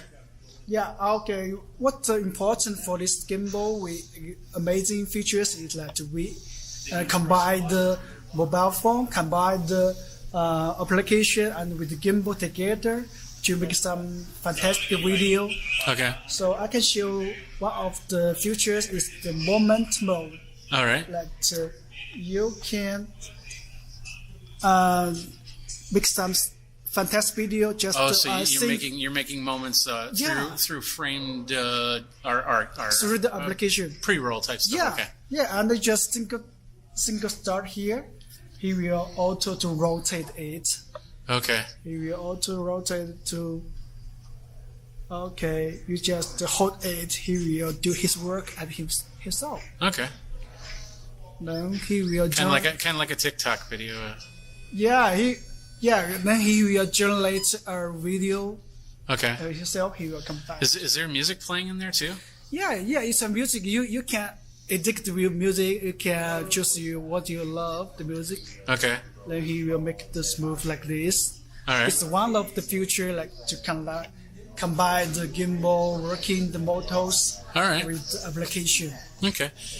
There's probably a lot more features on here, but let's talk about price and availability. Actually, we have not decided the price. Okay, and it's coming out in February. That's right. You said that at the beginning. Okay. But I think it's the lowest product the price compared to other brands. Okay. And will there be models in the United States? Or are you starting in China? The current mode. Mm-hmm. The current mode, we have the iSteady Mobile Plus is the best seller on Amazon globally. Oh, okay, through Amazon. Yeah. Okay. Do you have a website that people can go to to find out more? The website is Hohem Plus and tech.com. Hohem Plus.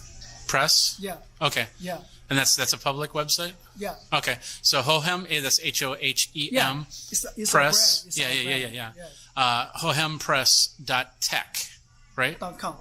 Yeah. Oh no, so it's hohempresstech.com. Yeah. Wow, that's a long name. Hohem Tech, But I'm assuming you'll shorten that once the product comes out and you start selling it a little bit more. So, all right, well, Blake, thank you very much for your time. Thank you. All right. And that is at the China Tech at CES 2020. Jeffrey Powers with Geekazine.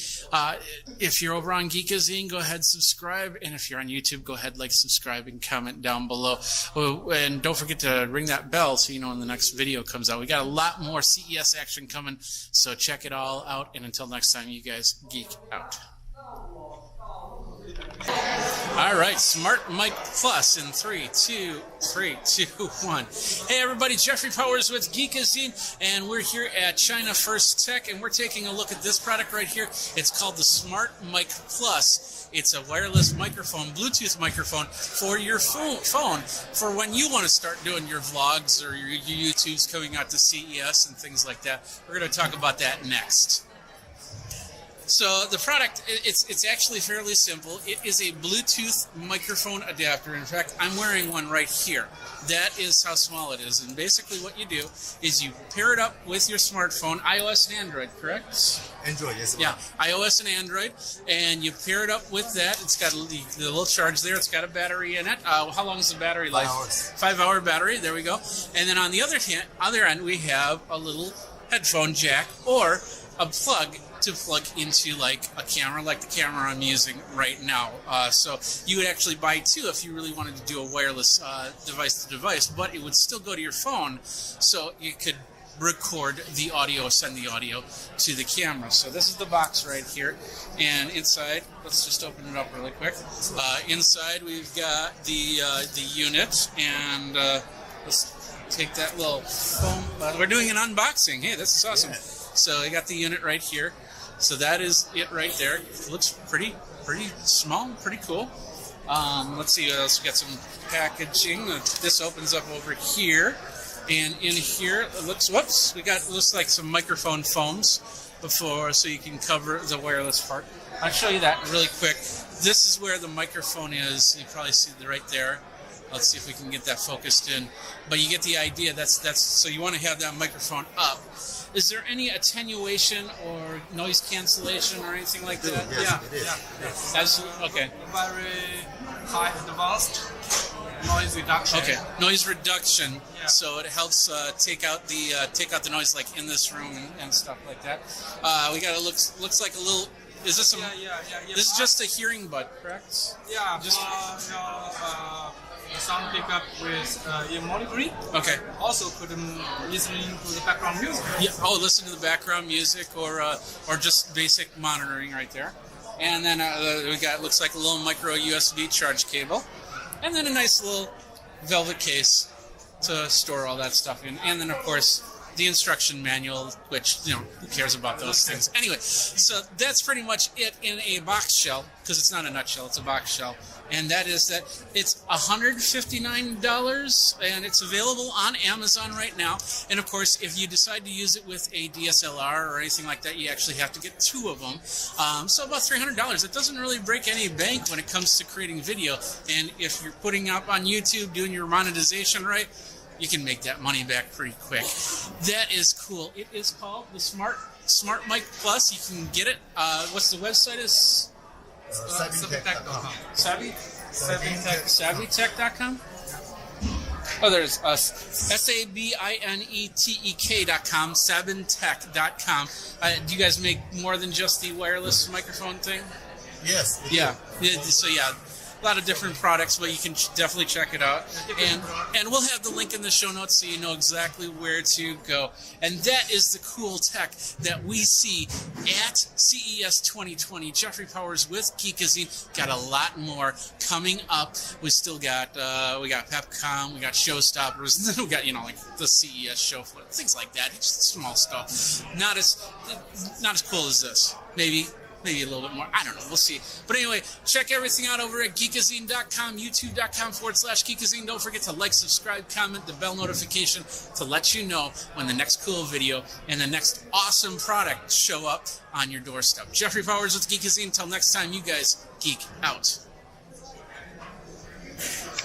Oh, there we go. 3, 2, 1. Hey everybody, Jeffrey Powers from Geekazine CES 2020. We're at China Tech. China Tech First Look. That's it. We're at there's so many different things. First look. China First. China Tech First Look. China Tech First Look. We got Take Two.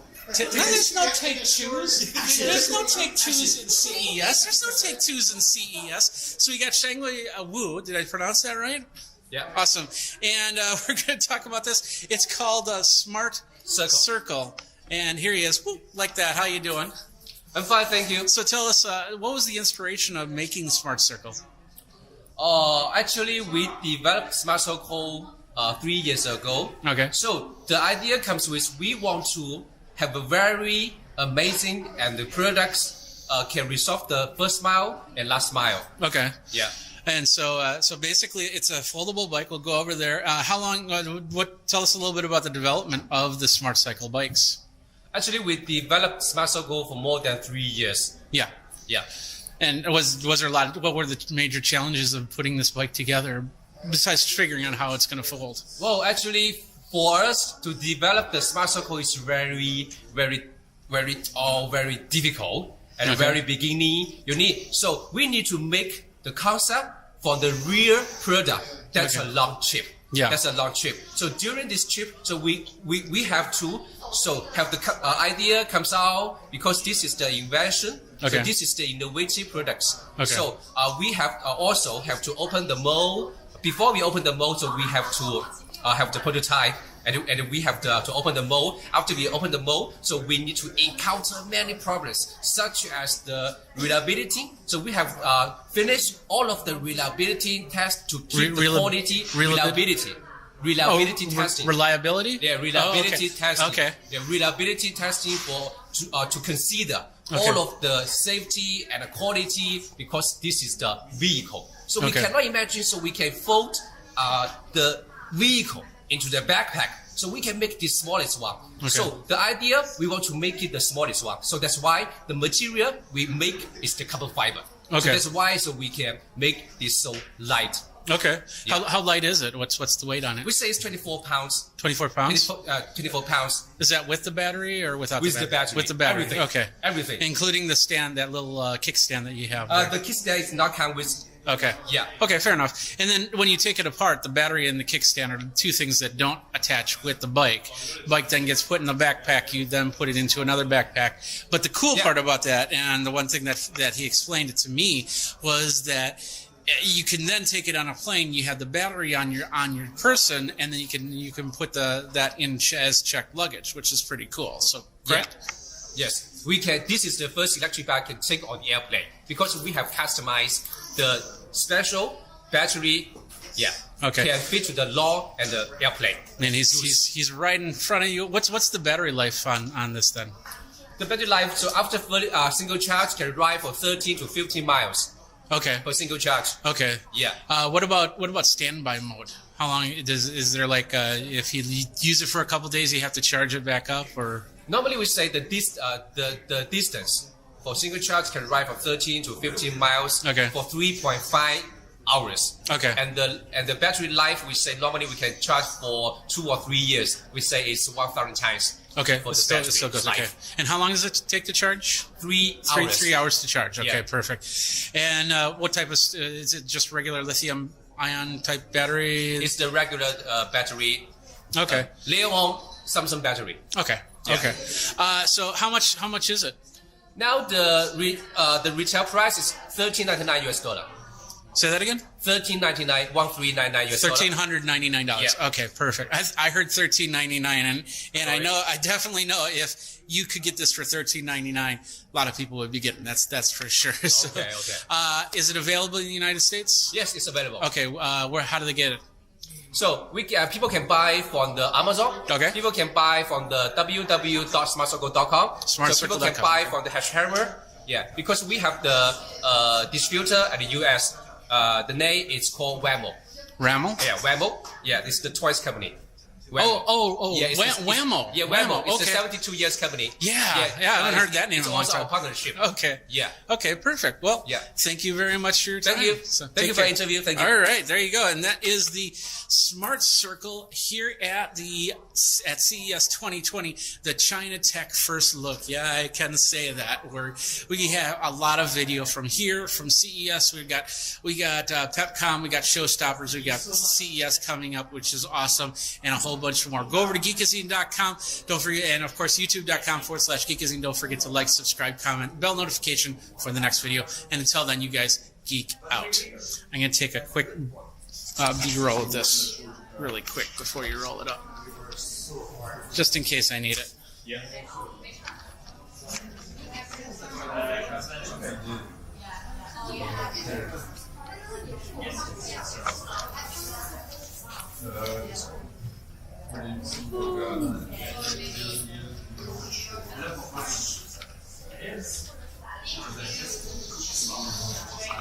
Too much.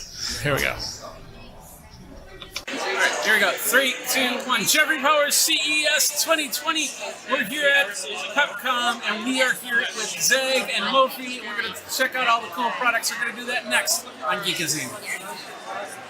Flip that over, and here we are. We've got Jared here. How's it going, guys? And you got a new line of portable speakers called Braven, correct? Tell us a little bit about that. You bet. So, Jeff, Zag acquired Braven about a year and a half ago. Okay. And last fall, we just launched a whole new lineup of Rocky Mountain tested speakers and a full lineup of earbuds. And so the speaker lineup, we called it our BRV collection. Okay. We start with the BRV Mini. This is our entry-level price point speaker. This thing will play for 12 hours. It's only $49.99. And it floats. It's insanely waterproof. And the party trick with this guy is if you pair two of them together, you have true wireless stereo. How many can you pair together? Just two? 1-to-1, because it does take advantage of that stereo pairing. Okay, so you can't put them all along the pool and have music. No, I mean, they're surprisingly loud, though. Okay. And if you put them in the pool, then they can float along with you. How many? Oh, wow, that's true. That's Yeah. true. How many decibels? So that's a good question. I don't That's okay. have that one off the top of my head. That's an off question, so don't worry about that. So, all right, cool. And you said $49.99? $49.99. And they're available now? Available now. So all Awesome. of these speakers and earbuds are available now. Let's take a look at them then. Yeah, and then moving on up the line, we have our BRV X2. They also come in these same four colors: black, gray, red, and blue. Okay. Same thing there with pairing two together, true wireless, true stereo pairing, I mean. These will play for 16 hours. It's $99.99. Wow. And these things can take a tumble. I mean, you can feel the heft. I'll hand one to you. Okay. Really? Should I drop it? You can drop it. I'm not scared. Nobody's going to see it because I don't have the right camera here. But so we'll take your word for it. It's pretty good one. So. Sure. Okay. And then the rest of these, I'll just quickly go through. The BRV XL comes in black and gray. Same thing. You can pair two together. This is $199. So play for 16 hours and is a 40-watt system. So very loud, very premium audio. And then the big daddy here, the BRV XXL2.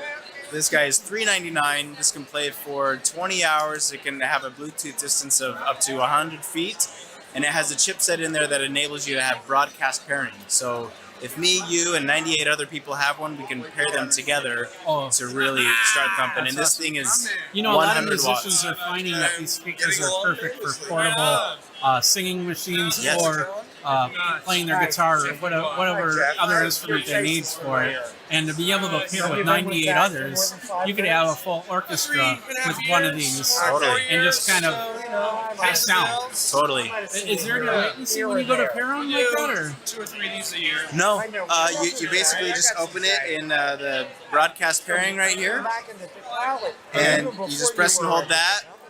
And then you double press each subsequent one and it adds them to your line. Oh, that's awesome. And then they're synchronized. They're not stereo, but they're synchronized with mono audio. Oh, okay. Cool. What's really cool, the party trick on this guy is it has a magnetic built-in bottle opener right here, so stay thirsty. We actually put a little message there that says stay hydrated. Okay. I don't know if you could see that. I don't know. We'll see. We'll see. The screen's too small. So. And then you can manually adjust the volume, obviously, and the bass and treble as well. So you can customize your listening. A little bit of EQ on there. Yeah. That's awesome. So really stoked about these. We brought the best of the best from our Fly Sport collection, which is our Braven's first true wireless earbud. Okay. We've packed 10 hours of playtime into these earbuds. All right. And so 10 hours in the earbuds with 26 additional hours from the charging case. Awesome. These are IPX7, so completely waterproof. And this is all for $79.99. That's cool.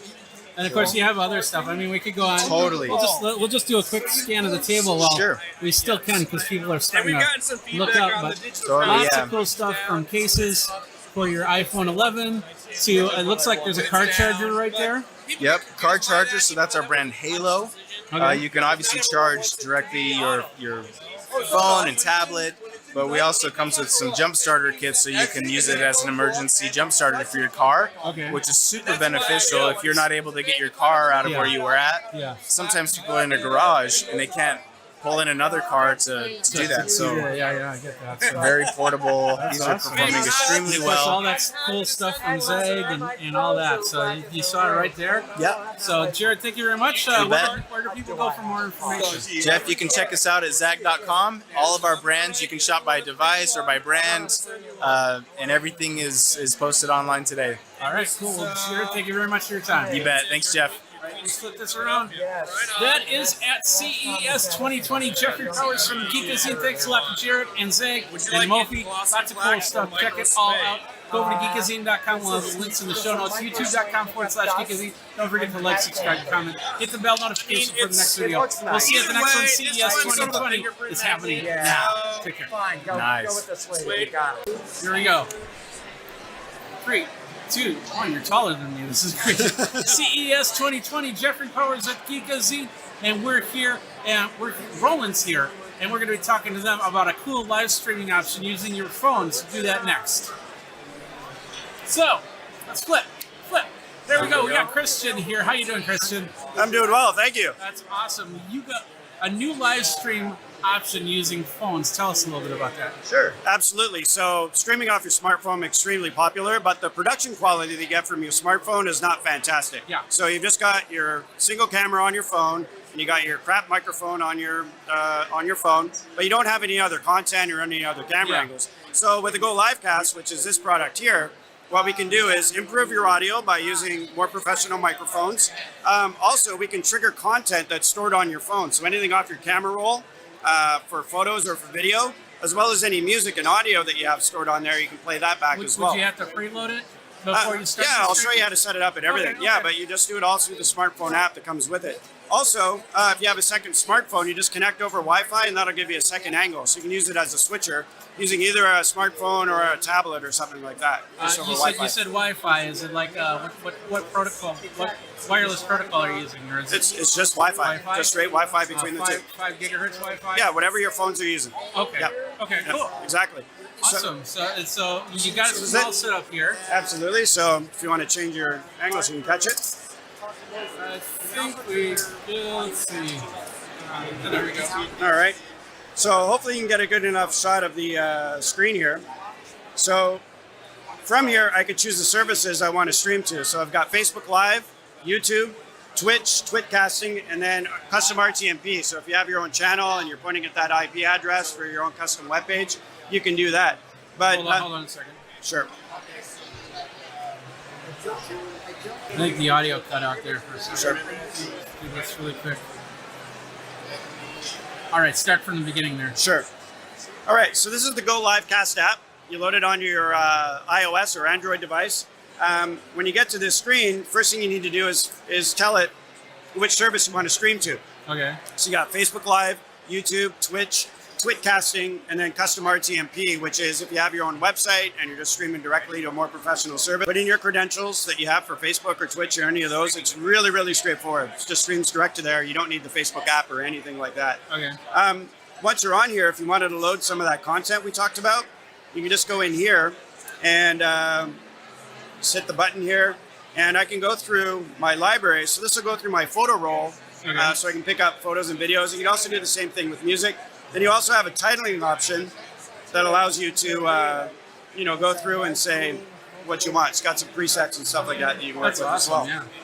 And then you can also create show sets with it as well. So once you have all your content, you can set them up into packs that you have. So when you're ready to start live streaming, all you have to do from the hardware point of view, what I'm going to do, I'm going to mute my microphone that's here, and I'm going to start a pre-roll. So there's my pre-roll. So there's the video, right? And then I'm going to start broadcasting. It says you want to start streaming. I'm going to say yes. So now we're going live to Facebook, right there. And what I'm going to do is pull these two back. Just say, hey, everybody, we're here at Pepcom. Hi. Jeffrey Powers with Geekazine. Follow me on Geekazine. Think That's magazine, right. put in a geek. We got a couple other friends here at the back. How you doing? Good. And what we've been doing actually is a Lego demo. So you come in here and you can open up your package. But what I can do is trigger different sound effects. You can't hear those through the microphone here. For different sound effects, also I'm talking about these little collector mini packs. So I've got the photos for those preloaded. So I can talk and show people what it is.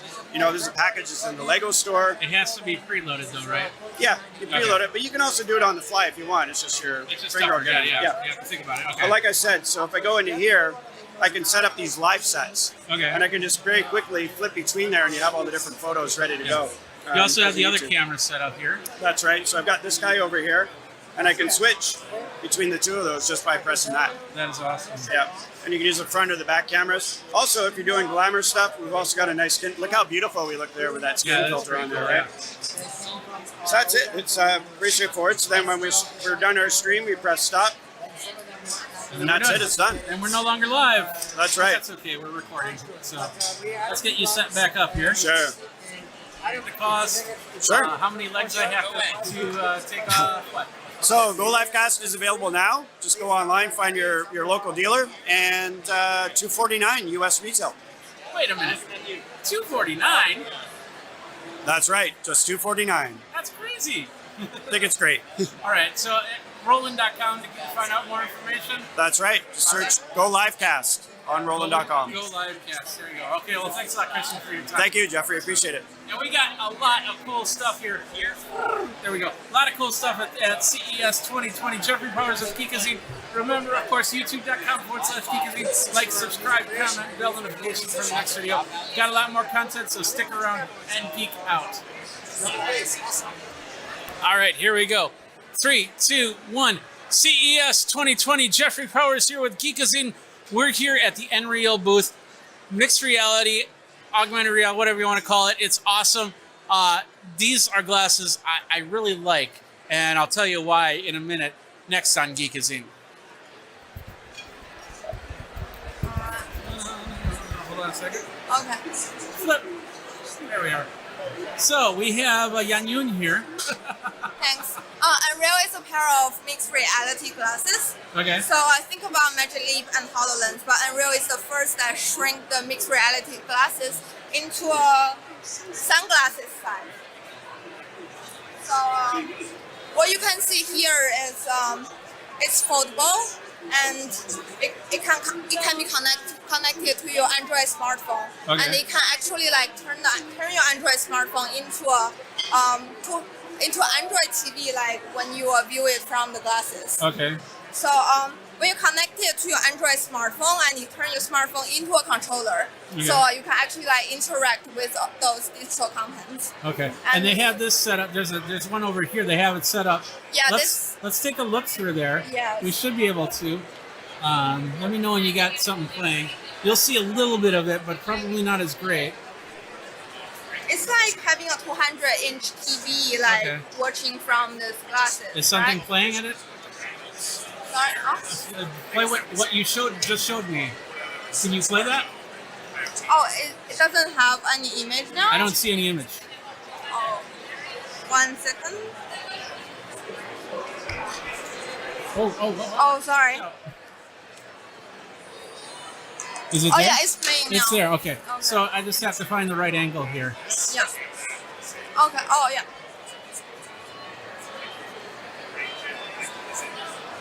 Okay, there we go. I think that's what are we seeing? Yeah, okay, there we go. So you're seeing some of that. And it looks a lot better if you look into it yourself. And unfortunately, there's no easy way to do it on the camera, but we got the idea there. So that is awesome. Are they out yet? Oh, yeah. You can buy the developer kit Okay. from shop.unreal.ai. And Okay. it's priced like $1,199. Okay. And the consumer kit, which only contains a pair of glasses, Okay. will cost like $499. And we will release in mid of this year, so stay tuned. So around June, we'll see yeah. one there. So awesome. Well, here's what I like about it. Let me just flip this really quick. This is what I like. There we go. Well, this is what I like about it. Can I see those glasses a second? So I've always said that movie theaters have to look for new ways to do things. And I said the best way to do it is to have a set of VR glasses that you can see through. And then you're watching the movie screen, and then all of a sudden a ship flies out and flies off into the corner. That's what these glasses can help do, is bring that extra thing to there. Now, I'm just spitballing. This is not the first idea for these. These are just meant, you know, if you're on a plane or if you're on your couch or something like that, to actually use these to view. Here you go. Don't run away. Don't run away. So, but that is what I really love about something like Nreal, is something you can see through. You definitely don't want to wear them while you're driving or anything like that, but it is something so you can keep an eye on what's going on. If the dog starts to knock over things or the kids are running around or something like that, you can still see them and go from there. Now let's get back to Yayun. Oh yeah. All right. What do you? So we said the website, we said the prices, and you said that it's available second half. Yes. So I think we didn't need to flip back to you, but you know, we wanted to get your face on camera again. So. The camera. Just to see you. Thank you very much for your time. So. Oh, thank you. Thank you. Sorry, I'm not really familiar with those film names. That's okay. That's what CES does. It's so overwhelming. It's amazing. So, all right. Well, thank you very much, and thank you guys. Geekazine.com, YouTube.com/Geekazine. Don't forget to like, subscribe, comment, bell notification for that next video. And until that next video, you guys geek out. Wow, that's 3, 2, 1. Jeffrey Powers at Geekazine CES 2020. We're here at the Vidimo booth, and we're going to be talking with Sarad. Is that how you pronounce it? Sharad. And we're going to talk about streaming from your camera, which I do. We're going to do that next on Geekazine. Put that on. Flip that over. Hopefully it's not getting too loud. Okay, Sarad. Tell us a little bit about what you got. So, I don't know where my frame is. I'm good. Oh, you're good. Yeah. You're good. Okay, awesome. So, Vidimo is a complete video production solution in your hands. It's a two-part solution. It's a Vidimo Go hardware, which enables you to bring in an HDMI source and an analog audio source and bring that into your cell phone. Once it's into your cell phone, we have the Vidimo Go or Vidimo Show environment, which allows you to switch between 6 user configurable scenes. So you can set up these scenes however you want for your show. Okay. Going live and recording are all part of the main output of what your destination of what you're doing with all this. Okay. So if I go into my scene, I want to set up to go live, and I want users to kind of start coming in. So I'll give them something to look at. Here I have an element set up that has a logo, it has a text element that I can edit, and then I have a background video that's just looping. Okay. And I think we get the idea of how to set it up and everything like that, but it's about this unit right here. Let's talk about that a little bit more. Why don't you grab one off the camera? Let's look at that. Sure. So we have two different configurations. We have the DSLR configuration. Bring it up a little bit. Oh yeah. There we go. So it has a user replaceable battery, so you don't That's a go big dead. battery, yeah. This will run for 5 hours, but you got long shows, you can replace them as you go. Okay. It packs up flat. You can take it apart, and then it's hitting the microphone's getting in the way. So yeah. Okay. So I'll go over here. There we go. And then it has a unique feature where it twists. Now I can put my cell phone in it. My cell phone becomes the control surface for my solution. So I'll grab a different camera now. So this one. There you go. So this is an iPhone. I got to turn on the source. Can you do a phone to phone? The phone being just the camera and then a phone on top of it to stream? Not yet. Okay, but that's a possibility. Yeah, it's a possibility in the future. So here we're going through. We got set up for picture-in-picture. This isn't as configured as intricately as that. But this gives you an idea that, yeah, it can be a nice compact, Keep going. Keep saying. nice compact solution, or you can go a little bit more heavy duty with the DSLR. Yeah. So, I'll just give a quick view of the other scenes I have set up. So here I can do a video roll, and I can set up end actions for each video. So this one's set up to go back to scene 2 or scene 5, I can't remember. In this case, scene 5. This one's set up for picture-in-picture with some more elements that are around it. And here's another scene that's set up, another picture-in-picture with some more branding around it. Okay. So it gives you a lot of flexibility to set up your show, your way, how That is you want awesome. to do. That is awesome. I see there's a mic port, there's a headphone jack, there's a lot of The different last things. little piece is a 2-button remote control, which will enable you Oh, okay. to. Which you Bluetooth, can yeah. you can get 3 functions for each button: a single press, double press, and long press. So you Okay. can set those up to start and stop recording, start and stop streaming, go to a specific scene, and also, this one has no. He set us up for failure. Watch. So here we have some lower thirds set up. So now if I go live, and I trigger a lower third, now the lower thirds come up. Now you can use this app without getting the product, right? So at this point, we're hoping to launch with a licensed model for the app. Okay. At this point, it functions with Vimeo Go, and it's watermarked. But we're going to have the ability to buy a license for the app and remove the watermark. Okay. And when you put in Vimeo Go, obviously, the watermark goes away. Okay. So let's talk about pricing. So the price isn't set. Okay. But in general, we're looking at somewhere north of 600, somewhere south for the DSLR configuration with the mount and all the cabling for a DSLR, in an action cam configuration with the handle and all of the cables for that. We're somewhere south of 600. Okay, perfect. Where do people go for more information? So go to streamgear.io. Streamgear.io for Correct. Vimeo. Yep. There you go. All right, well, cool. Thank you very much for your time. They won't be able to see that track.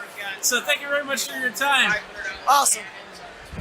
All right, that was Vimeo Stream. Say that again. The website stream.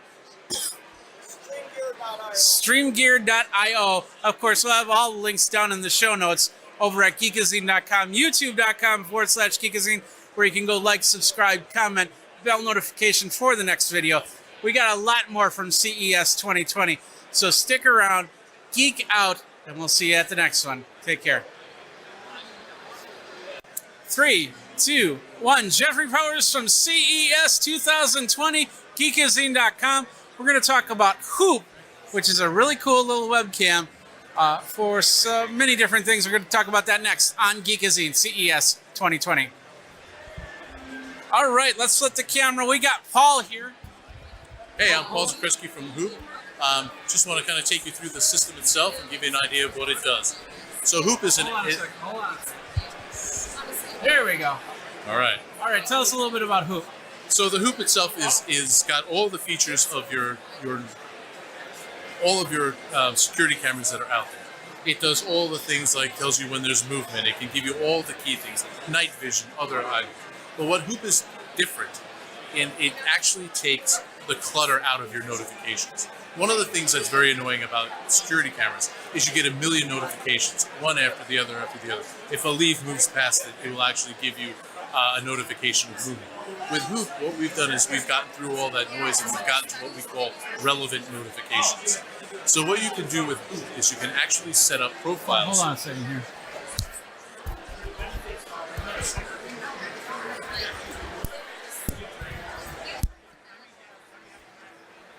Say something. Say something. What's up? Just say something. Check, check, check, check. I don't know if this is working. Try it again. Check, check, check. Check, check, check. Okay, it is working. You want me to start from the beginning? No. So the bottom line is this is a security camera, right? Absolutely. Okay. Absolutely, but it has that next layer to it. Okay. So with the relevant notifications, you can set up facial recognition profiles for each member of your family or anybody that you feel you want to have that for. And you can set up reminders. So for instance, with me, one of the biggest reminders that I set for myself is on Wednesdays to actually take out the trash, because I'm notorious for forgetting. Because you don't have a wife that does that? No, come on. I get myself in trouble if I don't. There you go. So through Hoop, when I walk through... Oh, I see. You want to look like you're responsible. Exactly. So it actually will make me responsible. Okay. So with the Hoop, when I walk in... If you want to look responsible, not me, but you want to look responsible, let's continue. So with the Hoop, when I walk in the door, it sees and recognizes my face and will actually remind me one of three ways. It can either talk to me directly through the Hoop and remind me to take out the trash. It can text me, or through the app, it can actually tell me to take out the trash. Another thing about this system is that it actually allows you to set up the capability of knowing what the routines are. So for instance, if your children are supposed to be home from school at 3:30, and for some reason they're not, you can actually set up a routine that says, let me know if 30 minutes go by and they don't come in the door. Okay. So Hoop will say, hey, I haven't seen the children come home from school yet, and that'll give you an indication. You'll get that through a notification, and you'll be able to check on them to know where they are or if they haven't gotten home yet. Yeah. So if they're delayed. So this is really, we call it the clever little helper, because it really is designed to really help you stay on track, keep your family on track, but also have all the benefits of a true security system as well. Okay. So, is it out yet? It is out. It actually started today. Okay, So congratulations. today is our first day for shipments. We have it in two different versions. We have a pan and tilt version, Okay. which actually will pan and tilt 350 degrees panning and 90 degrees tilt. Okay. And you can control that through the app, either just by swiping across the picture, Okay. or we do have a toggle on there that you can control the movement. Okay. The second version is actually a non-pan and tilt, but is magnetic. Okay. So you can position this on a wall, you can position it on a ceiling, and then position it however you like it to stay in place. That's awesome. How much are they? So the small one is $89. Oh, that's good. Large one is $129. $129? Okay. And available That right makes now. sense. And you can get them, where do they go to get Through them? our website, myhoophome.com, or you can go through Amazon. It's also up there. And it will be at additional places shortly. myhoophome.com. myhoophome.com. There you go. Okay, well, Paul, thank you very much for your time. Thank you very much. All right, let me flip this around. Yeah, there we go. Okay, we got there you go. Check it out over at myhoophome.com. Got a lot of great stuff over at CES 2020. It's getting kind of loud in here. But that's how it works. Go to geekazine.com, youtube.com/geekazine. Like, subscribe, comment, bell notification to let you know when the next video comes out. So go check out the next video and say hi. Say hi. And go from there. We got a lot more videos, CES 2020. Till next time, you guys geek out and monitor your children and take out the trash. Don't forget that. Here we go. 3, 2, 1. Hey everybody, Jeffrey Powers from Geekazine, and we got the A-Logic USB dock 3-in-1. Just got it from CES, and we're going to unbox it really quick. It's a 3-in-1 device. It's a dock, it's a charger, it's a whole bunch more. It's the USB-C with 4K video, 60-watt power delivery with the 5-watt charging on top, 5,000 milliamp battery in here, fast charging, SD microcard, and of course USB 3.1. So let's get this open. Let's see what we got in here. Open it up. You can see it in the front. It's got a nice little gray felt cloth on there. So let's see. We get the. Let's open it up over here. And I'd like to thank my friends over at A-Logic for getting me one of these. They didn't have to, but they did, and I appreciate that. So it looks like I have to cut open. There's a little tape there, so get that going.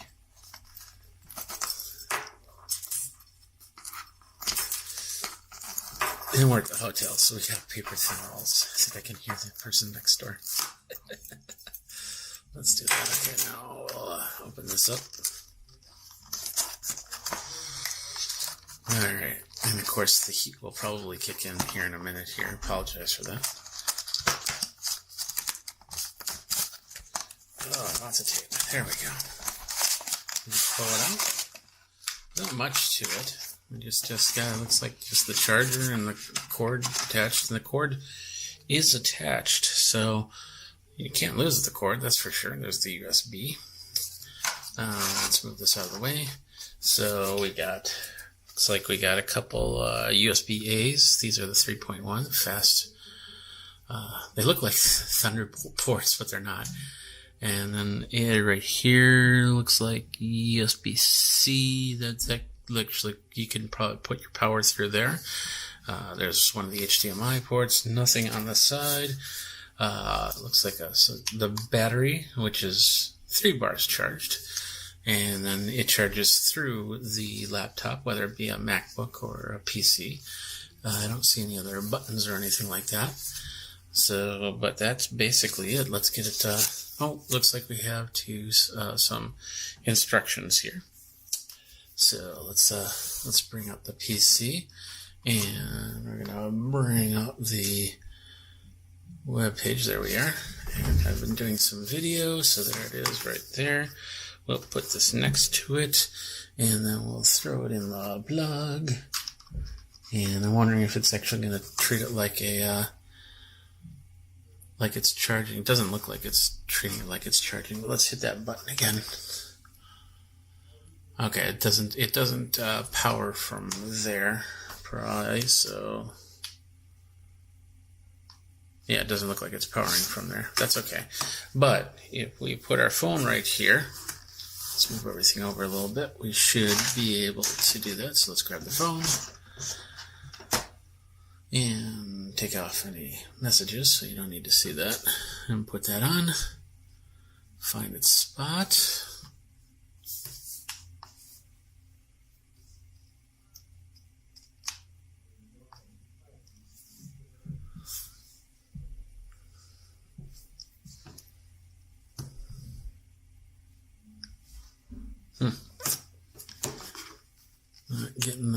Let's take this off for a second. I got the 3 bars, so if I put this on here at this point, should see a charge. Let's try it with the earpods.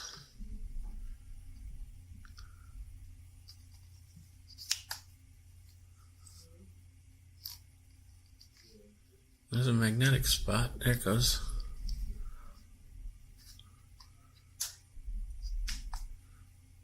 Maybe it's not. It needs to be charged a little bit more. Let me just check the instructions.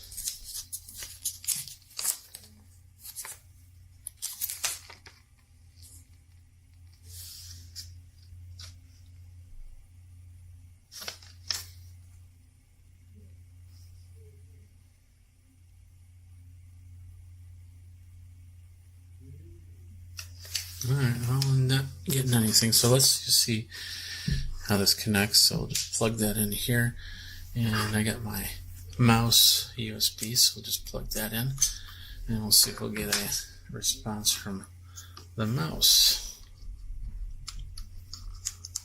Might just need to charge up a little bit more. Just pull it out of the box. So that's how you plug it in. Oh, there we go. It's the flip. So now, yeah, the mouse is working fine on the screen. So you can't really see that. Let's scroll up a little bit. So you should see the mouse right there. As I got some of my stuff up here. But trying to get a charge there. To play with that a little bit more. I might be doing something wrong, but it looks like it's working so far, minus that. So that is the A-Logic 3-in-1 charging dock wave, USB-C. So thanks a lot for watching. You guys geek out and take care. All right, I got it figured out. Once you read the instructions, you can always figure things out. So here it is. We get the button here. So basically, if you hold the button down for a few seconds, Should tell you that. Anyway, but if you press it twice, that's going to turn it on. That light's going to turn on, flashing, because it's not seeing anything. But now we can put our phone on. And look at that. It's charging just fine. Take that off. Let's take the AirPods Pro. Put that on.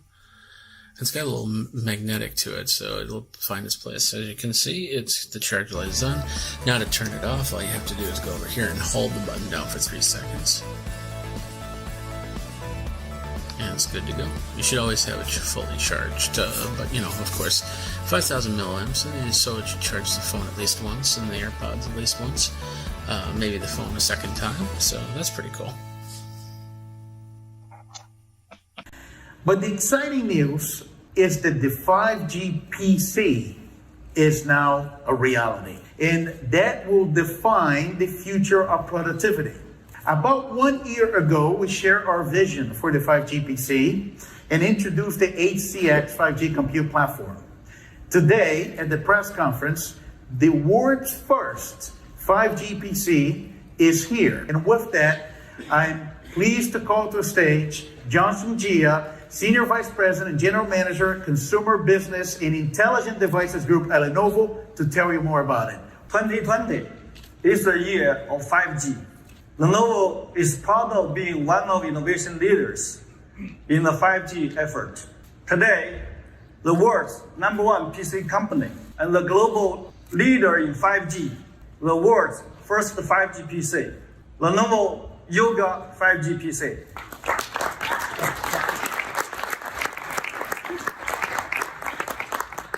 It's an ultra-portable Windows 10 2-in-1 laptop engineered for ultra-fast connectivity and reduced latency. For users, this means faster file transfer and streaming in Full HD resolution and above, faster high-quality real-time video chat on the go, easier high-end gaming on the go with ultra-low latency, more secure internet connection anytime, anywhere, without exposure to risky public Wi-Fi. Snapdragon ACX 5G compute platform enables high-speed 5G connection. That's up to 10 times faster than 4G. Yoga 5G PC also features millimeter wave and sub-6 GHz with eSIM support. All-day performance with up to 24 hours battery life. 14-inch Full HD IPS touchscreen with a 4-side narrow bezel design, which is a trendy design. Qualcomm Adreno 680 graphics with a fanless quiet design. User-facing stereo speakers with a Dolby Atmos. Integrated fingerprint and IR camera with a window halo. A great deal of Lenovo engineering went into making this 5G PC, keeping the Yoga 5G PC thin and light, and in a convertible form factor, presented a number of challenges, including shrinking the 5G antenna systems into its slim chassis, enabling 5G coverage no matter how the people use this PC, as a laptop or tablet. To address this big challenge, the Lenovo engineering team innovated and patented a new 5G antenna system. It's the industry's smallest 5G module for PC. It supports both millimeter waves and sub-6 GHz. This design gives you a full 5G coverage, no matter if you are using the device in laptop or tablet mode. A CN-Lite device is also typically prone to overheating when fast charging. To get ahead of the challenges, the Lenovo engineering team came up with an innovative power design. When on fast charge mode, the new design is able to dissipate heat by up to 60% better than its previous generation. Last but not least, the Lenovo engineering team also built a first of its kind adaptive USB charging port on an ARM-based laptop. Now users have a convenience of charging other devices like their phones by connecting to the USB port. Building on Lenovo's vision to enable smarter technology for all, we can't wait to bring the Yoga 5G laptop into the hands of everyday consumers. This machine will start at $14.99 US, available starting from spring this year. 2020 is the year of 5G. Lenovo is committed to innovating with Qualcomm on a full portfolio of 5G connected devices to come. Thank you.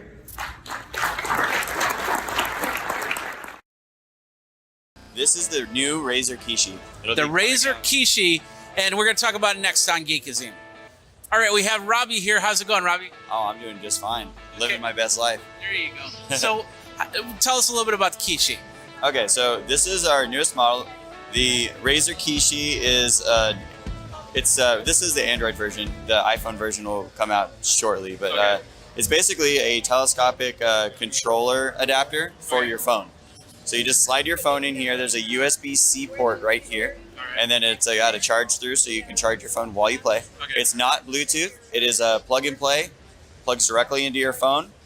I mean, it has an amazing ruggedized system. Allows you to. I mean, normally you wouldn't be able to fight while moving and changing the camera angle. So it's a lot more like a traditional gameplay experience from like a controller on an Xbox or a PlayStation. You said iOS. There's going to be an iOS version coming out with Lightning option. Are we talking with the Plus models and the regular models as well? Yes, I've tested it with my Plus model. It works just fine. It's great. Yeah. Is there a difference as in, well, it's of course the size, but I'm thinking of the gap that would be in between the controller and like a regular versus a Plus model. So there's actually this is foam right here. Okay. So it's got layers and ridges designed for different sizes. So what are the other? Now you have the older version over here that's already out. Right. So the older version, this is the Jungle Cat. Okay. This one does utilize Bluetooth technology. This is just a phone case. You put the phone in right here in the middle, and then these actually slide off. I think they're taped right now. So. Oh, don't worry about it, yeah. But yeah, these slide off. You can play the game with your phone propped up at a distance, or you can play it with them attached like this. Can you hook the phone up to the TV and play it that way then? You can cast the image of your phone to your smart TV, and then you can play it like that if you want to. So what's the real advantage of having this one then? Just all the extra. Well, the biggest advantage here is that it's more universal and not specialized. So this one, only phones that fit in this case or a case that is designed for this, can utilize the controllers. But this has the. But this the one, options, it's a lot more universal. You're going to be able to fit a lot more phones in this device. Okay. In addition to that, this is connected via USB-C, like I said. Yeah. And Lightning, so it doesn't have any latency. There's no latency because it's plug and play. It's plugged directly into the phone, which is going to be. And you had the pass-through charge on that too, right? Yeah, exactly. So a lot of other devices utilize Bluetooth, and it makes it kind of challenging to charge your phone while you're playing. Okay. So yeah, that is a huge capability here. Yeah. Now, does the right side connect to the left side? You said that there was it's less all latency. It's all one. It's all one piece. Okay, there's a strap back there. That's not the security. This strap is also cabling, wiring. Yeah, it's a harness. Right. Okay, perfect. So it's not out yet. Right. Do you have any price points on it yet, or no? Yeah, so it's going to be comparable to the Jungle Cat, around $100, and it should release within the next 6 months, both the Android and iOS version. The Android version will probably release a couple months before the iPhone version. Where do people go for more information? Razer.com. We're going to have all information for the new Razer Kishi at Razer.com. Also, major retailers should be supplying it as well. Any other products you guys are showing off? So this is the new Razer Sela 5G home router. It's a concept design now, so I can't give you too many specifications, but essentially what it will do when 5G is launched this year from all of the different providers. You'll be able to put your SIM card in here, and it will completely replace your home routing system, and you'll be able to just play everything off of your 5G. Okay. Or you have this as a dedicated gaming router as opposed to the home router, so the kids can watch Netflix and the two networks don't interfere with each other. Yeah, you could definitely do that. You can integrate it in your home network any way you would like. And you don't have prices on that yet? No, available? it is purely a concept model right now. Okay. But something like this is going to be very necessary because when 5G is launched, almost no phones have 5G antennas. So this is like a femto type situation. Exactly. So you're going to need something like this so you can actually utilize that 5G connection. With cloud gaming becoming more prevalent with Stadia and Steam, you're going to be able to basically stream all of the games that you play right now on your computer, Xbox, PlayStation, over to your phone. Okay. And that's where the incredibly powerful 5G connection comes in. Okay, and it'll handle any 5G phone that's going to come out. Right. Okay, perfect. All right. Well, that's awesome. So, Razer.com for everything. We'll check it out and go from there. Yeah. Thank you very much, Rob. Thank you, sir. There you go. Awesome stuff from Razer. You want to check everything out? We'll have all the links in the show notes once everything's available. And then, of course, go over to Razer and check out the stuff, all these items, cool items for you gamers out there. Jeffrey Powers with Geekazine. Got a lot more CES action. So go over to geekazine.com, youtube.com/Geekazine. Don't forget to like, subscribe, and comment. Bell notification over there to find out when the next video comes out. Until next time, you guys geek out from CES 2020.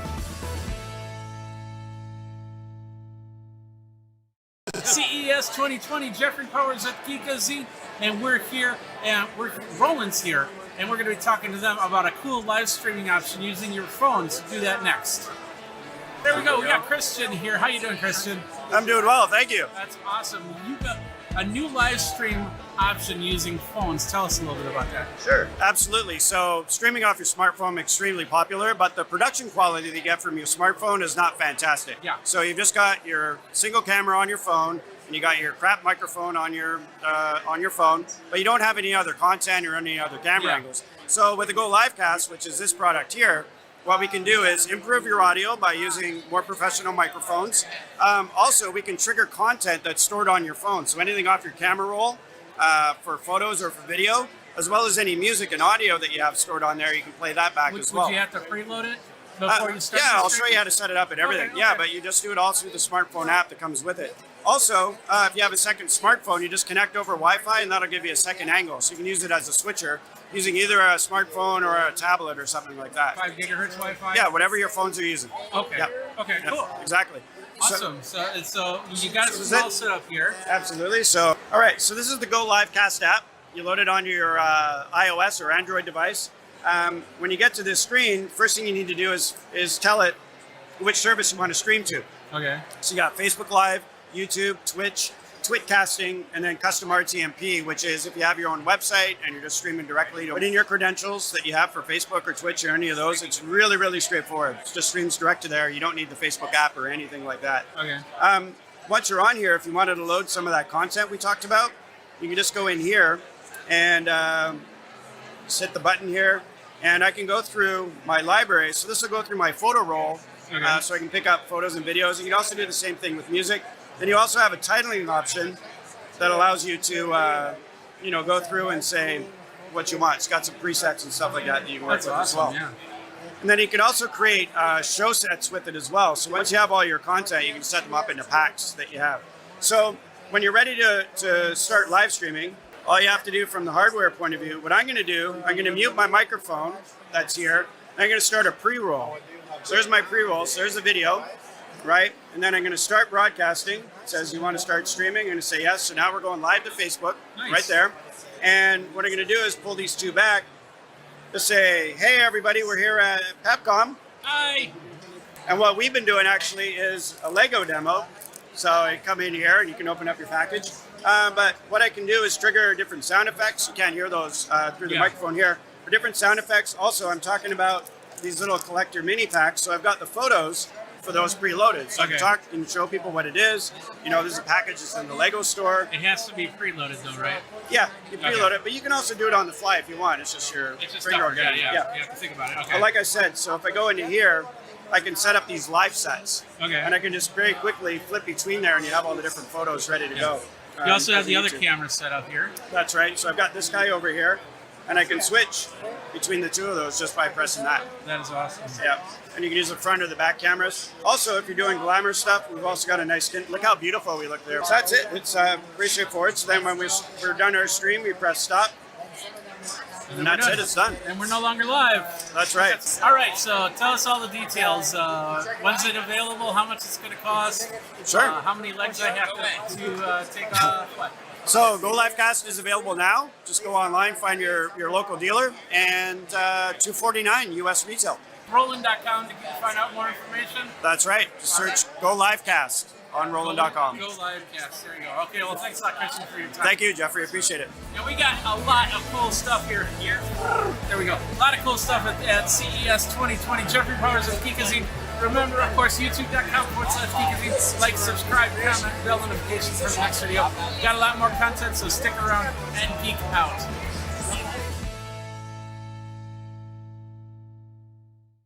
All right, hey, we are here. It is CES 2020, and we're going to take a look at Roxy, which is a very interesting device, and we're going to do it next on Geekazine.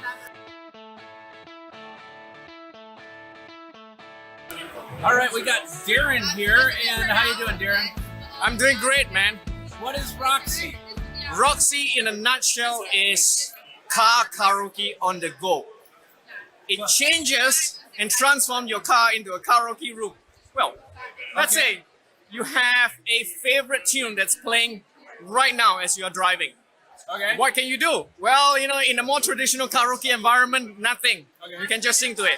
Well, that wouldn't be so interesting. Well, with Roxy, you push one of these blue buttons, it takes the song that's currently playing, lowers the vocals.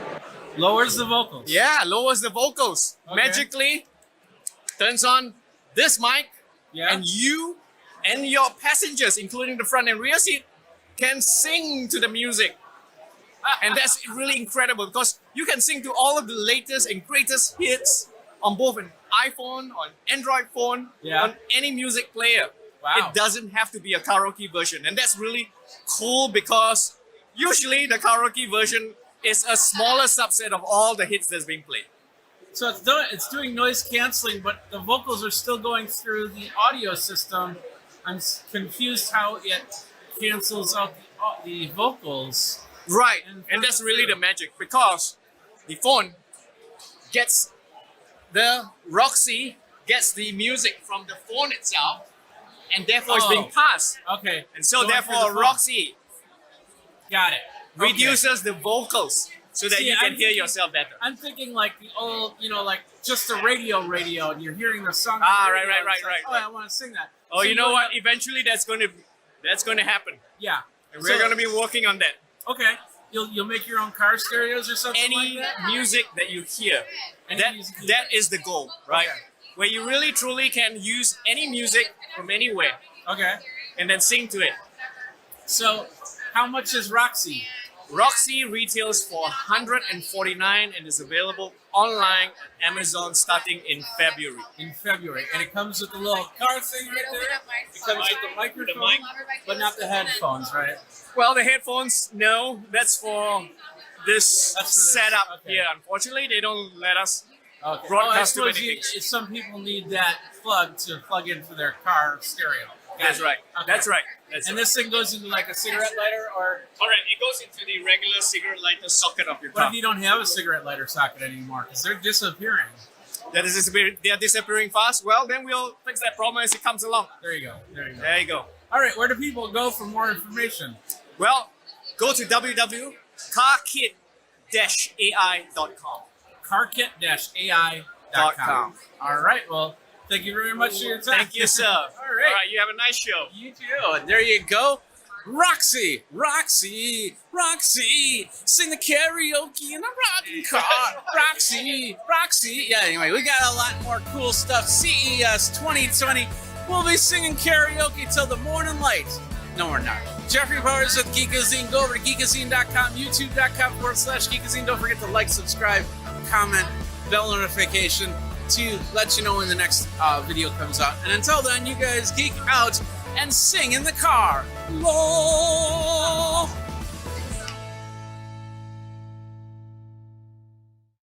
Hey everybody, Jeffrey Powers here from Geekazine, and we're here at the Samsung booth at CES 2020. We're going to take a look at the new Samsung Galaxy Chromebook. We're going to do that next on Geekazine.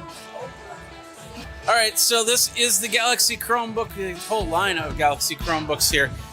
It is a 13.3-inch UHD AMOLED display with touchscreen. The processor is an Intel 10 generation core processor with UHD graphics from Intel, 8 gigabytes of memory, 256 gigabytes of SSD storage, and of course, if you want more, there are models like that. Wi-Fi 6, 802.11 AX 2x2. The speakers are the AKG stereo sound speakers with Smart App, USB-C, 2 USB-C ports with micro SD combo cards, and a built-in pen, and that's the pen right there. And it's an amazing little, look at how thin that is, right there. No official date just yet, but should expect out pretty soon. That's pretty cool. So here we got one in red, so really nice color there. Let's see how easy it is to open with one hand. And we're not doing too good with one hand. Yeah. Look at that. You definitely need two hands to open that one. But it's light. It feels light. I mean, okay, I got tether, but you know, it's not too bad. Let's see. Okay, yeah, two hands to open that. That's a little disappointing, but and then of course here's the pen. Now the pen's got a security band on it too, but you can definitely use it for different things. Let's as you can see, pretty easy touch. As I'm touching it, it kind of feels soft on the screen, like I'm really touching in a soft plastic or something like that. So if I go up here and I go in, I go Geekazine keyboard. It's a standard. It feels right. So go to Geekazine, and there you go. That is the Galaxy Chromebook. Like I said, it is not out just yet, but models will start at $999. Oh, okay, we got the Note 10 Plus right here. As you can see, it's got a slightly wraparound edge on there, and it is a 6.8-inch screen with which is about 196 grams, so it's not too heavy there. It does have the Quad HD plus Dynamic AMOLED Infinity-O display, 498 points per inch, and HDR10 certified there. It comes with the S Pen, and it slips right in the bottom there. On there, as you know, it's got the little notch camera, as small as it can be. And on the other side, let's see, we got for cameras, we got the dual pixel AF. It's got the live focus and live focus video.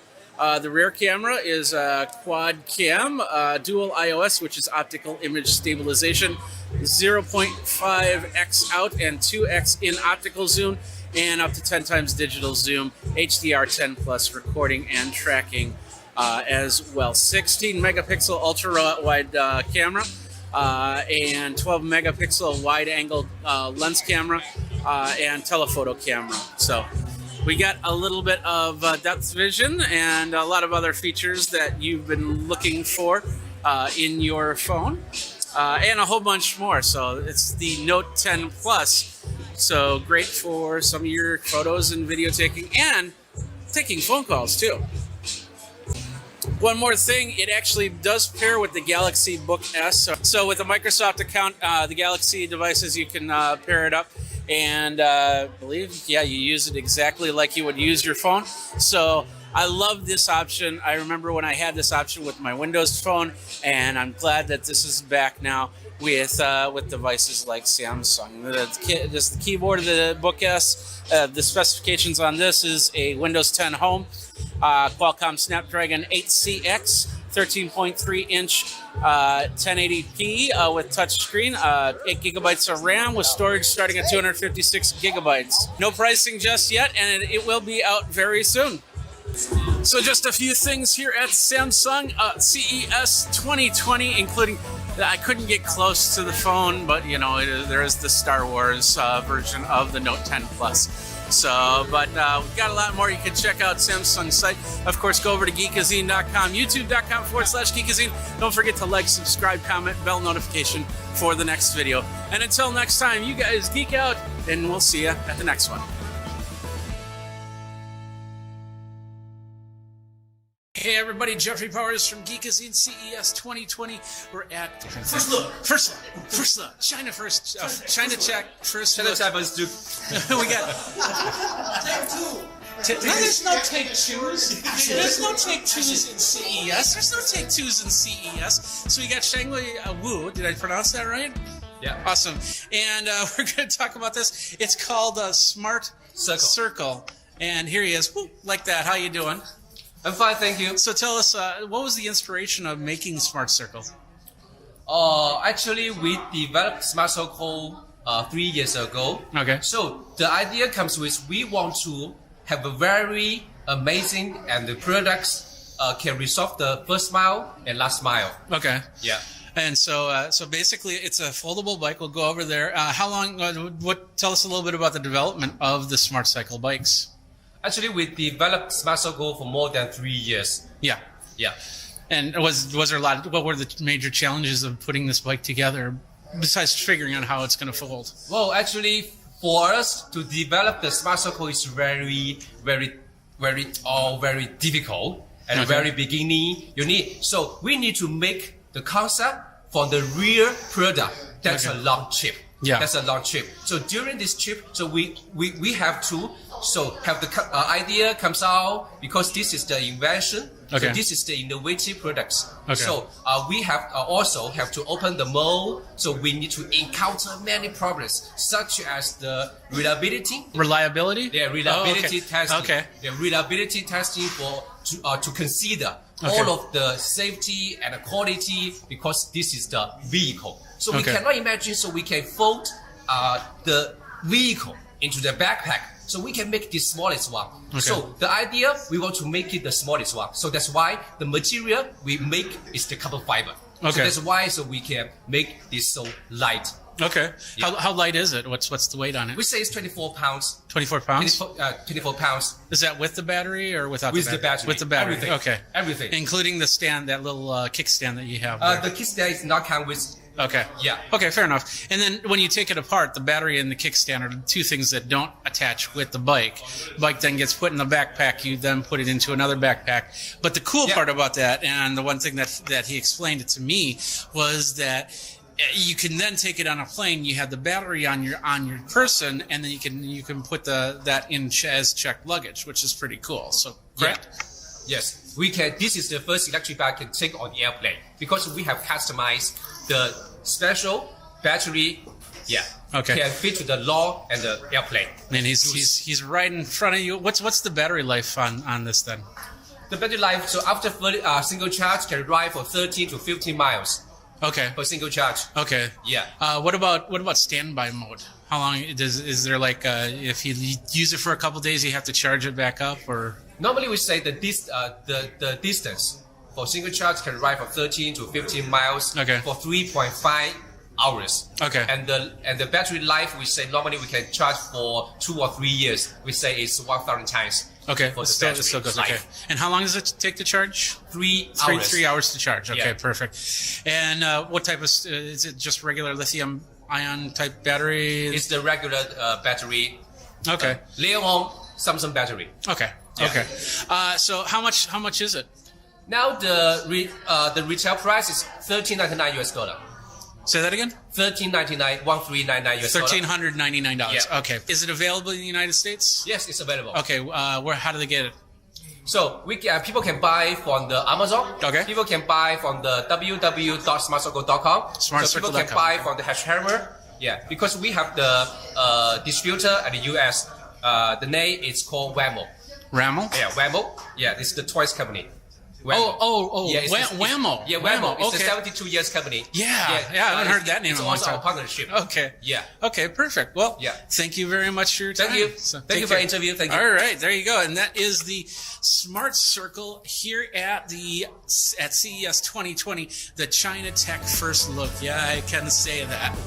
We have a lot of video from here, from CES. We got PepCom, we got Showstoppers, we got CES coming up, which is awesome, and a whole bunch more. Go over to Geekazine.com. Don't forget, and of course, YouTube.com/Geekazine. Don't forget to like, subscribe, comment, bell notification for the next video. And until then, you guys geek out. Jeffrey Powers with Geekazine CES 2020. We are here at the Smart Belt, and we're going to find out what the Smart Belt Pro and Signature is all about. One of the Innovation Award winners at Geekazine.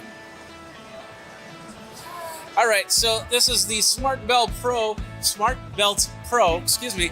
It looks like a regular belt. It doesn't resize or anything like that. So if it's Turkey Day, it doesn't bring you one size bigger or one size smaller. But what it does do is it has lots of sensors in there that connect to your phone that allow you to a lot of different things. If you gained weight, if you lost weight, what your waist size is, if you have to, if you're sitting too much, if you're standing too much, and a lot more. But the one cool thing about this is it also figures out your walking patterns. So if you're walking irregularly, your phone, your devices will tell you. It won't alert emergency officials if there's any problems, but it will alert you if you're having any problems, like maybe you're walking with a limp, or maybe you're about to fall over, so you might want to sit down for a little bit, get some water, or you're sitting too much, maybe you got to go up and do some running.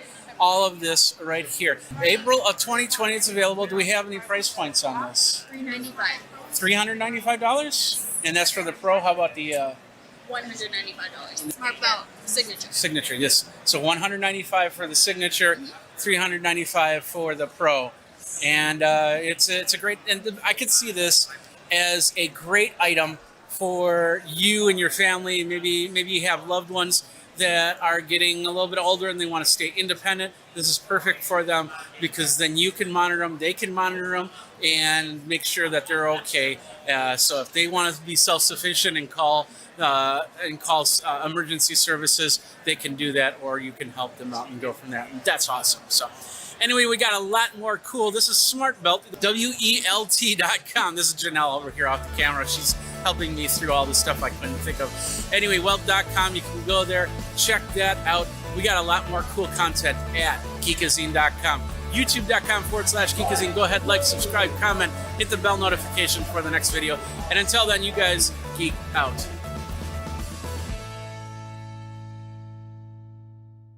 Hey everybody, Jeffrey Powers with Geekazine, and we're here at China First Tech, and we're taking a look at this product right here. It's called the Smart Mic Plus. It's a wireless microphone, Bluetooth microphone for your phone for when you want to start doing your vlogs or your YouTubes coming out to CES and things like that. We're going to talk about that next.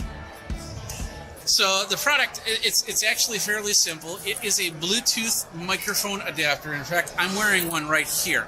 That is how small it is. And basically what you do is you pair it up with your smartphone, iOS and Android, correct? Android, yes. Yeah, iOS and Android.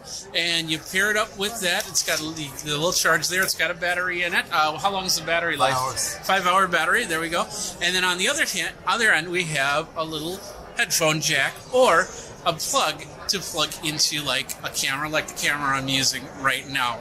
So you would actually buy two if you really wanted to do a wireless device to device, but it would still go to your phone, so you could record the audio, send the audio to the camera. So this is the box right here, and inside, let's just open it up really quick.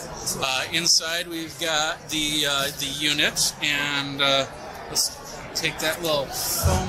We're doing an unboxing. Hey, this is awesome. So I got the unit right here. So that is it right there. It looks pretty small, pretty cool. Let's see what else. We got some packaging. This opens up over here, and in here it looks. Whoops, looks like some microphone foams before, so you can cover the wireless part. I'll show you that really quick. This is where the microphone is. You probably see it right there. Let's see if we can get that focused in. But you get the idea. That's so you want to have that microphone up. Is there any attenuation or noise cancellation or anything like that? Yes, it is. Noise reduction. Okay, noise reduction. So it helps take out the noise like in this room and stuff like that. We got looks like a little. Is this some? Yeah. This is just a hearing bud, correct? Oh, listen to the background music or just basic monitoring right there. And then we got looks like a little micro USB charge cable, and then a nice little velvet case to store all that stuff in, and then of course the instruction manual, which who cares about those things anyway. So that's pretty much it in a box shell, because it's not a nutshell, it's a box shell, and that is that it's $159 and it's available on Amazon right now. And of course, if you decide to use it with a DSLR or anything like that, you actually have to get 2 of them. So about $300. It doesn't really break any bank when it comes to creating video, and if you're putting up on YouTube, doing your monetization right, you can make that money back pretty quick. That is cool. It is called the Smart Mic Plus. You can get it. What's the website? Is sabinetek.com, sabintech.com. Do you guys make more than just the wireless microphone thing? Yes. Yeah. So yeah, a lot of different products, but you can definitely check it out. And we'll have the link in the show notes so you know exactly where to go. And that is the cool tech that we see at CES 2020. Jeffrey Powers with Geekazine. Got a lot more coming up. We still got we got Pepcom, we got Showstoppers, and then we got like the CES show, things like that. Just small stuff. Not as cool as this. Maybe a little bit more. I don't know. We'll see. But anyway, check everything out over at Geekazine.com, YouTube.com/Geekazine. Don't forget to like, subscribe, comment, the bell notification to let you know when the next cool video and the next awesome product show up on your doorstep. Jeffrey Powers with Geekazine. Until next time, you guys geek out.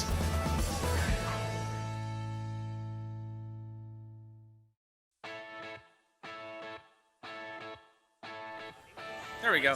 Hey everybody, Jeffrey Powers here, and I'm at the Sony booth. We're going to do 360 reality audio. They've got to get, they got to take a picture of my ears first, so let's do that. I have to turn my head. Closer? I got to get closer. Don't be shy. So if you just back up just slightly here. There we go. So that here is good. Okay, so now we got to go to the other ear? Yeah, now we're going to do the next ear. Sony Innovation Studios. Sony Innovation Studios is a company in innovating new and amazing motion picture and TV production technology. I take direction. Very well. Now, those are your beautiful ears, so what we're going to do is we're going to upload them. So it's analyzing. Are you recording my data so you now have my ears on file? No, so after I just delete the pictures. Oh, okay. Okay. So if our phones now do ear prints, then we're not crossing any new boundaries here. Okay.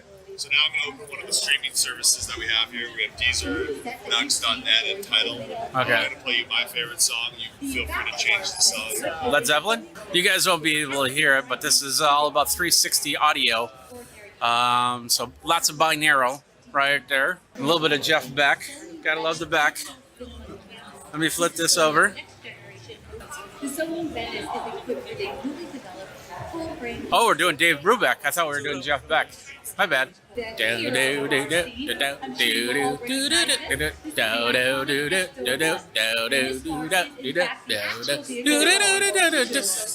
we got a horn coming from here, and we got the drums, actually, the ride cymbal, and then the snare, just like you'd have the drummer in front of you, but kind of more in the back, which is weird. And I hear a piano, and that's a little bit over here, and that's a higher end and lower end over here. A little Marvin Gaye, Sexual Healing. Only get that feeling. So we got the claves like right here.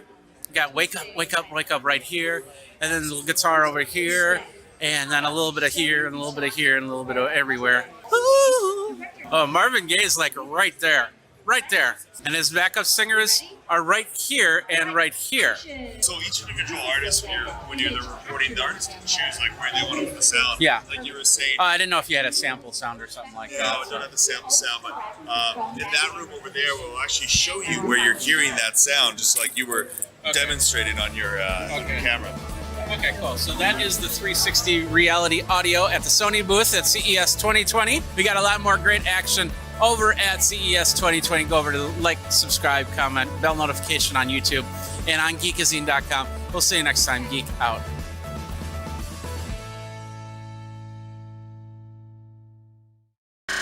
Hey everybody, Jeffrey Powers here from Geekazine. It's a little bit loud because we're in the pinball section. Stranger Things, what? Stern Pinball next on Geekazine. We got Zach here. How's it going, Zach? You know what? I'm playing pinball. It is going pretty awesome. That's awesome. We got Stranger Things here. Of course, Stern Pinball has been a part of CES for a while now. And whoa, is it loud? 10 years now. It is loud. Yeah. It's going to get a little bit louder in a second. 1,000. No, it actually got quieter. Oh, just wait. All right, are you ready? Because we're gonna. Where are we going? Where are we going with this? Up the middle. Up the middle? Oh, you didn't make I it. missed Oh, it. that's too bad. Oh, don't worry. You're gonna do it again? Let's do it again. You're letting me down here, man. Ooh. Now we're battling the Demogorgon, so I gotta try to. Demogorgon. So these are pinball machines you can own. Yep. You can have in your own home, or you could actually defeat the Demogorgon. You just defeated the Demogorgon. How much do you play this machine? Well, we just came out with it, so not much. More than I have, that's for sure. More than you have. So tell me a little bit about this machine.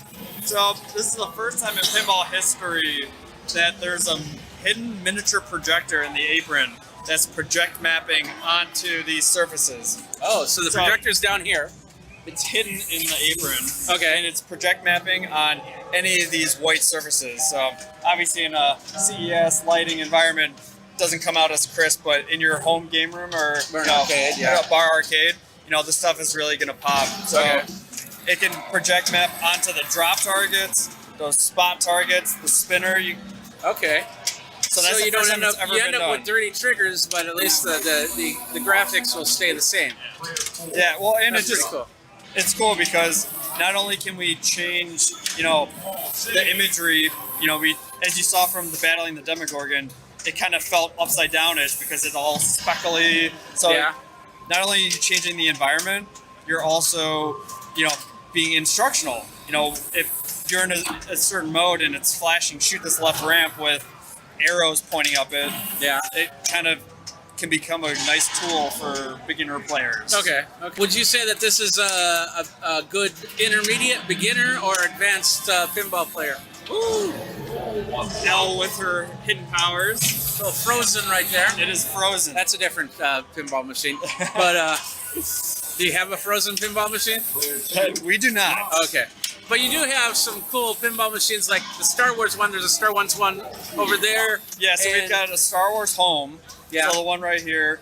MSRP of $4,500, and that is a true home product that you will not see in the arcade. There's no coin door. That is like the entry level pin in our catalog. Okay. All the way up to our LE, which is the one that we're playing right here.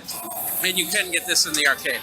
Yes. Okay, so you don't have to pay the. How much is this one? This one, $9,000. 9,000. Yep. So you don't have to pay the 9,000, but you can go to an arcade and find play out for $1. Yeah, try or it out, less. see if you like it. Because it's all about your experience with a pinball machine and, Exactly. and stuff like that. What happens? Let's talk about how the machine can be maintained for a home user. So for the home user, it's like any other mechanical device. Your car, you want to bring it in for a little tune-up. Yeah. For pinball, you definitely want to clean it every couple months. There's pinball wax specifically to clean out dirt and grime. Okay. Because he's got the multi-ball now. I just needed to warm up a little bit. Okay. You see, eventually, the rubbers might come off just like all the play, depending on how much you play. Yeah. I guess my question is, do you offer a service? Oh, or do you have like local?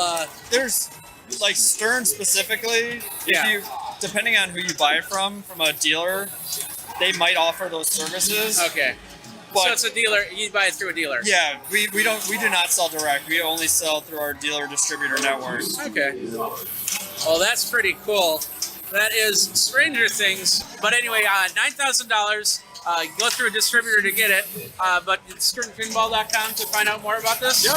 And that's $9,000 for the highest level. So if you were going to get a Stranger Things Pro, it would be $6,000. Do you have a Stranger Things Pro here? We do. Over on the other side there? Yep. Okay, we'll take and a then look we've at that. got a premium right here.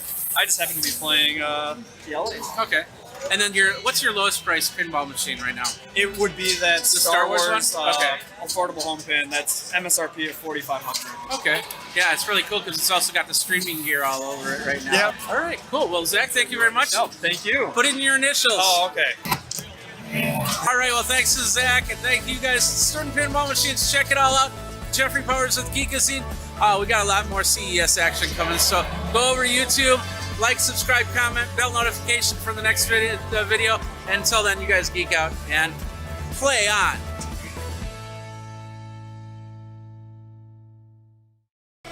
All right, CES 2020, we're here at Stop Skate. We're going to learn a little bit about an electric brake for your skates. So we got Daniel here. How you doing, Daniel? Hi. So tell us a little bit about what Stop Skate is.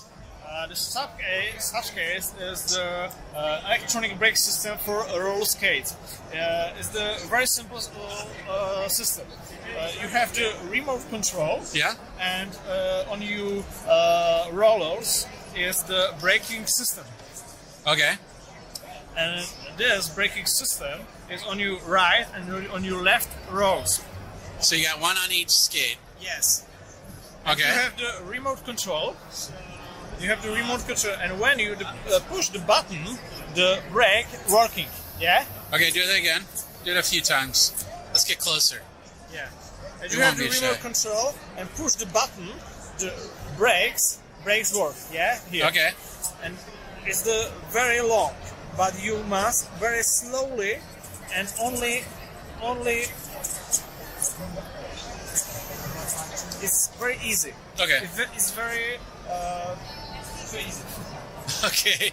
So you're basically we've seen skateboards kind of like this with actually go and stop ability. Yeah. This is just braking on the skates. Yes. And why is that? Why is that needed for a inline skate like this? Many people have problem with braking. Yeah. You can brake it with the standard brake. Yeah, this the is little back. You push your foot This back is like the that. Okay. Only one brake when exists. Many people brake the system of T. Yeah. It's the T brake. Okay. Yeah.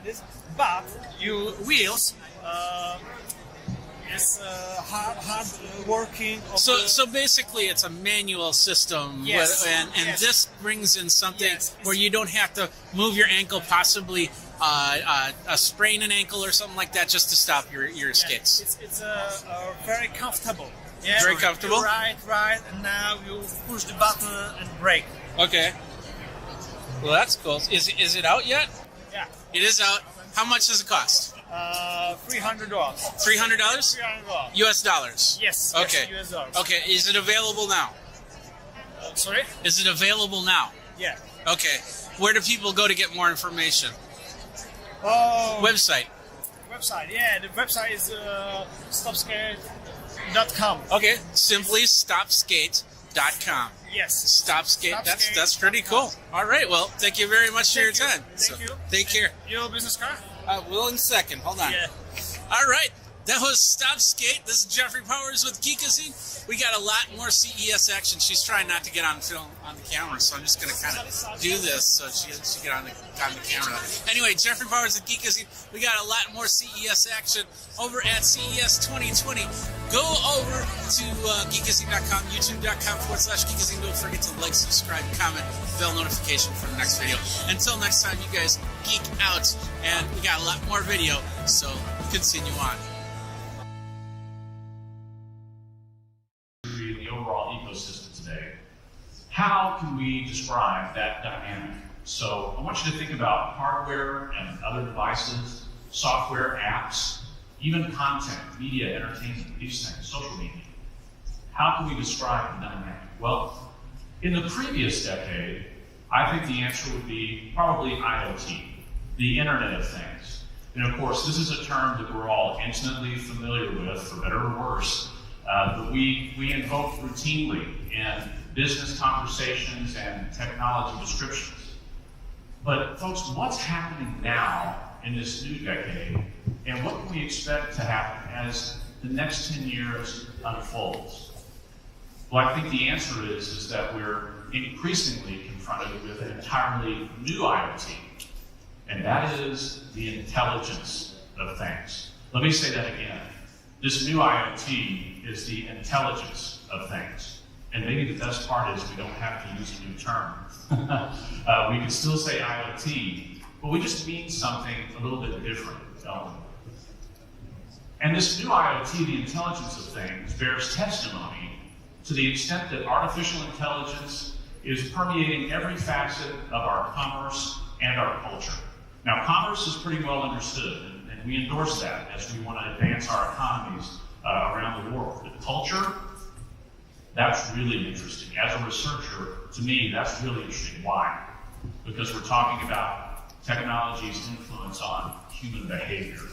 Really interesting, and those narratives will certainly be present at CES 2020 and will continue to unfold as we move forward in this new decade. Happy New Year, by the way. Let us say, but it's true, as much as we're adding intelligence across the technology ecosystem and the broader economy, we're still pushing ahead on that connectivity agenda, aren't we? Yeah, that's right. So 5G is one of those ingredient technologies that is really powering the intelligence of things. Kicking off the decade, we're seeing over 50 networks worldwide deploying their networks with 5G capability. Special to CES this year, we're going to be joined by Christiana Amann, who is Qualcomm's president, this Wednesday for a special CES super session where he'll discuss all of the exciting activities happening in this new world of 5G. Now, according to our CTA forecast, 5G handset shipments are starting to roll out really in 2020. So 2020 is an inaugural year for 5G-enabled handsets. And by 2022, we're expecting the market to actually essentially flip. So 2/3 of the market will instead switch from this 4G focus to a 5G focus for handsets. And as you can see, and as I was speaking about on the other slide, as more and more carriers roll out their 5G capabilities, more and more handsets are doing so. So this narrative is going to continue over the next few years. That's exactly right. And it gets better. Because as those networks continue to propagate across the nation, around the world, what's really interesting, and this is where you're going to want to lean in a little bit because this is really important to understand, is that as those networks grow and propagate, we're going to unlock more and more potential for the enterprise. Now, 5G, everybody knows that this is the 5th wireless generation, but did you know that it is also the first wireless generation that will eventually be led by enterprise applications? And we can describe these enterprise applications across commercial and industrial sectors really and attribute them to two main sectors here on the screen. So massive IoT and critical IoT. Now, what the heck do these things mean? Well, think about massive IoT as those applications where we have lots and lots and lots of endpoints, but little bits of data. Now, maybe that's a temperature reading or a simple on-off orientation. Critical IoT, on the other hand, really deals with fewer endpoints, but orders of magnitude above just massive levels of data. So what that looks like is in a scenario where we might have a patient remote that is being operated on by a physician who's remote. So that would involve robotics, maybe 4K, maybe 8K video, maybe virtual reality. That's a pretty heavy lift data-wise. Which is why also critical IoT applications tend to be described in more technical terms as URLLC applications or ultra reliable low latency communications. So now you see why it's just easier to say critical IoT. But in any case, Again, as these networks propagate, we unlock more and more potential for the enterprise. And as Leslie said, this 5G narrative is just going to continue to unfold as we move forward throughout this decade. Not only in the consumer space, because that's where a lot of the initiatives are starting today as we bridge from 4G, but as we move forward in 2021, 22, 3, we're going to hear and we're going to see more and more of these enterprise applications. And those narratives start here at CES 2020 at the threshold of this new decade. And to illustrate this point, what we really want to talk about is how these industrial, commercial applications really fit into an economic sector that you might not really associate with advanced technology, and that is agriculture. Now, those of you who were with us last year probably saw the John Deere exhibit over at LVCC in South Hall. There's this massive connected harvester, probably not that much longer, maybe in a few years. What's more, thinking about these massive IoT applications, 5G will enable really squadrons of drones festooned with all kinds of different sensors that can fly over massive acreage of cultivation, looking for different things. Maybe it's plant disease, or in this case, maybe these red areas are where we need more moisture. And so instead of irrigating the entire crop field again, which wastes water, we can simply address the areas that need it most. That saves water, that's better for the environment, that reduces food costs. You get the idea. So it truly is, really, as the slide says, enabling digital tools to solve this very real-world problem of food scarcity. Clearly, we have a lot of hungry mouths to feed. But let me just go ahead and take it a step further and illustrate this point with a view of the 5G farm of the future. Again, agriculture is not a sector that we just readily attribute with advanced technology, but those technologies are here now, and they're getting even better and more powerful in the next couple of years. So take a look here. So as I mentioned, we've got connected sensors in the soil and in the sky, with the drone example I mentioned.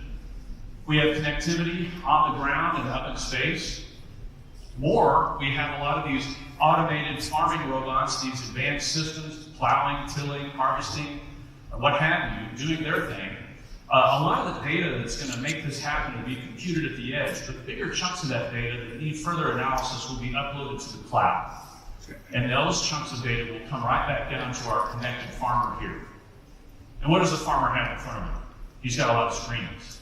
And maybe one of those screens are futures prices. And because the connected farmer has all this advanced technology and his silos are intelligently connected, with predictive analytics, he knows by the end of the week just how much grain he's going to be able to harvest. So today, he can commit to that maybe high futures price. That's pretty powerful. And so this is an illustration of, again, about digital tools helping to solve food scarcity and freeing the farmer's time in many ways from having to drive a tractor all day. And that's what a lot of farmers have to do. That's the reality today, but that's going to change. That frees them up to do other things, maybe plan for the next crop, or even spend more time with their families. How about that?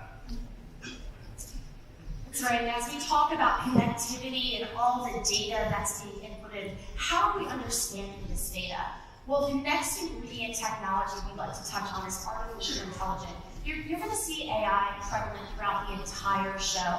And here are just a few examples of how consumers can get their hands on AI currently. So the consumerization of artificial intelligence. The first is machine learning, taking those large data sets and analyzing them in real time. The next are end devices. We see AI going into televisions, to smart home devices, smart lighting devices, making a more energy efficient home. Also into our content services. Things like predictive analytics for trying to predict what shows you might like or what music you might want to listen to. AI is a part of that. And of course, emerging technology. When we think of emerging technology, we think AI right out of the box. AI is going in that thing. So this is just an example of how the intelligence of things can really be illustrated today with the consumerization of AI. And additionally, Steve spoke about the last 10 years being all about connectivity and the next 10 years being about intelligence. Well, here are a few examples of connected intelligence. The first is how we're upscaling AI chips. These AI chips are allowing us to have things like 8K UHD TVs, that high-quality, pristine screen and content. The next is facial recognition and biometrics. Utilizing these two things within our home. It's providing us with higher security, both for our houses as well as our devices as well, if you think about fingerprint scanning and retinal eye scanning. And also object detection. Last year at CES 2019, Whirlpool debuted their smart oven. We're sure to see a lot more smart appliances on the show floor this year. Things like smart refrigerators, for example, being able to analyze what's in your fridge and order some of those staple products in real time.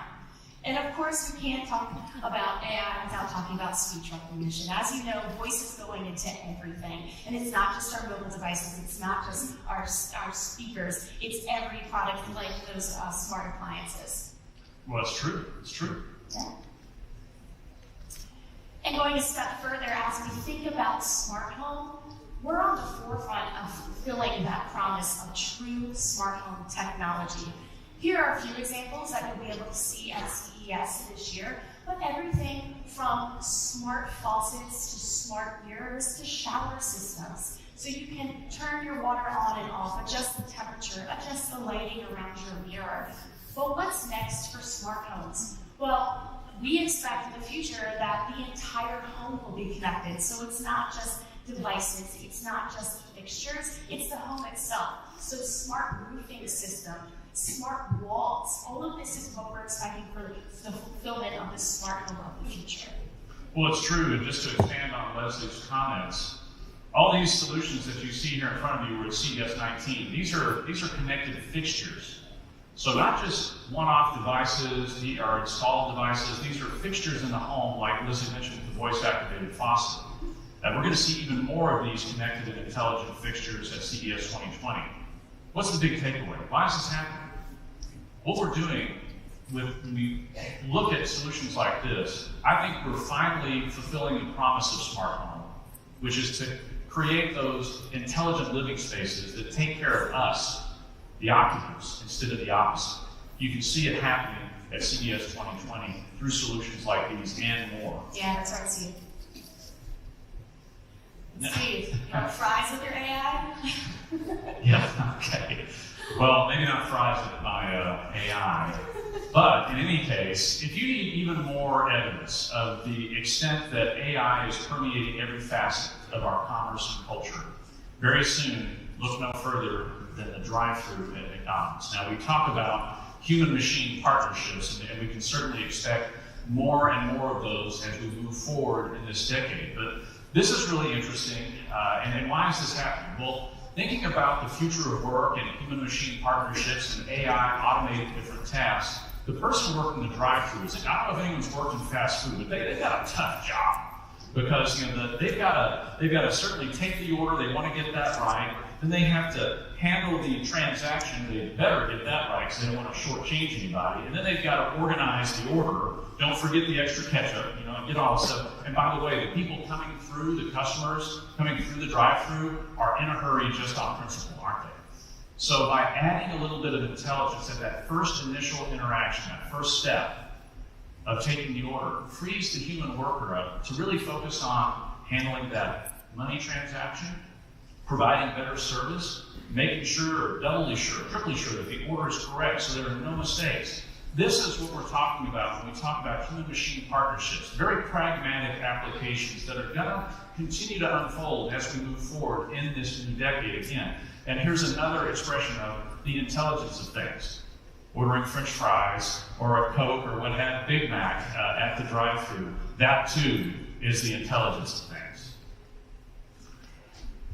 We also want to talk about content because content has been part of the CES spectrum for several years.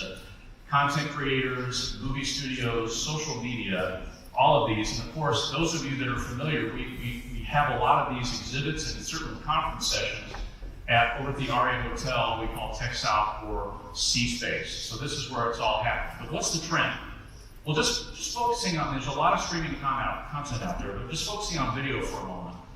There are no shortage of choices out there. Look, you've got like Netflix and Prime Video and Hulu and iPlayer and YouTube, and the list goes on and on and on. We're all familiar with this, so suffice it to say, there's a lot of competition in this streaming media space. So not Star Wars, but certainly we're hearing more and more about streaming wars. But get ready for the media empire strikes back.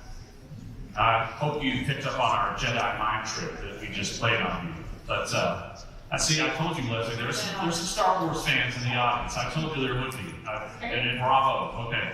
So this is already starting to happen, and many of us are already enjoying the content on Disney Plus and Apple TV Plus, of course, Max and NBC Universal. Here at CES 2020, by the way, they'll be talking about Peacock, their forthcoming service. Why is this stuff happening? Well, these studios want to take back content, yes, but they also want to control the interaction with their audience members and have more of a one-to-one relationship instead of licensing all that content out. And we're going to learn at CES 2020 that really this mosaic of content that we currently manage, as we've established, is pretty complicated, is about to get a lot more granular. Certainly with these solutions that we already have with us today and more coming, but there's even more coming. And we're going to learn about a brand new service called Quibi, which stands for Quick Bites, in a very important CES keynote featuring Meg Whitman and Jeffrey Katzenberg. This is the leadership of Quibi. Now, what is Quibi? It's not just another streaming service. It's very different for two reasons. One, it's really focused on short-form content. That's content that's episodic maybe in nature, but really like less than 10 minutes. And Quibi is really geared, therefore, to more of a mobile platform.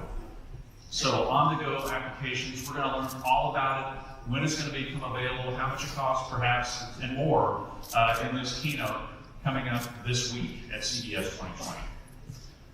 So whilst we're having to manage more content and so forth, we're also going to be spending more, because a lot of these things really add up. And I think, unfortunately, for cord cutters, as you start to tally up all these different subscriptions, some of them may be right back to where they started with their pay TV bill. But in any case, thank you for indulging some U.S. data here, but you can see nearly $17 billion in total this year for consumer spending just on Xbox services alone. And it'll continue to grow apace as more and more of these services deploy and we engage with them. So really interesting, but what I started to say is that as much as we're enjoying this content, we're managing more subscription services. The good news is we can enjoy it on progressively larger screens, from your smartphone, of course, but also your TV. And of course, Leslie, CES is legendary for big screens, and we look forward to that each and every year, and CES 2020 is not going to disappoint. This is also where I like to talk about 8K. A lot of people say, well, I just barely got my arms around 4K, and here comes 8K. Why is this happening? Well, as you can see from this trend in the US market, we're getting very close in terms of annual average shipments of the screen sizes of shipments to that 50-inch mark, which is somewhere north of 200 centimeters. Pretty big. In fact, in 2017 in the US market, shipments of LCD TVs 70 inches and above eclipsed the 1 million mark. We'll ship up almost 2 million this year. A lot of big screen TVs shipping in the US market, but around the world as well. The US is not the only big screen culture. So 8K is coming in. As you can see, as those screen sizes rise, to shore up picture quality at these very, very large displays. And one other point relative to these big displays is that I don't think all of these are destined for living rooms. Really, because I'll speak for myself. I don't think my wife's going to let me bring an 80-inch TV into our living room.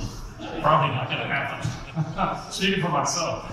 But B2B applications, video conferencing, digital signage, these are some applications I think that in many ways for these very, very large screens. Yeah, definitely. And continuing with that entertainment trend that we're going to see at the show floor, XR innovation has really received a facelift over the past few years. Now, when we think of XR, it includes virtual reality, augmented reality, and mixed reality as well. With XR, VR hardware, the 6 degrees of freedom is now the new more. And what that means is when you're in a virtual world, instead of only being able to look up, down, left, or right, you'll be able to experience the full 360 view around you. With augmented reality, there's so much content that's deploying these days, and augmented reality content is actually expected to surpass that of virtual reality. So that's the data that's overlaying our everyday world. And also, the form factors from AR has changed. So nowadays, the new AR glasses are taking a real sleek change in view from what we've seen in the past. And it's not just from a visual perspective, but from an audio augmented reality perspective as well. Now, when we think of these two technologies, businesses are really utilizing these, as we saw earlier with the economy taking shape with the 5G influences and the AI influences. There's AR and VR influences in the B2B case as well. So things like workforce training, being able to reenact different scenarios in the workplace, or an architect being able to use AR glasses to design a room in real time just by looking around them. And also at the show floor this year, we're launching a new travel and tourism area, and we're expecting to see some AR and VR innovations within that marketplace as well. And this is really exciting because I don't know about you, Steve, but I would love to put on a VR headset and just transfer myself to an island somewhere. Sounds good to me. Yeah, certainly for those long haul flights, which we recognize many of you took to be here today, so thank you again for that. For that. Well, Leslie, one other thing I think that's important, I mean, one of the exciting things that I look forward to each and every year at CES is not only the innovation from a technology angle, but new applications for those technologies. So Leslie was talking about use cases. And a lot of, whether it's AR or VR, a lot of excitement in the commercial industrial space for this brace of technology. Why? Well, it's not because it's cool and fun. I can tell you that. It's because it's a very competitive marketplace, and businesses around the world are looking for an edge. And technology provides that edge. So time and time again, as illustrated here with this stock-picking AR application, we see companies adopting very, very rapidly these advanced technologies to give them that competitive edge. Yeah, that's right. This year at CES, we're also going to have a special Geek Gaming and Esports conference track on the show floor. It'll include some of those VR and AR innovations that we just spoke of, but a lot of manufacturers are now getting in this space. It's rapidly growing. For example, esports in 2019 experienced a $1 billion revenue.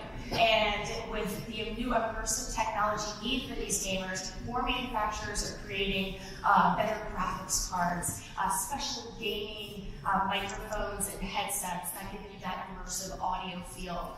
But also, cloud-based gaming is huge. We saw that in the media slide that Steve presented, that a lot of traditional tech companies are becoming more involved in the media space. And that's the same thing for cloud-based gaming. We're seeing companies like Apple and Microsoft and Google launching their own platforms for cloud-based gaming.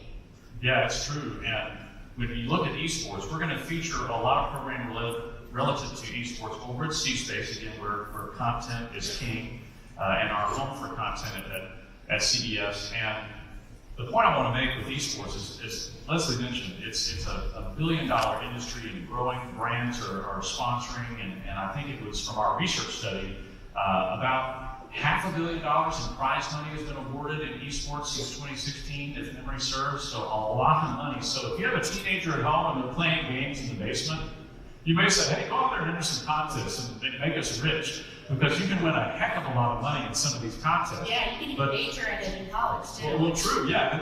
They can pay for their own college, and you can go to, I don't know, Italy or somewhere, or the vacation destination of your choice, and it doesn't have to be virtual. All right. We can't address trends at CES without confronting transportation and just all the things that are happening there. We could talk for probably half an hour at least on a lot of the transportation trends that are happening out there. But let me just unpack, to use a very American term, unpack a few of these trends for you briefly. Where is automotive and broader mobility and transportation at CES? Well, it's over in LVCC again, Tech East in North Hall. Long been described as a show within a show. What's happening there? Well, first and foremost, electrification.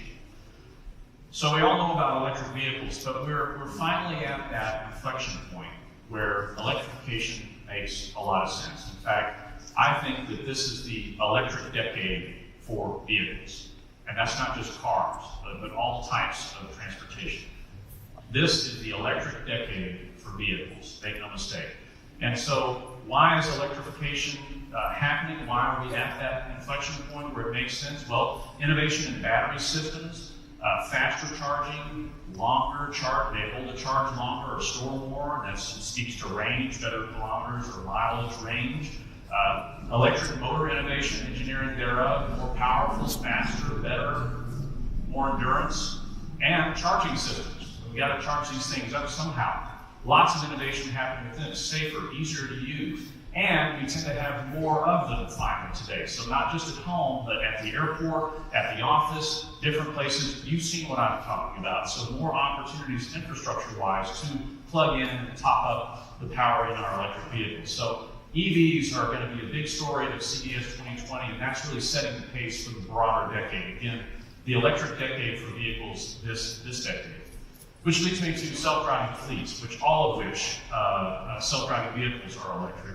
This is another focus area for CES over the past several years, whether we're talking about sensor innovation, LiDAR, ultrasonic, optical sensors or cameras, all these things, sensor fusion, the processing of all this data, this massive amounts of data, mapping data, all coming together. Of course, we're going to write a new chapter of innovation for all those things at CES 2020, but we're also starting to see from all the testing that is going on roads around the world we're starting to turn to commercial deployments. And these are slowly been rolling out around the world. But I think, again, at the threshold of the new decade, we're going to start to see more and more commercial deployments. It starts here at CES 2020, and we're talking commercial deployments lately. We're talking fleets of vehicles.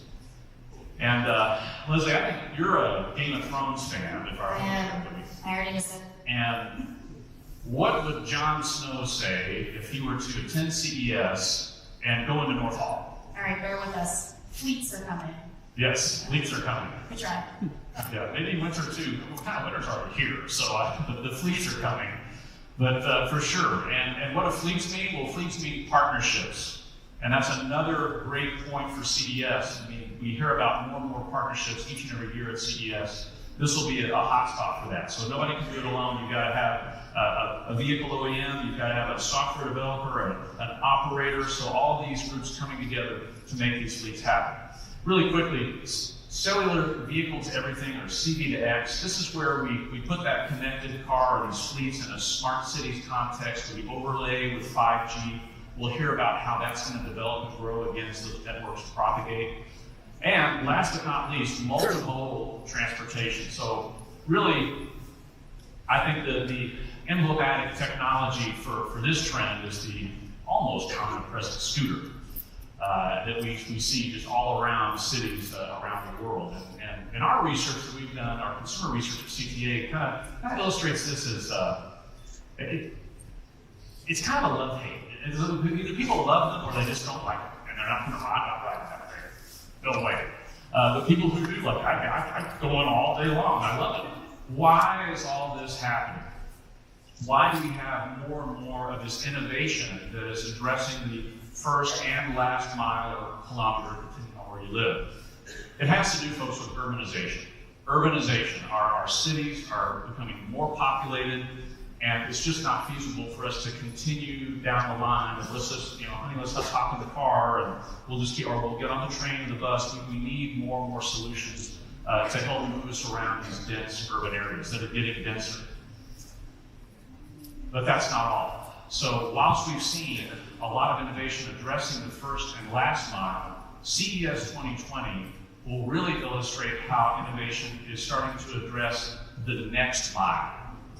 Addressing the next mile. Now, what do I mean by that? Well, what we're talking about are electric vertical takeoff and landing craft. Now you see why we can just say flying car. It's a lot easier. That's more the technical term, but already this was a thing, if you like, at CES 2019 with the Bell Nexus. There are going to be more craft like this, and all of them electric, And a lot of these companies are talking, again, this is another area where it's going to take partnerships. A lot of people are talking about commercial deployments in different places around the world, maybe around the middle part of this decade. So this is another story that's going to be very exciting. Billions of dollars of investment pouring into the space, more and more brands, some of them traditional car brands, looking at this space. We'll learn all about it at CES 2020. Okay. So switching gears. Oh, good. Okay, you got me. You got me. Transition. Digital health is one of my favorite areas of CES. As we start this new decade, we're finding that digital health is becoming more of a lifestyle. This year at CES 2020, there are over 150 exhibitors in this space alone. And we're seeing it touch on every aspect of our lives. So it's not just the relationship between a patient and their provider. You're able to bring some of these technologies home.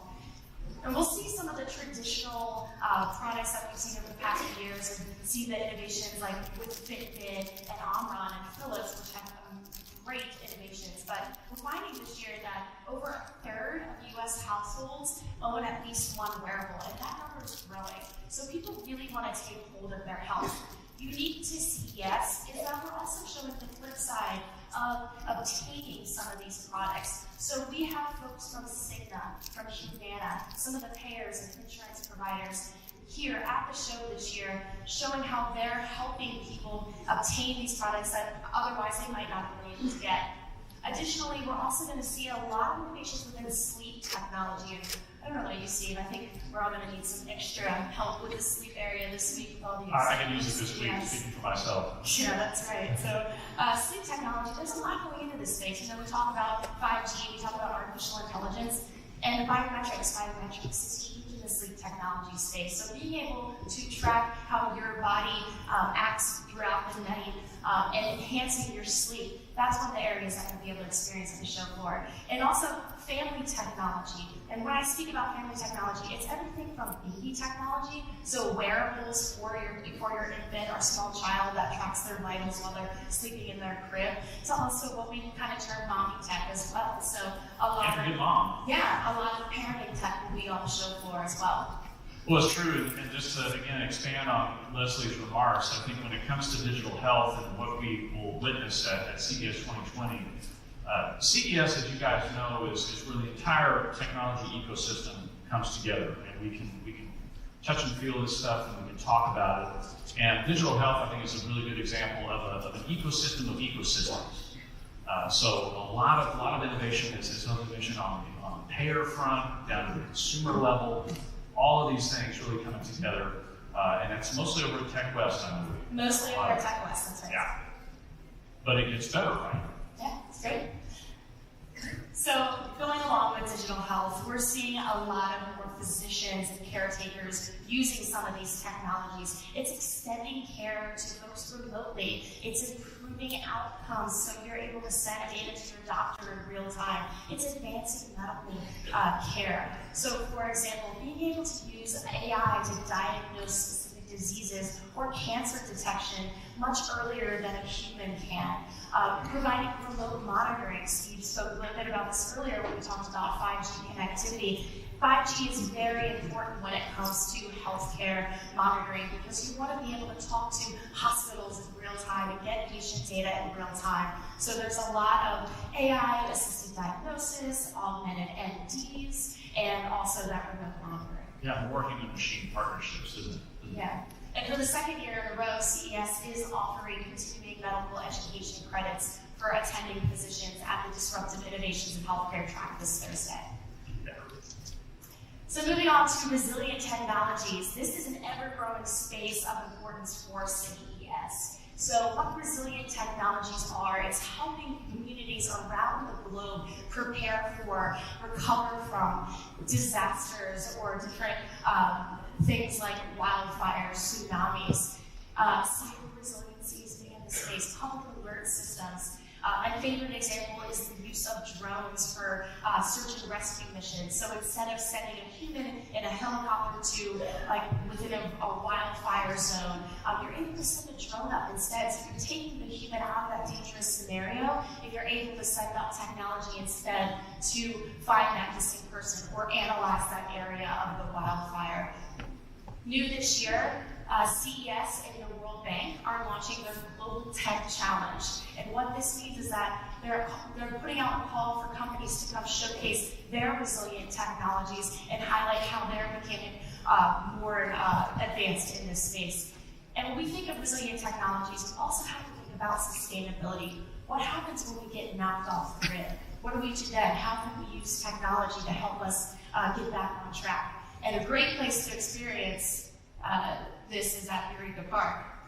Well said, Leslie, and that's true, because when you're looking at green technologies, sustainable technologies, a lot of innovation is happening at that tech startup level, as Leslie said. 1,200 tech startups in Eureka Park, and just want to give a shout out to our friends from Holland who are bringing about 50 tech startups to CES 2020. These are 3 tech startups from Holland that are really focused on that genre of sustainability and renewables and so forth. So Coolfinity that has a refrigerator that takes 6 hours of power for 24 hours of cooling. Scoot has this enormous like sea carton battery that can be used to power different things in different locations, again, if the grid goes out or otherwise. And Hyperloop, not a vending machine, it kind of may look like that, but it's actually a unit that helps recycle gray water. That reduces water use, recycles it for watering the lawn and some other things, cleans it up. So really interesting. So if sustainability is really your thing, I urge you to go over to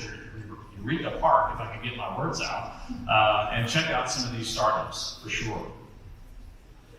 Okay, we have a few minutes remaining, and we want to close with a fan favorite, and that is robotics. A lot of folks really look forward to the incredible, shocking, some people may say cool, some people may say creepy, innovations that we always see in robotics. And over the past 10 years, we've seen a ton of innovation in task-based systems. And these are systems that do one thing. And emblematic of that is like the robotic vacuum that we're all familiar with. At the same time, several years ago, we started to see this undercurrent of innovation addressing more what was described back then and still today as social robots. So these were robots that did all kinds of different things. And a lot of them moved around, and some of them walked, and you can still see these devices at CES this year. But these products have really struggled to find a marketplace. Yes, they can do a lot of different things, but why do I need that? Well, what would be the exact use case? Boy, that sure is expensive. I don't know. So some of the early movers in that space have unfortunately gone out of business, which is a commentary on a lot of things that we tend to see at CES. Innovations, the stickiness of innovation is what we're witnessing here. But let me just ask a question really quickly, another Jedi mind trick for you. Does anybody know what this is? Okay, so this is the mouse droid from Star Wars. Now, what the heck is this thing? So, indulge me for a second. So let's say you're on the board of directors of the Empire, right? And you've awarded this multi-billion-dollar, hundreds of billions of dollar project to build this brand new facility. The marketing geniuses have come up with this really cool thing. It's called the Death Star. That's awesome. That's awesome. And you had to hire thousands and thousands of employees to staff this thing. And yes, a lot of them are dressed in white and carry blaster rifles, but that's beside the point. Nobody knows how to get from a turbo laser to a docking bay in this enormous facility the shape of a small moon. Nobody knows how to get around. Well, enter the mouse droid. So the point I'm coming to is that even in a galaxy far, far away, there was still a use case for just a simple task-based system. Isn't that right, Leslie? Yeah, let's bring it back to earth a little bit, Steve. So enough with the Star Wars jokes. But thank you for indulging that. Yeah, thank you. Let's move on a little bit. So as Steve mentioned, there is a robot for nearly every task. Everything from delivery robots that use biometrics to unlock your package from a delivery robot. The Redbot was a big hit last year at CES 2019 because, hey, who doesn't like cars? Maybe I don't know. And then foldmate as well. Fold your clothes. A robot that folds your clothes. It's great. And this week during CES and at your hotel even, you'll likely see some of these robots punting around your hotel, what we like to call concierge robots. So you can order your morning Starbucks and have it delivered directly to your room via robot. Hey, now I want a cup of coffee really bad. Yeah. Might have to pay a couple extra dollars for that. Yeah, delivery fee. Yeah, that's right. And as Steve mentioned, social robots are really hitting the ground. So we see a lot of different uses for these social robots. Gordy is a great example. It educates children on a variety of activities. So there's robots out there that are teaching children different languages, teaching them step coding. The Tombot, the robotic dog, it's a far cry from the Tamagotchi that I had back in the 90s, but the Tombot robot dog is a companion robot for patients. And then, of course, the pre-applied blocking mechanism is really cool. So what it is it's an electronic pill dispensing robot. It uses biometrics and facial recognition, so it dispenses the right medication for the right person at the right time. And you're able to share that data with your caregiver. Yeah, just to add a little bit of perspective. So as I mentioned, social robots have kind of struggled to find a home, if you like, in more recent years, and a lot of them off around and move around. Well, as you can tell, all these social robots are stationary. So that's one thing in these things. And then really, when you add mobility to any robotic system, that elevates costs big time. So that keeps costs down, but where innovation is really leaning in and really focusing on when it comes to social robots is the human-machine interaction. The interaction. So, and the Priya system is a really good example. And this is not just for fun and games, but really for digital health purposes. That has real meaning for if you have an aging loved one at home, you want the peace of mind to know that their medication was dispensed, the right ones were dispensed at least. And there's some interaction there so that you can know that they actually took the medication. But also, who doesn't love the Tombot robotic dog? That's such an adorable. But for treating people, seniors with Alzheimer's or something, kind of a care dog, using robots, again, focusing on the human-machine interaction. Okay. We've seen a lot of people taking photos. All these slides are going to be available. We probably should have told you that right out the beginning. We didn't say this in the beginning because we wanted to see everybody rising out of their seats, and now you've got like 50 photos of us. So feel free to put those on Facebook, social media. We endorse that. Don't forget to tweet all the photos on the slides, tag us, but you can find all the slides that we presented today on CTA's website at www.cta.tech/sales and forecast. That's right. So thank you again for joining us for this Trends presentation. We just have one final question for you. Are you CES ready? I hope you are. I think you are. Thank you.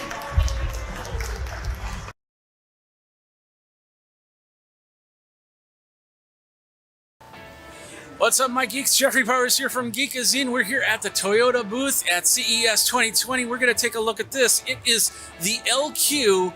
It is their advanced technology concept vehicle, and we're going to talk about that next on Geekazine. So as you can see from the sign right there, it says Advanced Technology Concept Vehicle, Automated Driving, Level 4 Capable, UE Artificial Intelligence System, learns from driver and provides personalized mobility experience. It's a zero-emission battery electric, and as you can see, it's a concept car, so chances of this vehicle, actually this type of vehicle of being out on the road is pretty close to nothing, but the ideas will become part of the some other cars that Toyota comes out with. Now, we're gonna start with that egg design. It's definitely very round, and of course, we got interesting lights in the front, all LED, and I'm not sure if the engine is in the front or the back, but it's definitely a cool concept vehicle. As you can see, they have, the front wheels are visible, but the back wheels are enclosed, and that is actually aerodynamic for a vehicle like this, from anti-theft as well. So pretty cool concept car. Of course, Toyota also has some other concept vehicles here. Like you can see that little robot right there. He's like, hey, somebody talk to me, please, please, I'm right here. I'm right here. He's probably a little service robot, so he's probably charging right now is what's happening. and then he'll come over and say hi and give you some information. But then here's an autonomous bus, which Toyota is also working on. So this might be your bus of the future right here. So this is their line of battery electric vehicles, from wheelchairs to other mobility vehicles to even scooters, standing, sitting, a wheelchair mode of design support versions, designed for sidewalks and areas alongside with pedestrians, an automated driving function with obstacle detection and auto braking. This is an interesting design on the scooter. It definitely keeps you up. It reminds me of a Segway, except it has more than 2 wheels there. I wonder how this would actually go on very bumpy roads. And that's always been the problem that I've seen with scooters, and especially with safety. I'm just hopefully there would be some sort of airbag in there. There's definitely a little compartment in the front here that probably storage of some sort, but hopefully it'll have some sort of protective stuff on there. On the top of each of them, you'll see like a little control panel, and on the scooter we got looks like hand brakes. So you definitely want to wear a helmet for this vehicle, and maybe even the other ones as we go. I don't know. It says umbrellas on the side, so it looks like more of a digital display type vehicle. So we could actually be walking down the street and all of a sudden see some advertisement come out, and that's, I don't know, depends on how you look at it. Could be cool, could be kind of, wait a minute, this is not right. All right, well, that is a part of their Woven City. That's part of the Toyota concept area. And of course, if you want to go and check out Toyota and find out a little bit more about it. Jeffrey Powers with Geekazine. We got a lot more CES 2020 action. So go over to geekazine.com, youtube.com/Geekazine. Don't forget to like, subscribe, comment, hit the bell notification for the next video. Until then, you guys geek out, and let me know if you start seeing these vehicles out on the street and what you think about it. And then we'll geek out together. Take care.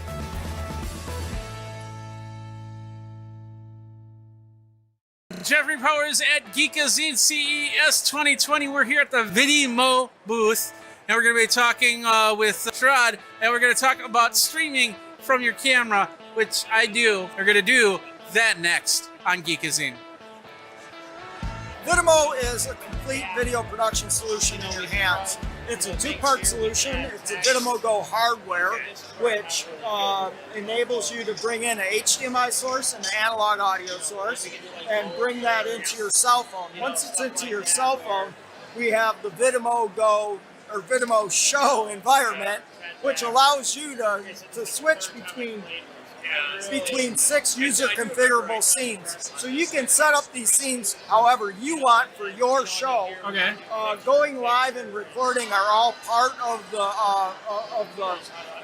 the main output of what your destination of what you're doing with all this. Okay. So if I go into my scene, I want to set up to go live, and I want users to kind of start coming in. So I'll give them something to look at. Here I have an element set up that has a logo, it has a text element that I can edit, and then I have a background video that's just looping. Okay. And Yeah, then- I think we get the idea of how to set it up and everything like that, but it's about this unit right here. Yeah. Let's talk about that a little bit more. We have 2 different configurations. We have the DSLR configuration. Bring it up a little bit. Oh, yeah. There we go. So it has a user replaceable battery, so you don't That's a go big dead. battery, yeah. Yeah. This will run for 5 hours, but you got long shows, you can replace them as you go. Okay. It packs up flat. It has a unique feature where it twists. Now I can put my cell phone in it. My cell phone becomes the control surface for my solution. So I'll grab a different camera now. So this one. There you go. So this is an iPhone. I got to turn on the source. Can you do a phone to phone? The phone being just the camera, and then a phone on top of it to stream? Not yet. Okay, but Yeah. that's a possibility. Yeah, it's a possibility in the future. So here we're going through. We got set up for picture-in-picture. This isn't as configured as intricately as that, but this gives you an idea that it can be a nice compact solution, or you can go a little bit more heavy duty with the DSLR. Yeah. So, scenes I have set up. So here I can do a video roll, and I can set up end actions for each video. So this one's set up to go back to scene 2 or scene 5, I can't remember. In this case, scene 5. This one's set up for picture-in-picture with some more elements that are around it. And here's another scene that's set up, another picture-in-picture with some more branding around it. Okay. So it gives you a lot of flexibility to set up your show, your way, how you want to do. That is awesome. I see there's a mic port, there's a headphone jack, there's a lot of the last little piece is a 2-button remote control, which will enable you to Bluetooth. You can get 3 functions for each button: a single press, double press, and long press. So you can set those up to start and stop recording, start and stop streaming, go to a specific scene. And also, here we have some lower thirds set up. So now if I go live, and I trigger a lower third, now the lower thirds come out. Now you can use this app without getting the product, right? So at this point, we're hoping to launch with a license model for the app. Okay. At this point, it functions with Vimeo Go. And it's watermarked, but we're going to have the ability to buy a license for the app and remove the watermark. Okay. And when you put in Vimeo Go, obviously the watermark goes away. Okay. So let's talk about pricing. So the price isn't set.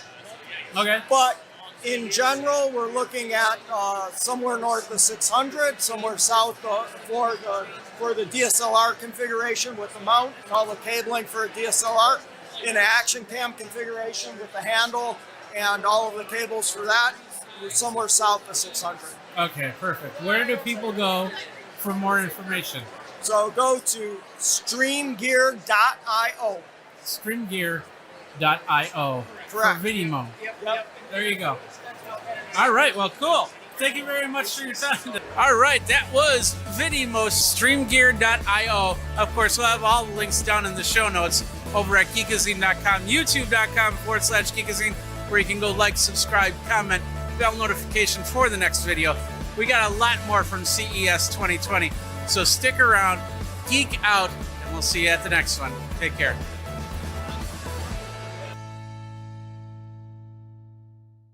Jeffrey Powers with Geekazine. We're here at CES 2020. This is called the China Tech First Look, and all these companies are from China, and we're going to check out this first one. It's called Wheelock. So tell us about this product. Hi, hello everybody. Like right now we are doing for the smart lock to use in the USA marketing, and then this product also can be used the survey and then also use the both. Okay. And you can very easy to have the password to come in. Also, you can use the card. But I think important is you can directly ask the Google. You say, hey Google, turn on Vlog, and then the Google will be send the device to the lock. To the Google. Yes. And you do the Amazon too, right? Yeah, Amazon too. So we also have connect with the Wi-Fi box, can let these products to online. Okay. And then the people who is open the door, you can know it on time. Okay. And also, I think main function is here. If the guest is from the Airbnb, because right now these products are important for the Airbnb. Okay. And you can share for your guest like he live in 1 day.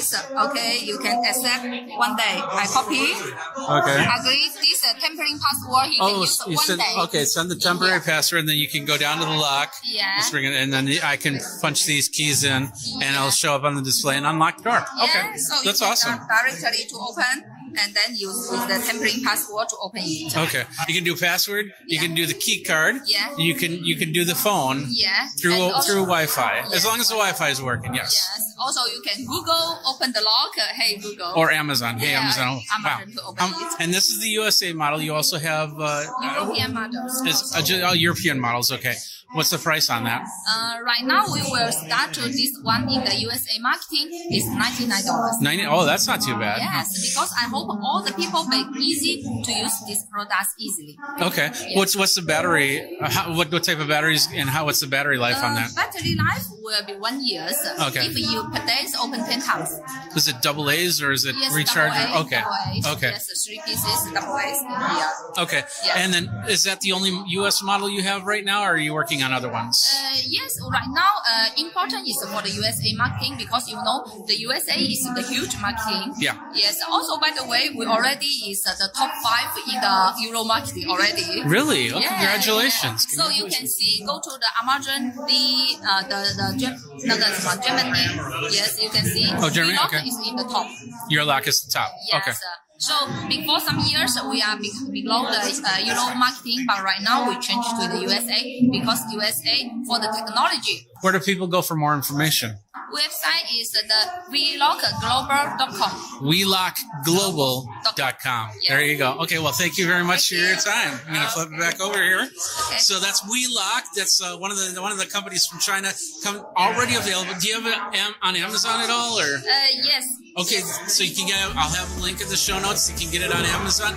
We're going to do a whole bunch more. Lots of CES action coming your way. Jeffrey Powers with Geekazine. Don't forget, over at youtube.com/Geekazine, go ahead, like, subscribe, comment, bell notification for the next video. Until next time, you guys geek out and CES 2020.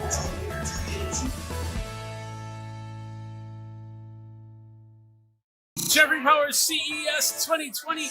We're here at Capcom, and we are here with Zeg and Mofi. We're going to check out all the cool products. We're going to do that next on Geekazine. Flip this over, and here we are. We've got Jared here. How's it going, guys? And you got a new line of portable speakers called Braven, correct? Tell us a little bit about that. You bet. So, Jeff, Zag acquired Braven about 1.5 years ago. Okay. And last fall, we just launched a whole new lineup of Rocky Mountain tested speakers and a full lineup of earbuds. And so the speaker lineup, we called it our BRV collection. Okay. We start with the BRV Mini. This is our entry-level price point speaker. This thing will play for 12 hours. It's only $49.99, and it floats. It's insanely waterproof. And the party trick with this guy is if you pair 2 of them together, you have true wireless stereo. How many can you pair together? Just 2? 1-to-1, because it does take advantage of that stereo pairing. Okay, so you can't put them all along the pool and have music. No, I mean, 2. They're surprisingly loud, though. Okay. And if you put them in the pool, then they can float along with you. All right, cool. And you said $49.99? $49.99. And they're available now? Available now. So all Awesome. of these speakers and earbuds are available now. Let's take a look at them, then. Yeah, and then moving on up the line, we have our BRV X2. They also come in these same 4 colors: black, gray, red, and blue. Okay. Same thing there with pairing 2 together, true wireless, true stereo pairing, I mean. These will play for 16 hours. It's $99.99. Wow. And these things can take a tumble. And then the rest of these, I'll just quickly go through. The BRV XL comes in black and gray. Same thing, you can pair 2 together. This is $199, so play for 16 hours, and is a 40-watt system. So very loud, very premium audio. And then the big daddy here, the BRV XXL2. This guy is $399. This can play for 20 hours. It can have a Bluetooth distance of up to 100 feet. And it has a chipset in there that enables you to have broadcast pairing. So if me, you, and 98 other people have one, we can pair them together to really start thumping. And you basically just open it in the broadcast pairing right here. And you just press and hold that. And then you double press each subsequent one, and it adds them to your line. Oh, that's awesome. And then they're synchronized. They're not stereo, but they're synchronized with mono audio. Oh, okay. Cool. What's really cool, the party trick on this guy is it has a magnetic built-in bottle opener right here. So stay thirsty. We actually put a little message there that says stay hydrated. And you can manually adjust the volume, obviously, and the bass and treble as well. So you can customize your listening. A little bit of EQ on there. Yeah. That's awesome. So really stoked about these. We brought the best of the best from our Fly Sport collection, which is our Braven's first true wireless earbud. We've packed 10 hours of playtime into these earbuds. All right. And so 10 hours in the earbuds with 26 additional hours from the charging case. Awesome. These are IPX7. They're completely waterproof. And this is all for $79.99. Cool. And of course, you have other stuff. I mean, we could go on. Totally. We'll just do a quick scan of the table. While Sure. We still can because people are starting Have we gotten some to look feedback up. on But the digital Totally, lots yeah. of cool stuff from cases for your iPhone 11 to it looks like there's a car charger right there. Yep, car charger. So that's our brand Halo. Okay. You can obviously charge directly your phone and tablet, but we also comes with some jump starter kits, so you can use it as an emergency jump starter for your car, Okay. which is super beneficial if you're not able to get your car out of where you were at. Yep. So, Jared, thank you very much. You Where bet. do people go for more information? Jeff, you can check us out at zag.com. All of our brands, you can shop by device or by brand, and everything is posted online today. All right, cool. Well, Jared, thank you very much for your time. You bet. Thanks, Jeff.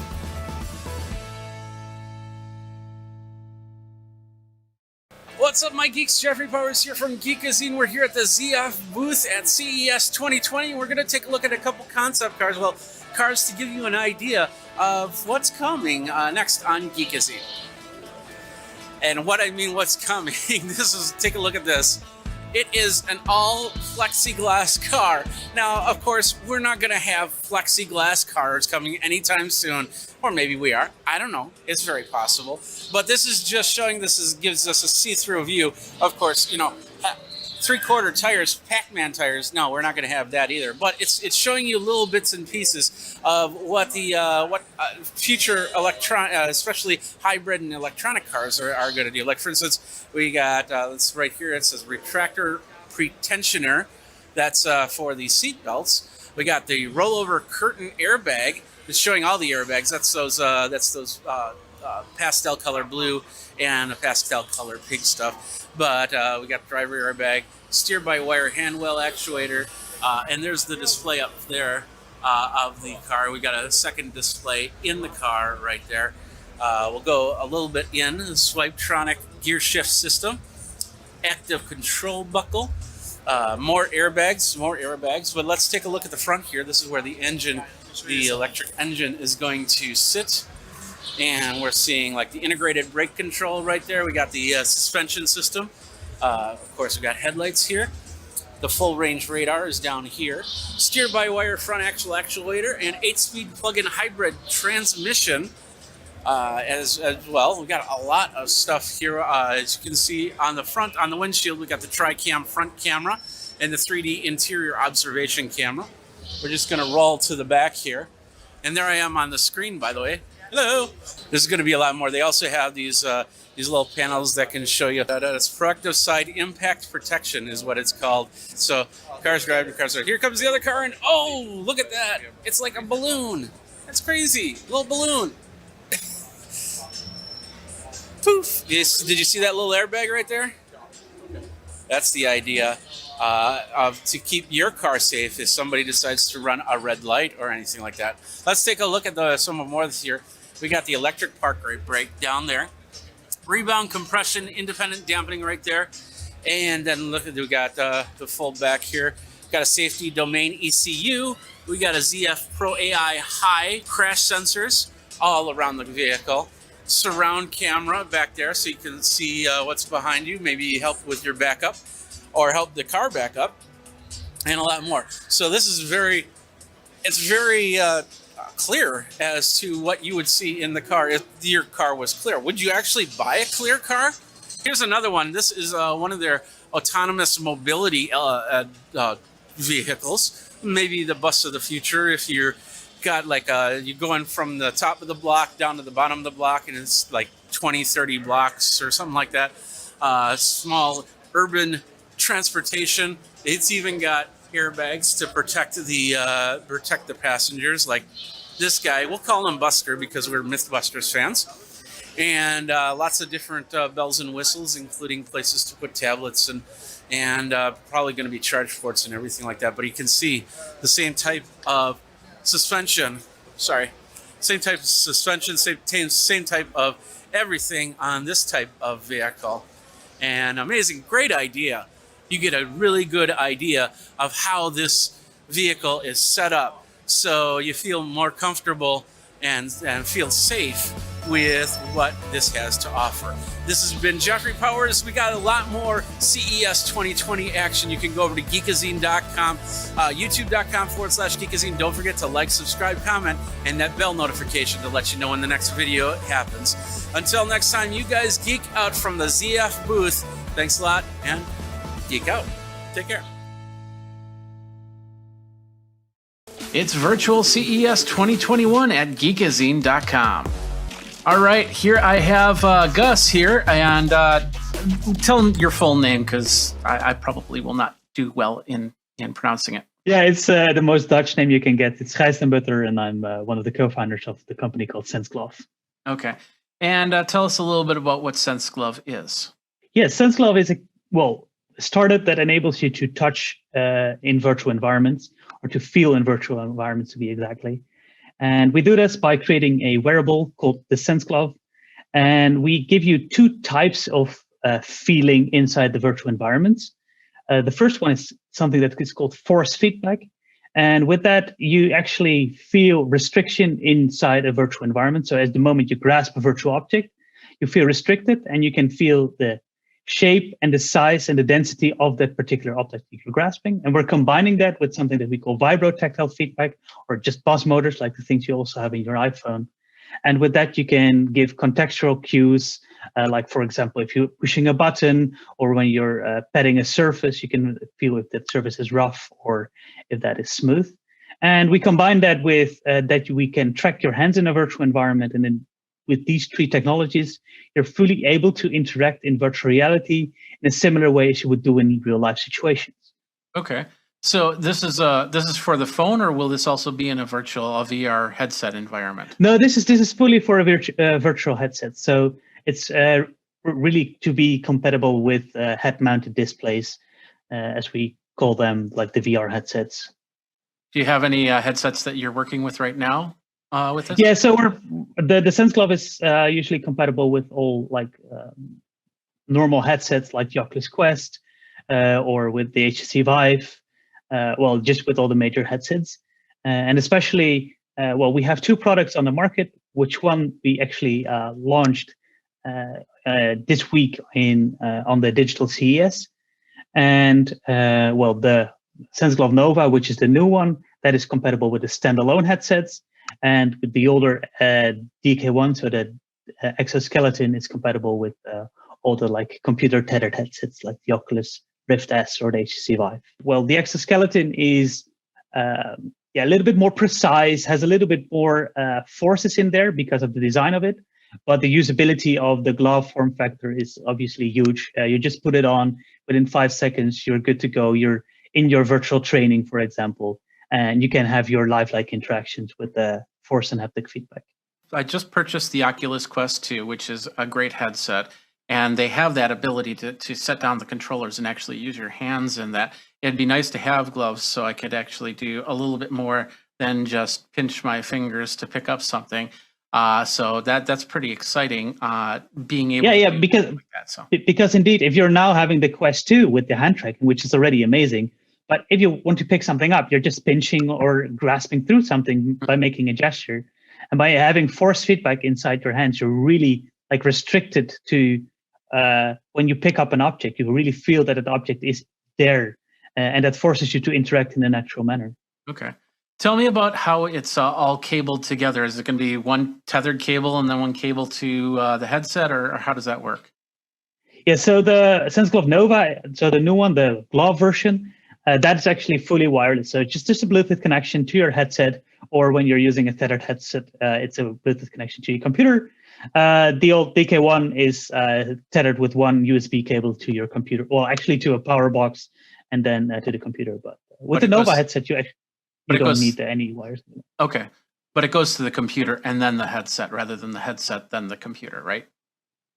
Yeah, so if you're using a tethered headset, it goes first to the computer. But if you're using the Oculus Quest 2, as an example, you can just pair with your Bluetooth module on the Quest itself. Okay. What's the latency like when you're talking Bluetooth here? Yeah, when we're talking Bluetooth, we're talking about a 60 hertz update rate, and the round trip latency is about 20 milliseconds. Okay. So in regular gameplay, you might see it every now and then, but not as much, correct? Yeah, so ideally you want to go up to a 10 millisecond latency, especially with the haptic side of it, and especially if you're doing multiplayer.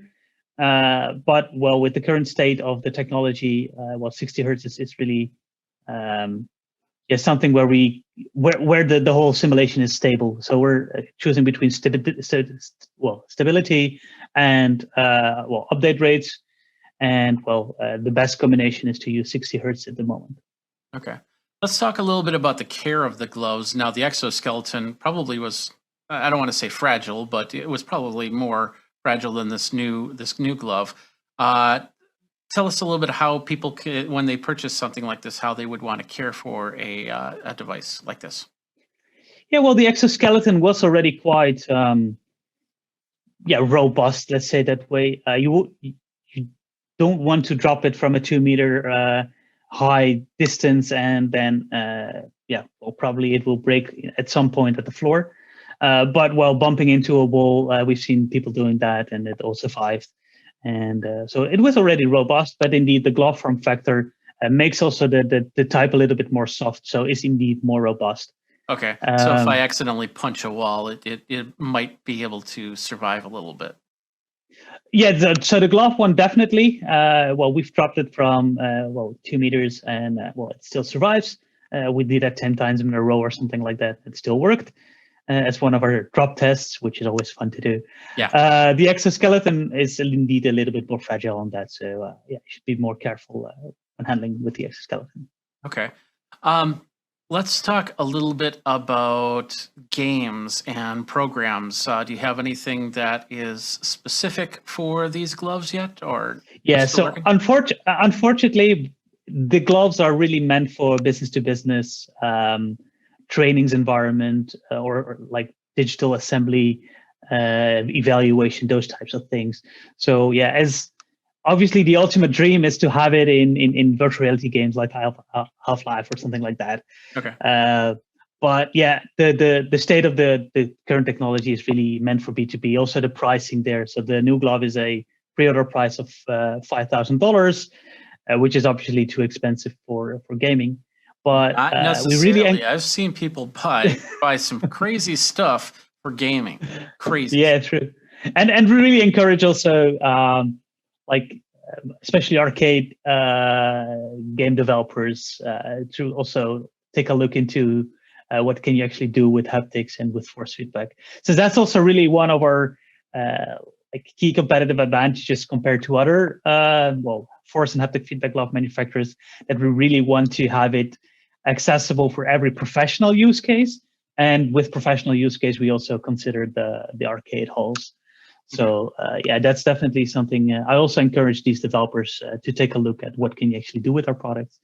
And we also, for example, with some 5G demonstration projects, we also are actually building small games which are more fun. We have a whack-a-mole demo where you can take a hammer and smash moles back into the the scene. So these types of geeky gameplays we also have for demonstration customers, like telcos who want to showcase what can I do with 5G.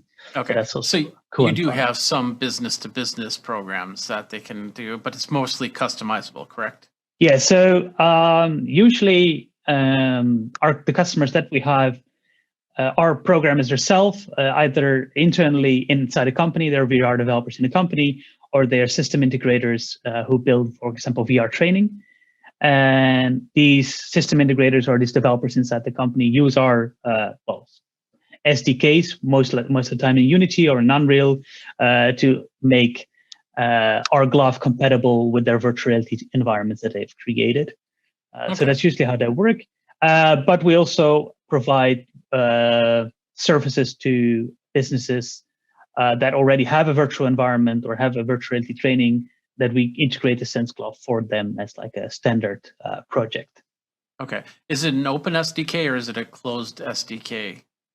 It's as open as you can get it. There's a few vision-based tracking algorithms that are proprietary, but furthermore, you can actually access almost everything until you can even create your own waveforms on the vibrotactile motors. Yeah. So if you have some Unity skills or have some C++ skills combined with some Unreal Engine experience, then you could just build your own scenarios right away. Yes, the $5,000 is for the new version, and the exoskeleton is actually at €3,500, so roughly $4,000 US. Okay. And how do people get a hold of you to find out a little bit more? About the new glove, and obviously also about the old glove.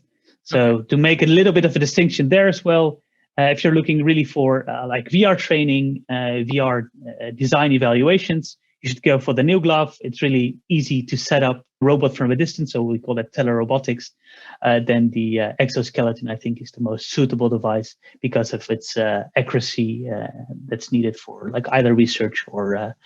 Assuming that you'll be able to use the control for just about any, if you set up a laptop or anything like that, you could use that exoskeleton or the glove for anything that you could figure out, correct? Yes, there's a combination between the visual and the physical, what you feel. That is really the cutting edge where this haptic device is coming with showcasing its best capabilities. Whether actually you're petting an animal or whatever, but if you have that 3D visual tied to it, then it's when a one-on-one makes a whole great experience. All right. Well, to see the viewers back on our website, and feel free to contact us via there, and happy to tell you more. All right, perfect. Well, Virtual by Geekazine, if you're over on geekazine.com or youtube.com/Geekazine. Don't forget to like, subscribe, comment, hit the bell notification so you know when the next video comes out. Until it's Virtual CES 2021 at Geekazine.com. Continuing coverage of CES 2021.